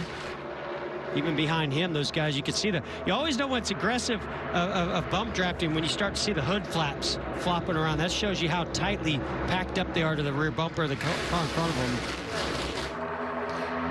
Looks like pace laps at 180 miles an hour plus. And just trying to figure out if I'm inside one of those cars, you know, especially back third row, fourth row back, which one of these lines can I make the best, you know, moves in? Most of the race, it seems like that outside line's been pretty good and where I would want to be. But again, it's all about the company within those lines. Chevy leading 2 Fords. Byron in front of Almirola on the outside, Blaney on the inside. Here comes the Toyota. Bubba Wallace with a push.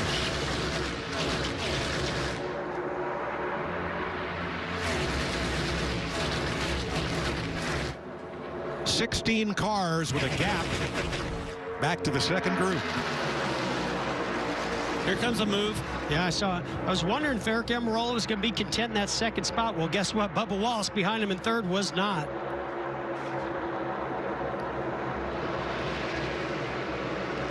Bubba made that nice drop-down move and then detached the lead duo from the 2 wide pack. Now they've caught back to him.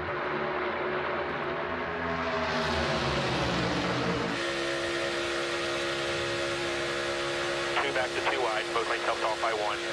So tight front at 23. So 2 back to 2 wide. All right, let's listen to Freddie Kraft, Bubba Wallace's spotter. Half lane up to the 12. Don't get too far out here. 1 back to the 12, backing up for a run. Protect right rear. Protect right rear. Half back top. Don't let him up top. In line with you. 2 back to the 19 on the bottom. Still 2 back bottom. Half back 12, trying for a run here, keeping your mirror. Watch right rear again. Top. Half lane up. Still half up. In line.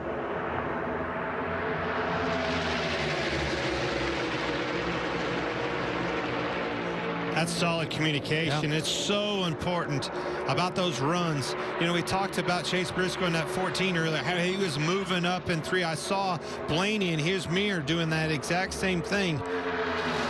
And to me, and you spoke about this earlier, Clint, it's not a spotter's job is not about the car right behind you. You have your mirrors that you get a pretty good idea of what's happening right behind you. You need the information that's 2, 3, 4 rows back or cars lined up behind you, because all of that starts to come together is what's going to lead to how much of a run they get on you. And the flip side of that conversation, exactly on the front side of that too. You know, you can see obviously the car in front of you, but you can't see what's going on in front of him or even in front of him for that accordion effect. So those guys are busy up there on top of this roof today. About the 8th car back on the outside, that 48 of Alex Bowman, who's overcome a penalty, got himself back on the lead lap, and Jamie, he's in the top dozen. He is right now, but bad news. He just came on the radio and said he has a vibration. Greg Ives, his crew chief, said we're pretty confident we got him all tight, all 4 lugs, that is. It could be a wheel weight, so they're keeping their eye on him. Riding along with Kurt Busch right here. You heard him jump out of the gas real quick. That inside line, accordion, just like we were talking about, heads up move, build out of the gas a little bit. What I see out of Kurt, he's pretty content just riding about a car or 2 length, you know, off the car in front of him, trying to get to the end of this thing. 57 laps to go, still a lot of racing. Not a lot of company down there. Only 5 cars in that inside lane in this lead pack.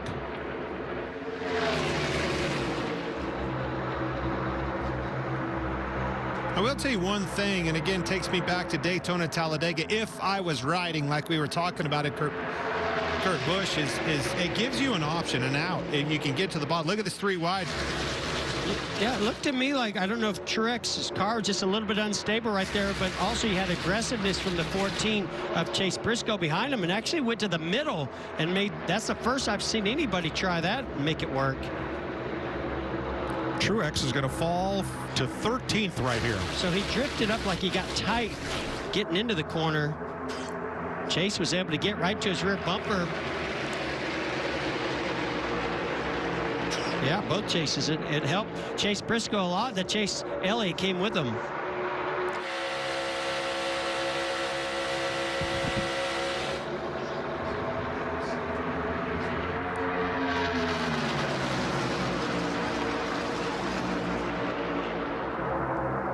Larry, you said we were right on the number for fuel. How much more gas is William Byron burning than the cars that are in his draft?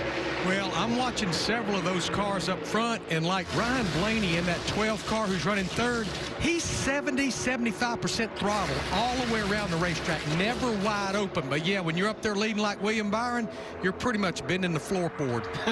This is another big if, but if this thing was to run to the end of this thing, these guys, the fuel that they run, we haven't had a fuel mileage race yet. Nobody really knows how far they can stretch this thing, and that's exactly why you see in the bottom of this, Ryan Blaney, he's holding 3/4 throttle, saving some fuel to the end of this thing. Well, and I got to believe Rudy Fugel, crew chief for William Byron, he's giving him that information. He knows he's using more fuel. He knows what his fuel number is, and he's either banking on they got enough to go all the way or they're expecting a caution to come out. Well, I mean, again, that's a big if. But it just takes me to the fact that I've actually heard a lot of these teams concerned about maybe not being able to get all the fuel out of these things when it gets down to it. The old days, we'd flip over to the fuel pump too, get the last remaining bit, it'd give you about a lap and a half. We haven't really encountered that issue with these cars yet. Still a lot of unknowns. Well, that's true. Eric Jones has had quite a day. Was involved in a crash early back at the, let's see, the end of the first stage. And at lap 201 was involved in that one that took Ricky Stenhouse out of the race. Look at this glare. Collision on pit road with Eric Almirola. And now here's Jones in the top 5. And you know, prior to that incident, he was up front. I mean, he's been up front in the top 5 a lot up until he had that damage. Now he's finding his way back up there. Had a great run in California. And on pace for a top 5 or at least a top 10 here. William Byron as well. You look at the glare off into turn 1. Byron working on 14 straight laps led. Now all the Chevrolets that have had problem with the right rear, none of them were Hendrick cars. I wonder with Camber, is there a different approach to some of these other Chevrolet teams that have had issues than to what they're doing? Camber's like free speed, right? It just makes the handling of the car a little bit better. If you're looking for a little more front grip, a little more camber can sometimes play. Sometimes it's with air pressure. And because we have the ability with an independent rear suspension, you can play around a little bit more with camber than you have in the past. The question is, what's conservative and what's aggressive? Yeah. And so we heard from Alan Gustafson, the crew chief for Chase Elliott, they felt like they're a little more conservative. Maybe the other Hendrick cars have been too. We don't know because we just haven't gone that far with the Hendrick car in the lead. Yeah, Greg Stucker with Goodyear, longtime engineer, he went to the media center and he said, right now we really don't have any answers, but he said a common theme is one manufacturer and the right rear tire. We're not seeing any tire wear whatsoever. We did see overloaded and over deflected. We heard it with a radio communication with Alan Gustafson. He said it. He knew, that thinking those guys were a little bit more aggressive on their cambers, and it bit them. A racer? Greedy? No way. William Byron leading with 48 laps to go in Atlanta. We'll take your Fox side by side.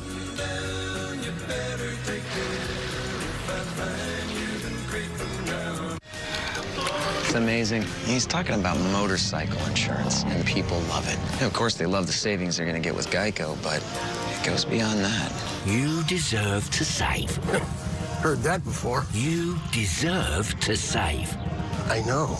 I need you to hear me. You deserve to save. I deserve to save. I mean, he has a way of making you feel seen. Bundle car and motorcycle insurance and save at geico.com.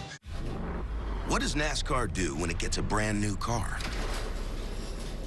Watch the revs? Mind the shifts? Yeah, didn't think so. We're more the drive it like you stole it kind of crowd.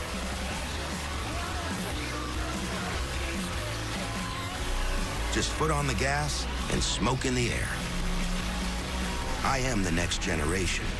I am NASCAR.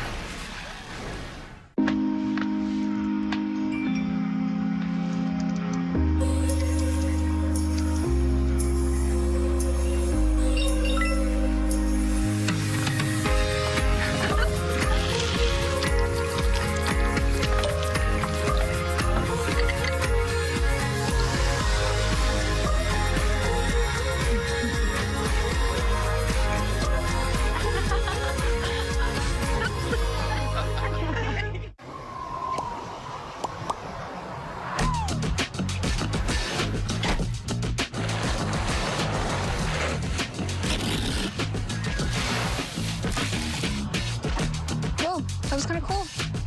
I know, right? No cap.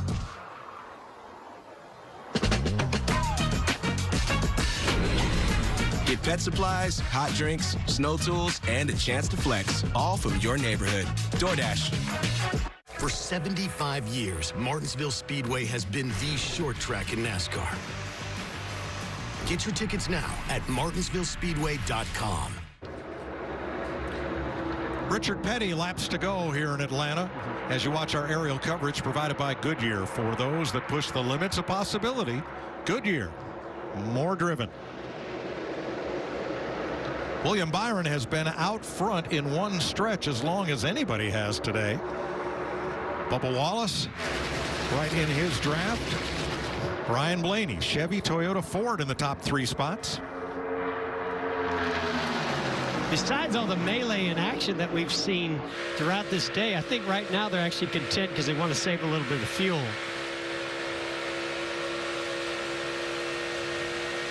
Now, Alex Bowman, as they came up on a lapped car of Harrison Burton, the 21. The 48 doesn't fare too well here.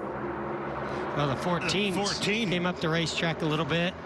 Or a lot. Well, and Clint and I were talking, it looks like the 14's really tight. He gets in the corner, can't hold it on the bottom. And I think that's what happened right there. And when they got even closer together, it almost pulled the 14 up even further. Yeah, 14 definitely ran him up. You can see him doing it right there, just having trouble holding it down. Again, that tight radius, the circumference around this track versus a Daytona. We've talked about it earlier in the race. It's hard to keep that thing down all by yourself. So of our top 10 drivers, no driver in double digits for career wins in the top 10 of this race.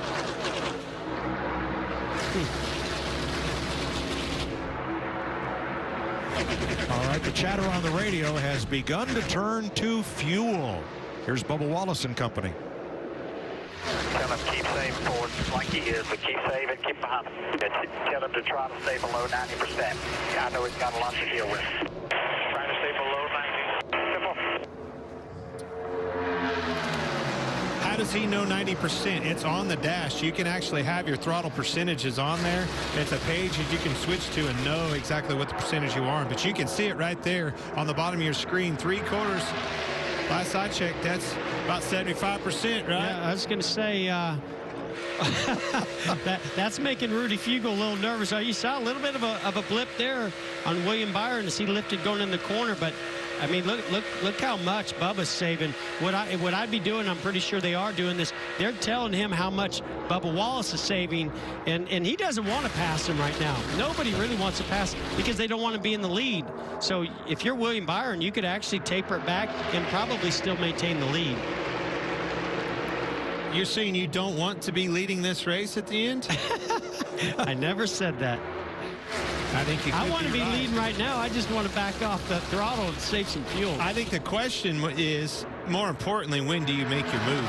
If Bubba Wallace or a Blaney, you know, everybody. If you're Blaney, the 10 car of Aragon Marola, what are you waiting on? That move of Bubba Wallace, what does that do? That creates a pocket, a window of opportunity to either go with him, put him 3 wide, do something. You're waiting for that guy to make a move. But don't you just wish it was that easy, right? Oh, You're yeah. Bubba Wallace, you're in second, you go, I'm going to make my move going into 3 in the last lap. But that's not what the guy in 5th and 6th and further back is going to do. Is it up to Bubba Wallace, or to make that move, does he have to back up to Ryan Blaney and get Blaney to go with him? him. And then Ryan's going to back up to the 10 of Almirola and make the move on Bubba. Or will they form a line on the inside and force your hand to move down and block? I mean, yeah, there's just, again, so many unknowns on how this is going to unfold at the end. But I can promise you it's going to pick up and be exciting.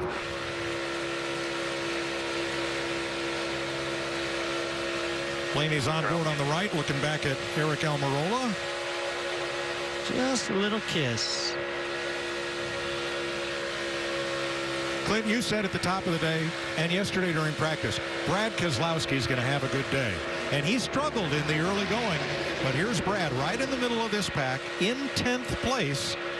And that's in contention here. It also takes me back to that radio chatter that we heard with him and his team earlier in this race, talking about we're going to get a good run. We need a solid run. We need to finish, reestablish ourselves with some momentum, some confidence back with our race team. Solid run here today will do all of those things for Brad Keselowski and all of his teammates.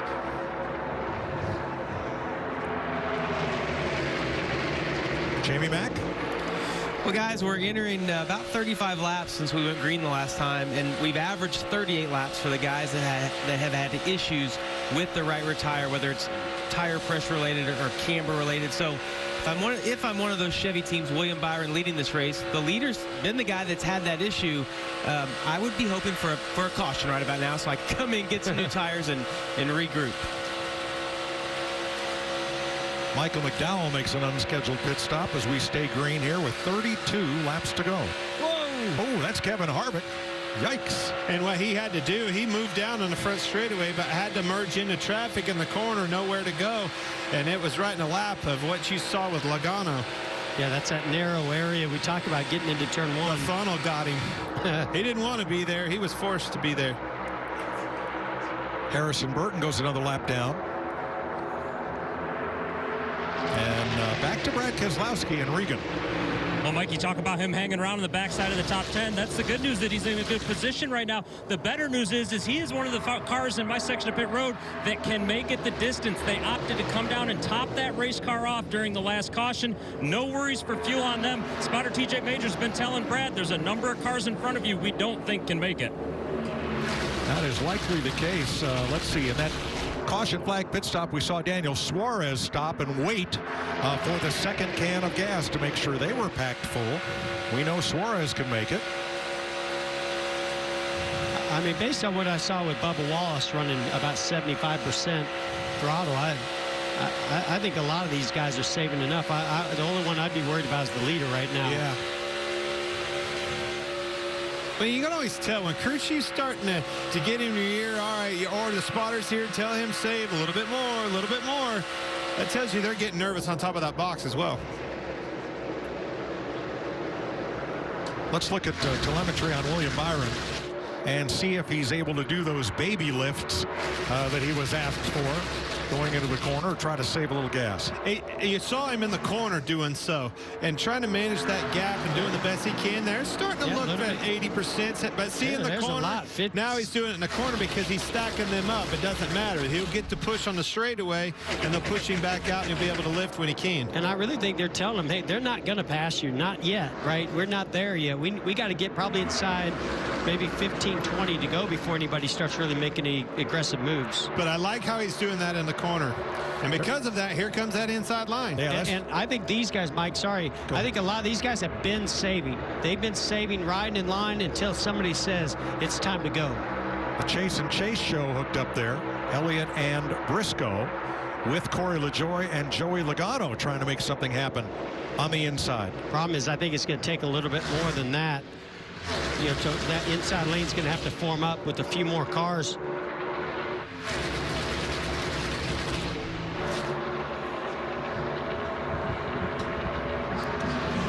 Top 5 cars only took 2 tires on that last stop.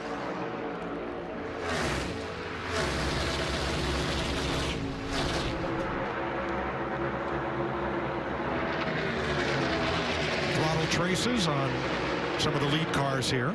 Well, it showed you where they were lifting and a lot more further around the corner, around the whole racetrack, whereas the 24 can only afford to do it in the corners leading this race. Well, and remember, these teams on pit road all have the ability to see the telemetry of every driver on pit road. They know exactly who's saving how much. They can relay that information. Ooh, man, pretty hairy times getting through some slower cars. Benefactor of that was that bottom line. How about Chastain? Ross Chastain. That's exactly what I was going to say. Big That's time what move. Chase Elliott was wanting to see. A few more cars in that inside lane pop down there. Oh, one in the wall. And around goes Todd Gilliland. Cody Ware. Big a hit. Vicious hit to the inside wall with the left front. Caution is out with 25 laps to go. 10th caution of the day. I mean, at lap 301. Safer barrier certainly did its job, and you could see him moving around there, but I guarantee that one knocked the wind out of him. Yeah, it's done. That was Cody on the radio. Definitely seen moving around in the car, which is good. That was a shot. Right front's obviously down. Gilliland's car here. Jeff, that reminded me when you hit the inside wall. Which one? I know. I've hit on the inside wall here like before, that. too. That's the way it was here. I remember. Oh, yeah. All right, watch the 38 of Todd Gilliland. So I think he has a problem. Trying to get up out of line. Yeah, that thing. You saw him get out of the gas. It was the tire down. And then oh, okay. Cody had a little bit of help. Was that Biffle maybe behind him? Yeah, he definitely got turned. You can see the flame coming out of his pipes. He's up there all by himself. Starts to come around.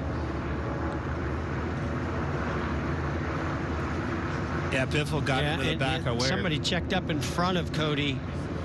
Just nowhere to go for those guys. Man. That is a vicious hit.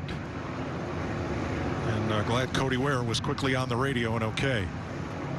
So things pack up here behind Todd Gilliland. That yellow car scoots through, but there was just nowhere for Cody Ware to go.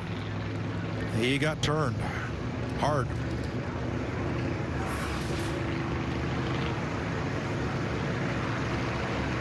There's the right tire shredded. I think it wasn't a right rear this time. 27 cars involved in crashes today.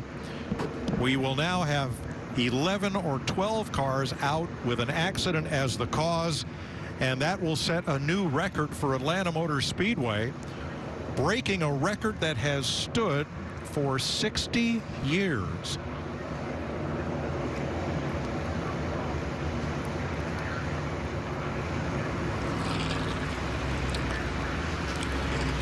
So, Larry, with these caution laps, maybe everybody can make it to the finish, but what would you like to do here?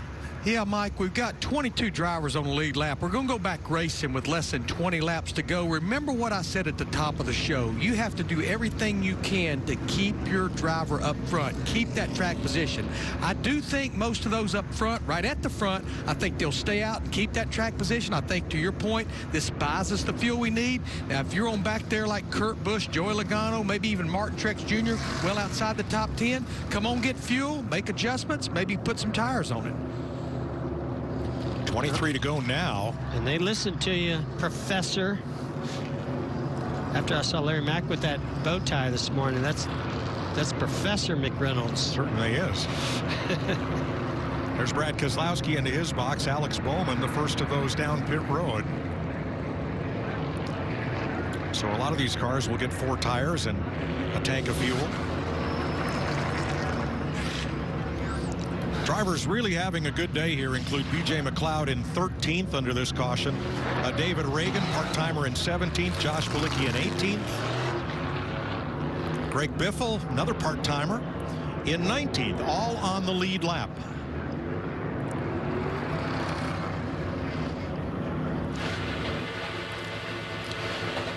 Well, if we showed you all the highlights, we'd be here till midnight, but we do have a few, beginning with Noah Gragson at lap 25. Gragson gets loose, turns to catch it, and the wall is the result. While leading, Ross Chastain cuts down a right rear tire. He goes into the wall, but continues. He's still on the lead lap. Kyle Busch gets into the back of Austin Dillon here, turns him both into the wall. Both Dillon brothers out of the race in that one. William Byron wins stage 1. Tire failure for the number 8 of Reddick. Everybody spins. How is that LaJoie car still running? All right, Denny Hamlin and Kyle Larson both out of the race in this crash. Ryan Blaney wins stage 2.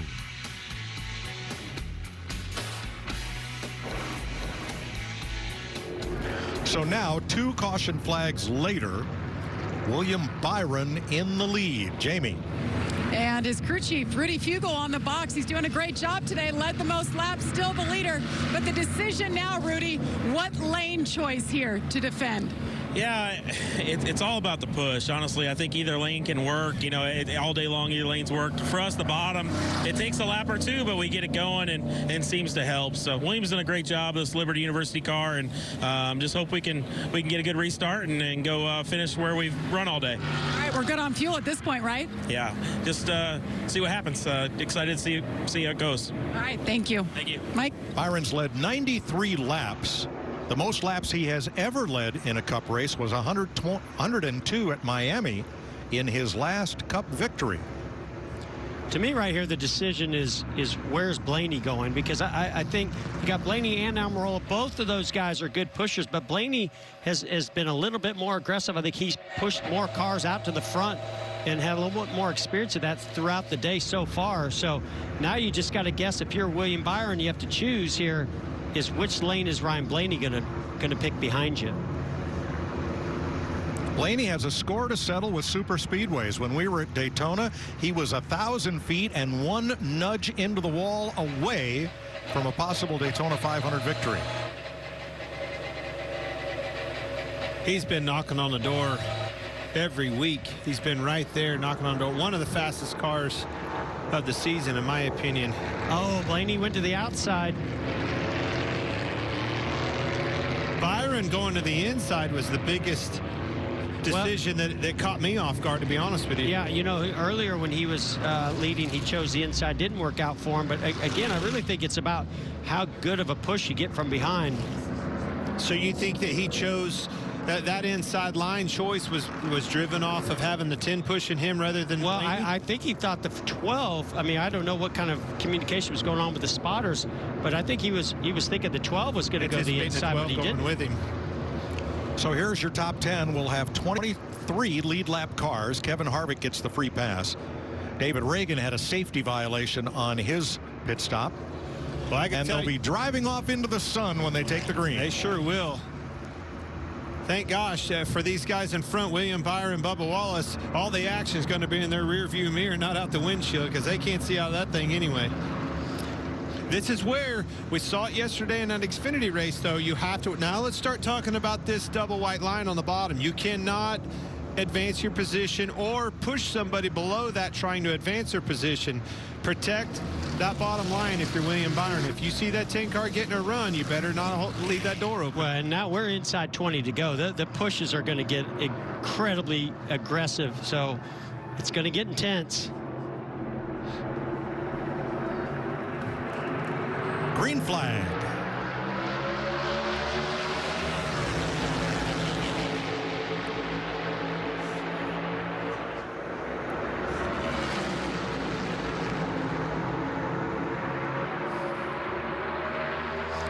Ross Chastain might play a big role here. He's very aggressive with that push. Sure is. All 3 of those cars had inside lines together, formulated way better than the outside. You see the 43 coming to the 12. Will that be a difference?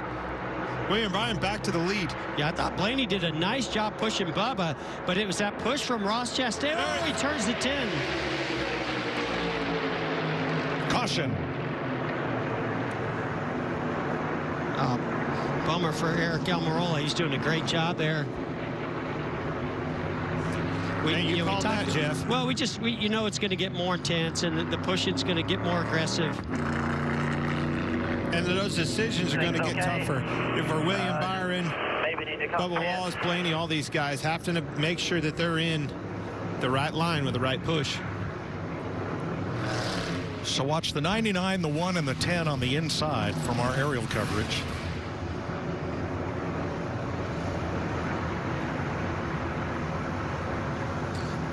One's just pushing hard. Yeah. 99 really wasn't there, but the 1 was just aggressively pushing, and it could be too. These tires they've got the air pressure built up. They've got quite a few laps on them, so the car's probably not quite as stable as they were. And then that aggressive pushing, you can see that hood flap. But it isn't any more aggressive. Look on the outside line. The 12 had Bubba Wallace jacked up as well and had him sideways a little bit. I mean, it's just time. It's time to push and go for it. If you're gonna go for it and put yourself in a vulnerable spot, I've always said I'm going to do it at the end of the race when the pay window's open. Right. I do not want to wreck with 20 laps into the race. I'll do it with 20 to go. One of the things I noticed, Mike, is right there, that's where that first dog leg is at. So it's not like it's a straightaway. You actually are turning the wheel a little bit right there. So it seemed to me like Eric was turning the wheel to make that first dog leg, and then he had that push from the 1.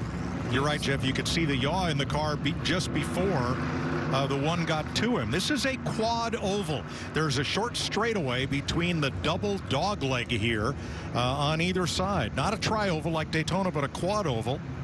And that's what produces that. There's a look at it, and there's the area Jeff is talking about.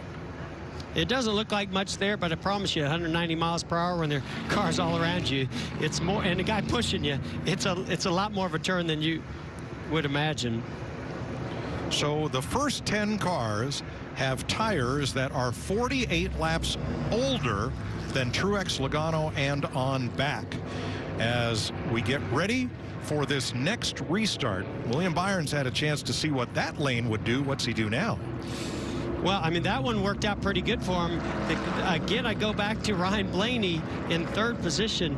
Is he going to stick with Bubba Wallace, or is he possibly going to go with the 24 of William Byron? Whatever lane William Byron chooses. Hey, man, you got competition this week for victory lane. The big boss, the big H is here. I will say this, though. It takes me back to the 43 of Eric Jones. He's got some damage on the front of that car. Go back to that last restart. He wasn't able to be that 3rd car like you saw on the inside line, which, by the way, was the benefactor of the 24 assuming the lead again. He was off of them, and I think it's a large part of that damage you see on the front of his car. If I'm William Byron, I may not want, after, again, going back and having your spotter, having your crew chief, knowing that was a thing in the last restart. I don't know if I want him behind me. Well, let's go back to the last restart and have another look at it here. Talking to the 3rd car back here with Eric Jones, and again, it's not his problem. It's got damage on the car. Watch, he gets to them, and then those 2 cars drive off from him while the inside 3 are locked tight. Right about here. Yeah, you see that gap. Separation, and that's what I was talking about. I would be a little bit nervous. I want that 1 car, somebody like that, on my bumper. All right. Well, let's say you're Ryan Blaney and you're in 3rd place. Obviously, you can't control where Eric Jones is going to line up behind you, but do you want to be behind William Byron or Bubba Wallace? Well, and that you bring up a really good point, Mike. That might be playing into Ryan Blaney's decision here. Does he think that William Byron's car is stronger or Bubba Wallace's car is stronger? Well, but my thought process in that, where my head was at, was what line do you want to be on? I think he chose the right line with the right company to help him get there on that last restart. But with this one, if you have the 43 behind you, in fact that's what you think you're going to have? Do you want to be on the outside coming off of 2 or the inside? Well, based on what I saw there, I want the lane maybe has Ross Chastain, because he was the guy that was able to stay connected to all of them.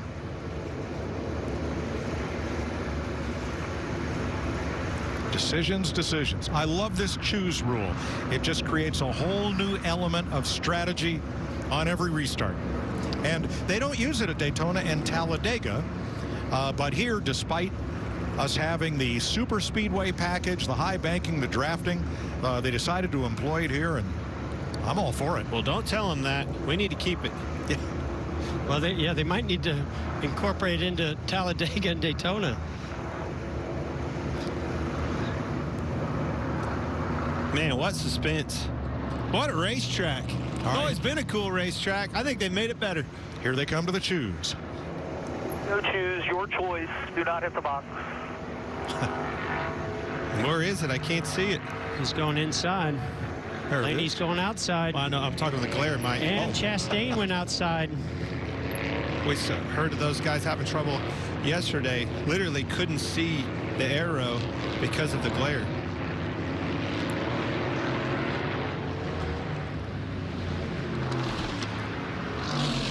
Let's take a little flashback here at Atlanta Motor Speedway. Well, there it is. That scenario we were talking about. Sorry, go ahead. 1960, this was built as a conventional 1.5-mile oval, and Fireball Roberts captured the first checkered flag here over Cotton Owens. That's Bill Elliott on the bulldozer, reconfiguring the track into the quad oval that we've known since 1997. Bobby Labonte, the first winner. They got everything. They got their money's worth out of this asphalt, and they finally tore it up, reconfigured the track with a 28-degree banking to make this America's first 1.5-mile super speedway, where the racing has been like Daytona and Talladega. And now with 14 laps to go, William Byron and Bubba Wallace square off on the front row. Ryan Blaney and Eric Jones with that damaged nose in row 2. Ross Chastain and Daniel Suarez, teammates in row 3. Well, it's the exact scenario we were talking about. He's got the 43 behind him, but I like who's behind him. Daniel Suarez has been fast all day long. I think he can push the 43 into the 24. We shall see. Rest of the top 10. Chase Elliott, Christopher Bell, Chase Briscoe, and Chris Buescher. Here we go. Well, Blaney didn't get connected to the 23 there. Nice push, but from Eric Jones. Now they're getting organized in that outside lane. But almost exact opposite of that on the bottom. The 99's not to the 43. Yeah, this is going to give Bubba the lead, I believe. Momentum is on the outside. Boy, the 43 is right with William Byron, though. And there they detach. Both lanes got detached. I think the one pushing the 12 is going to push this 23 of Bubba Wallace to the lead. Boom. There it is. And if he doesn't, Blaney will. 12 to go.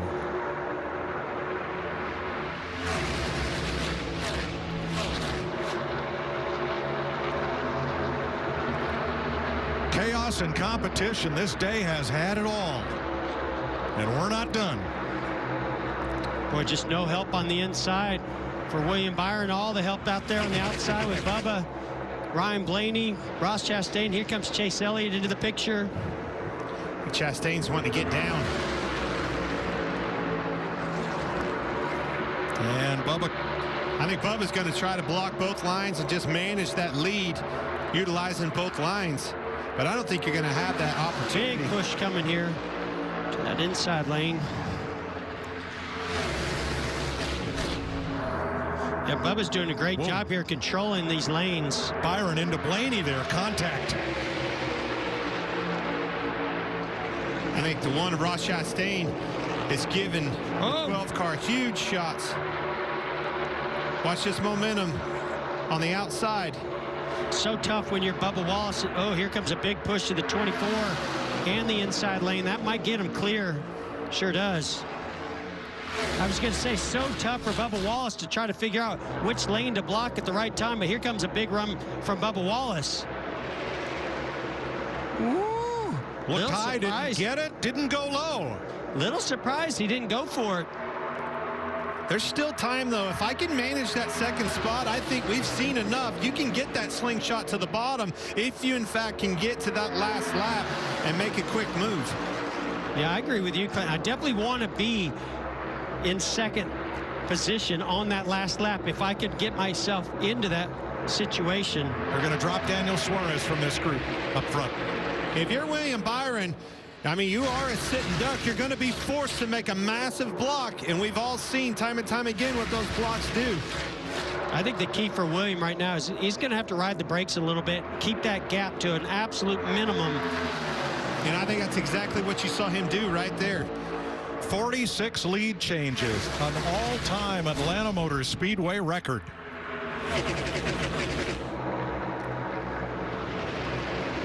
Man, going to be so hard to keep those guys behind you.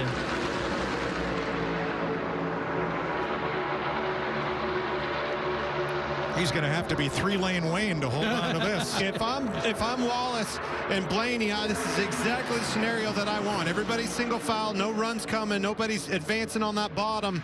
I want to wait, set up my run, and time it just right for that last lap pass. Yeah, except for Blaney wants to win the race. He doesn't want to push Bubba to the win. But it's an opportunity. If Bubba goes sideways or to the bottom and those cars get side by side, Chase Elliott, he ain't having none of it. He's not going to wait. He's going to make the move. It's going to force those guys' hand. Is who's going to move down in front to block him. Well, Chase knows he needs to be in those top 2 or 3 cars if he's going to have a shot at winning this race. 18 cars in that lead draft back to Josh Bilicki. Eric Jones got shuffled, so did Daniel Suarez. When that 23 makes his move, if in fact it comes to then, if he makes his move, both cars sitting side by side will get stalled out, enabling the 12, the 1, the 9 to have massive runs on them coming to the line. Saw it last night in the Xfinity race. But does it have to be the last lap? Yes, but I don't think Chase Elliott's going to give you that option. He's going for it. Yeah, but I just think the runs are too big, Mike, for you to do it any sooner than the last lap. I think some guys are going to try before that, but I just don't think it's going to stick. Man, Chase is really falling back, taking that chance. He just didn't quite have as big of a runner. He had to check up a little bit as he tried to make that move and stalled him out. Bubba Wallace's last 2 super speedway races, he has finished no worse than second. When does he back up to Ryan Blaney and make a run? At the exact same time, William Byron, that 24 spotter, telling him he's backing up, back up, manage that gap. Well, and I think they're telling Bubba Wallace the 12 of Ryan Blaney's backing up,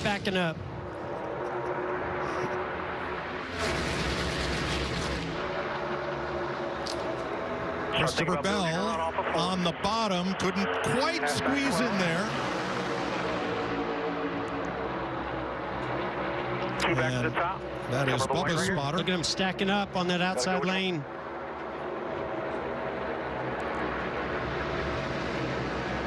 You're also seeing some of the side drafting get more aggressive as well. And it's actually working with Christopher Bell. Somebody going to move down and try to utilize his push. I think it's right here going into turn 3. Big run coming. Here it comes. There it is. Oh, Ross Chastain went for it. That might have been William Byron's best friend. And that sends Blaney backwards as Chastain comes up to third. He's going here we go. second. 1 lap to go, sponsored by Credit One Bank. Exactly what William Byron wants. Side by side behind him. Oh. Bubba Wallace.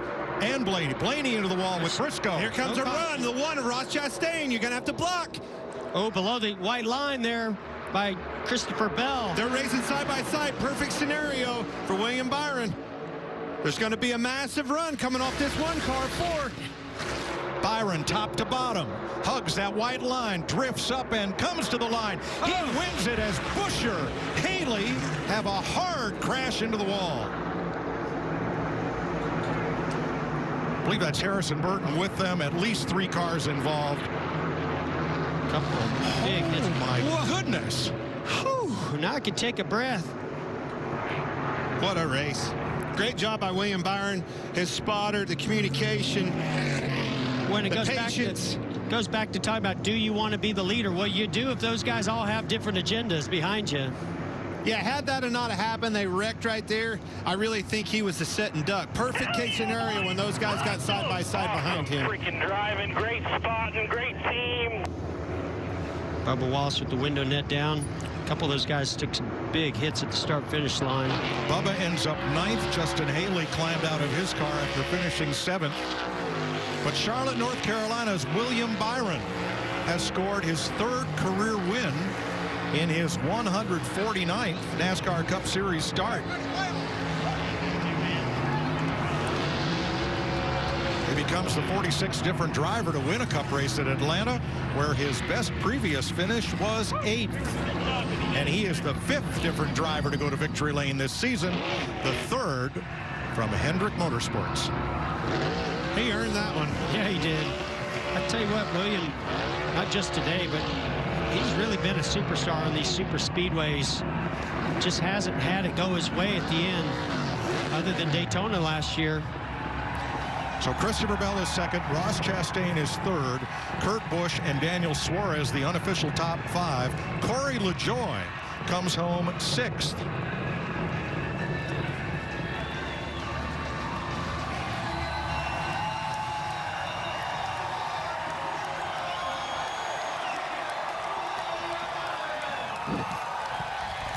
What a finish.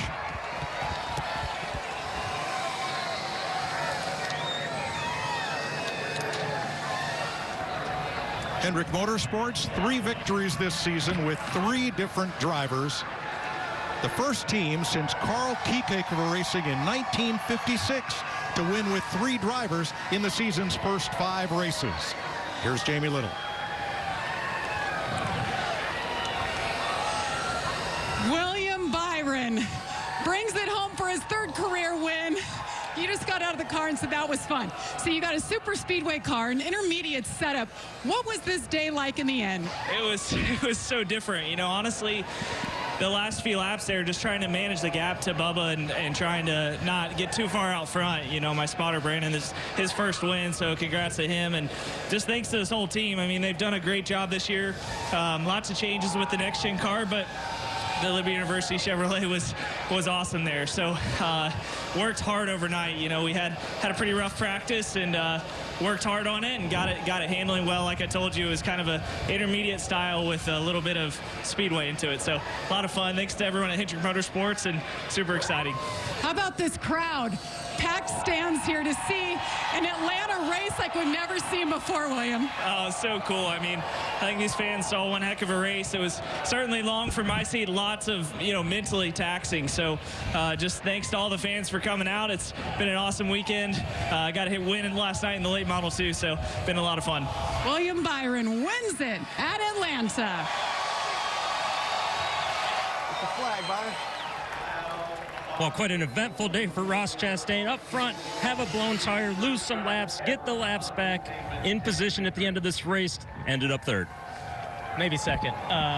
Yeah, what a day, Regan. It's that's the fight. That's the fight in Trackhouse. That's this Gen 7 car to take a lick like that, blow a tire out of nowhere, leading, just cruising, blow a right rear, slam the wall. Thought our day was over. Our guys went underneath the car, got the tow closer. And we got the balance back where I could drive it, and this Heaven Chevy was fast. It was so fast. I mean, we were fighting with Will there at the beginning. It's so cool to race with, again, buddies. Like, I'm getting to race with I only have a few, but the last few weeks I've been able to race with my buddies. So can't thank everybody at Trackhouse, the Moose, Advent Health, everybody's been on this car, and Justin Marks and his family for what they do for me, and Daniel Suarez, what a teammate to push me there at the end. Good job, Ross.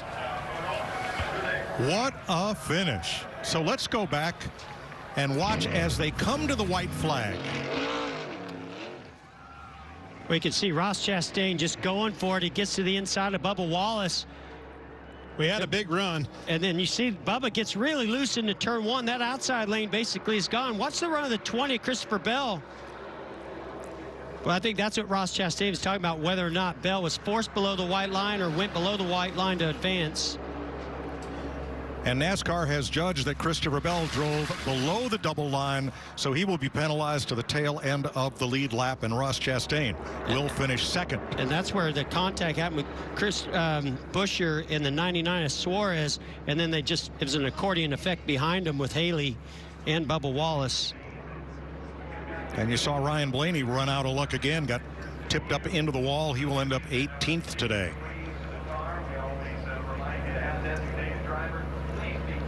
A big hit by Bubba Wallace.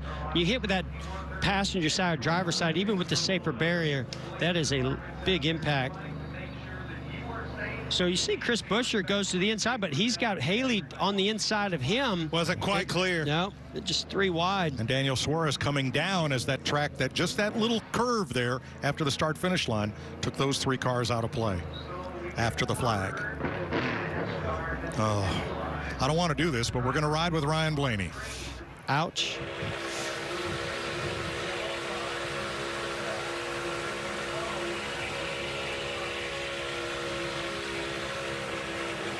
Yeah, he just caught him in a real vulnerable position there. just got to the back bumper of the 23 and had to push him. It was time to go, and he didn't have a choice but to try to push him, got him loose. Yeah, that was two big hits by Bubba. You saw he even went a little bit further down the front straightaway and got into the wall again.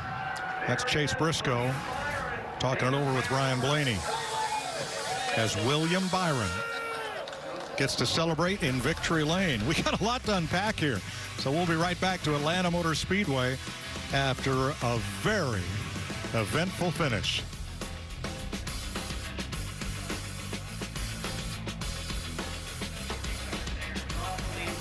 Reconfigured, high-banked Atlanta Motor Super Speedway that delivered Daytona Talladega-style drafting and racing all day long. And here's who he joins, two of his teammates, Kyle Larson and Alex Bowman, along with Austin Cindric and Chase Briscoe in the winner's circle this year. So, brand new racetrack. We set a record for the number of leaders in a 500-mile race here and a record for the number of lead changes. And if there was such a record for side-by-side all the way back through the pack racing all day, this had to be it. Yeah, it certainly didn't disappoint. I know there's some torn-up race cars and some hurt egos out there, but boy, was the racing spectacular from the start, drop of the green flag all the way to the checkered flag. And, you know, congratulations to Rudy Fugle, to William Byron. Those guys have been so close. I've sat there with them in disappointment when they've been close and it didn't work out. Great to see those guys get to victory lane today. And congratulations to Marcus Smith and everybody at Atlanta Motor Speedway. Gutsy call. We had a racetrack that everybody loved. We loved it as race car drivers. Everybody in the industry took a chance on this place, made it a super speedway, action-packed all day long, just like the vision that he was hoping for. So congratulations to that. And, oh, buddy, you're back in victory lane again, I had a good time hanging out with you guys again. Thank you so much. That was fun. All right, Vice Chairman, you're wanted in victory lane, so get the heck out of here. I'm on my way. Clint and I will pop up. Save one for me. And you'll hear from the Charlotte studio on the other side of this break after a wild, thrilling, exciting day at the all-new Atlanta Motor Speedway.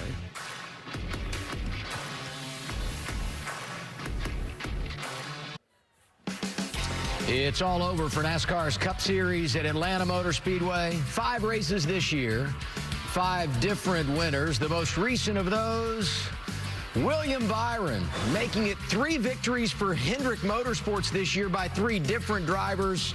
And for the native of Charlotte, North Carolina, it is the 3rd time he has pulled into victory lane at NASCAR's top level. Welcome into our Charlotte studios, everybody, with Jamie McMurray and America's crew chief Larry McReynolds. I'm Adam Alexander. We're talking about the guy that won the race. Let's face it, we all won. The all-new Atlanta Motor Speedway, I give it a 10 out of 10. I mean, how about 46 lead changes by 20 different drivers at a 1.5-mile racetrack? Absolutely never thought I'd see anything like that. And it wasn't because we cycled through any green flag pit stops. Well, and Atlanta was always a track that drivers like to go to, but I don't know that it produced the best racing as a fan to get to watch. But what we saw today was eye-opening. I was shocked at how good, not just the Cup race, but trucks and Xfinity as well. Hendrick Motorsports has now won 3 of the 5 races this year with 3 different drivers. Chase Elliott, the only guy that's yet to get a victory. Yeah, I mean, I'm going to use the phrase 3 drivers essentially locked into the playoffs because we still have 21 regular season races to go. Yeah, and we had another under 30 winner. That's 11 in a row dating back to Bubba Wallace at Talladega last October. And Ross Chastain right up front as well. Great show today. Not just Ross Chastain, Trackhouse, 2 drivers inside the top 5. Kurt Busch inside the top 5 again, a 2nd consecutive week for him. We'll break all this down throughout the week on NASCAR Race Hub. Next up on Fox, it's Welcome to Flatch. Next Sunday, coverage from Austin, Texas and COTA begins at 2 Eastern time on FS1. We're over to Fox at 3 o'clock. And don't forget, NASCAR Race Hub back here tomorrow night at 6. Thanks for watching, everybody.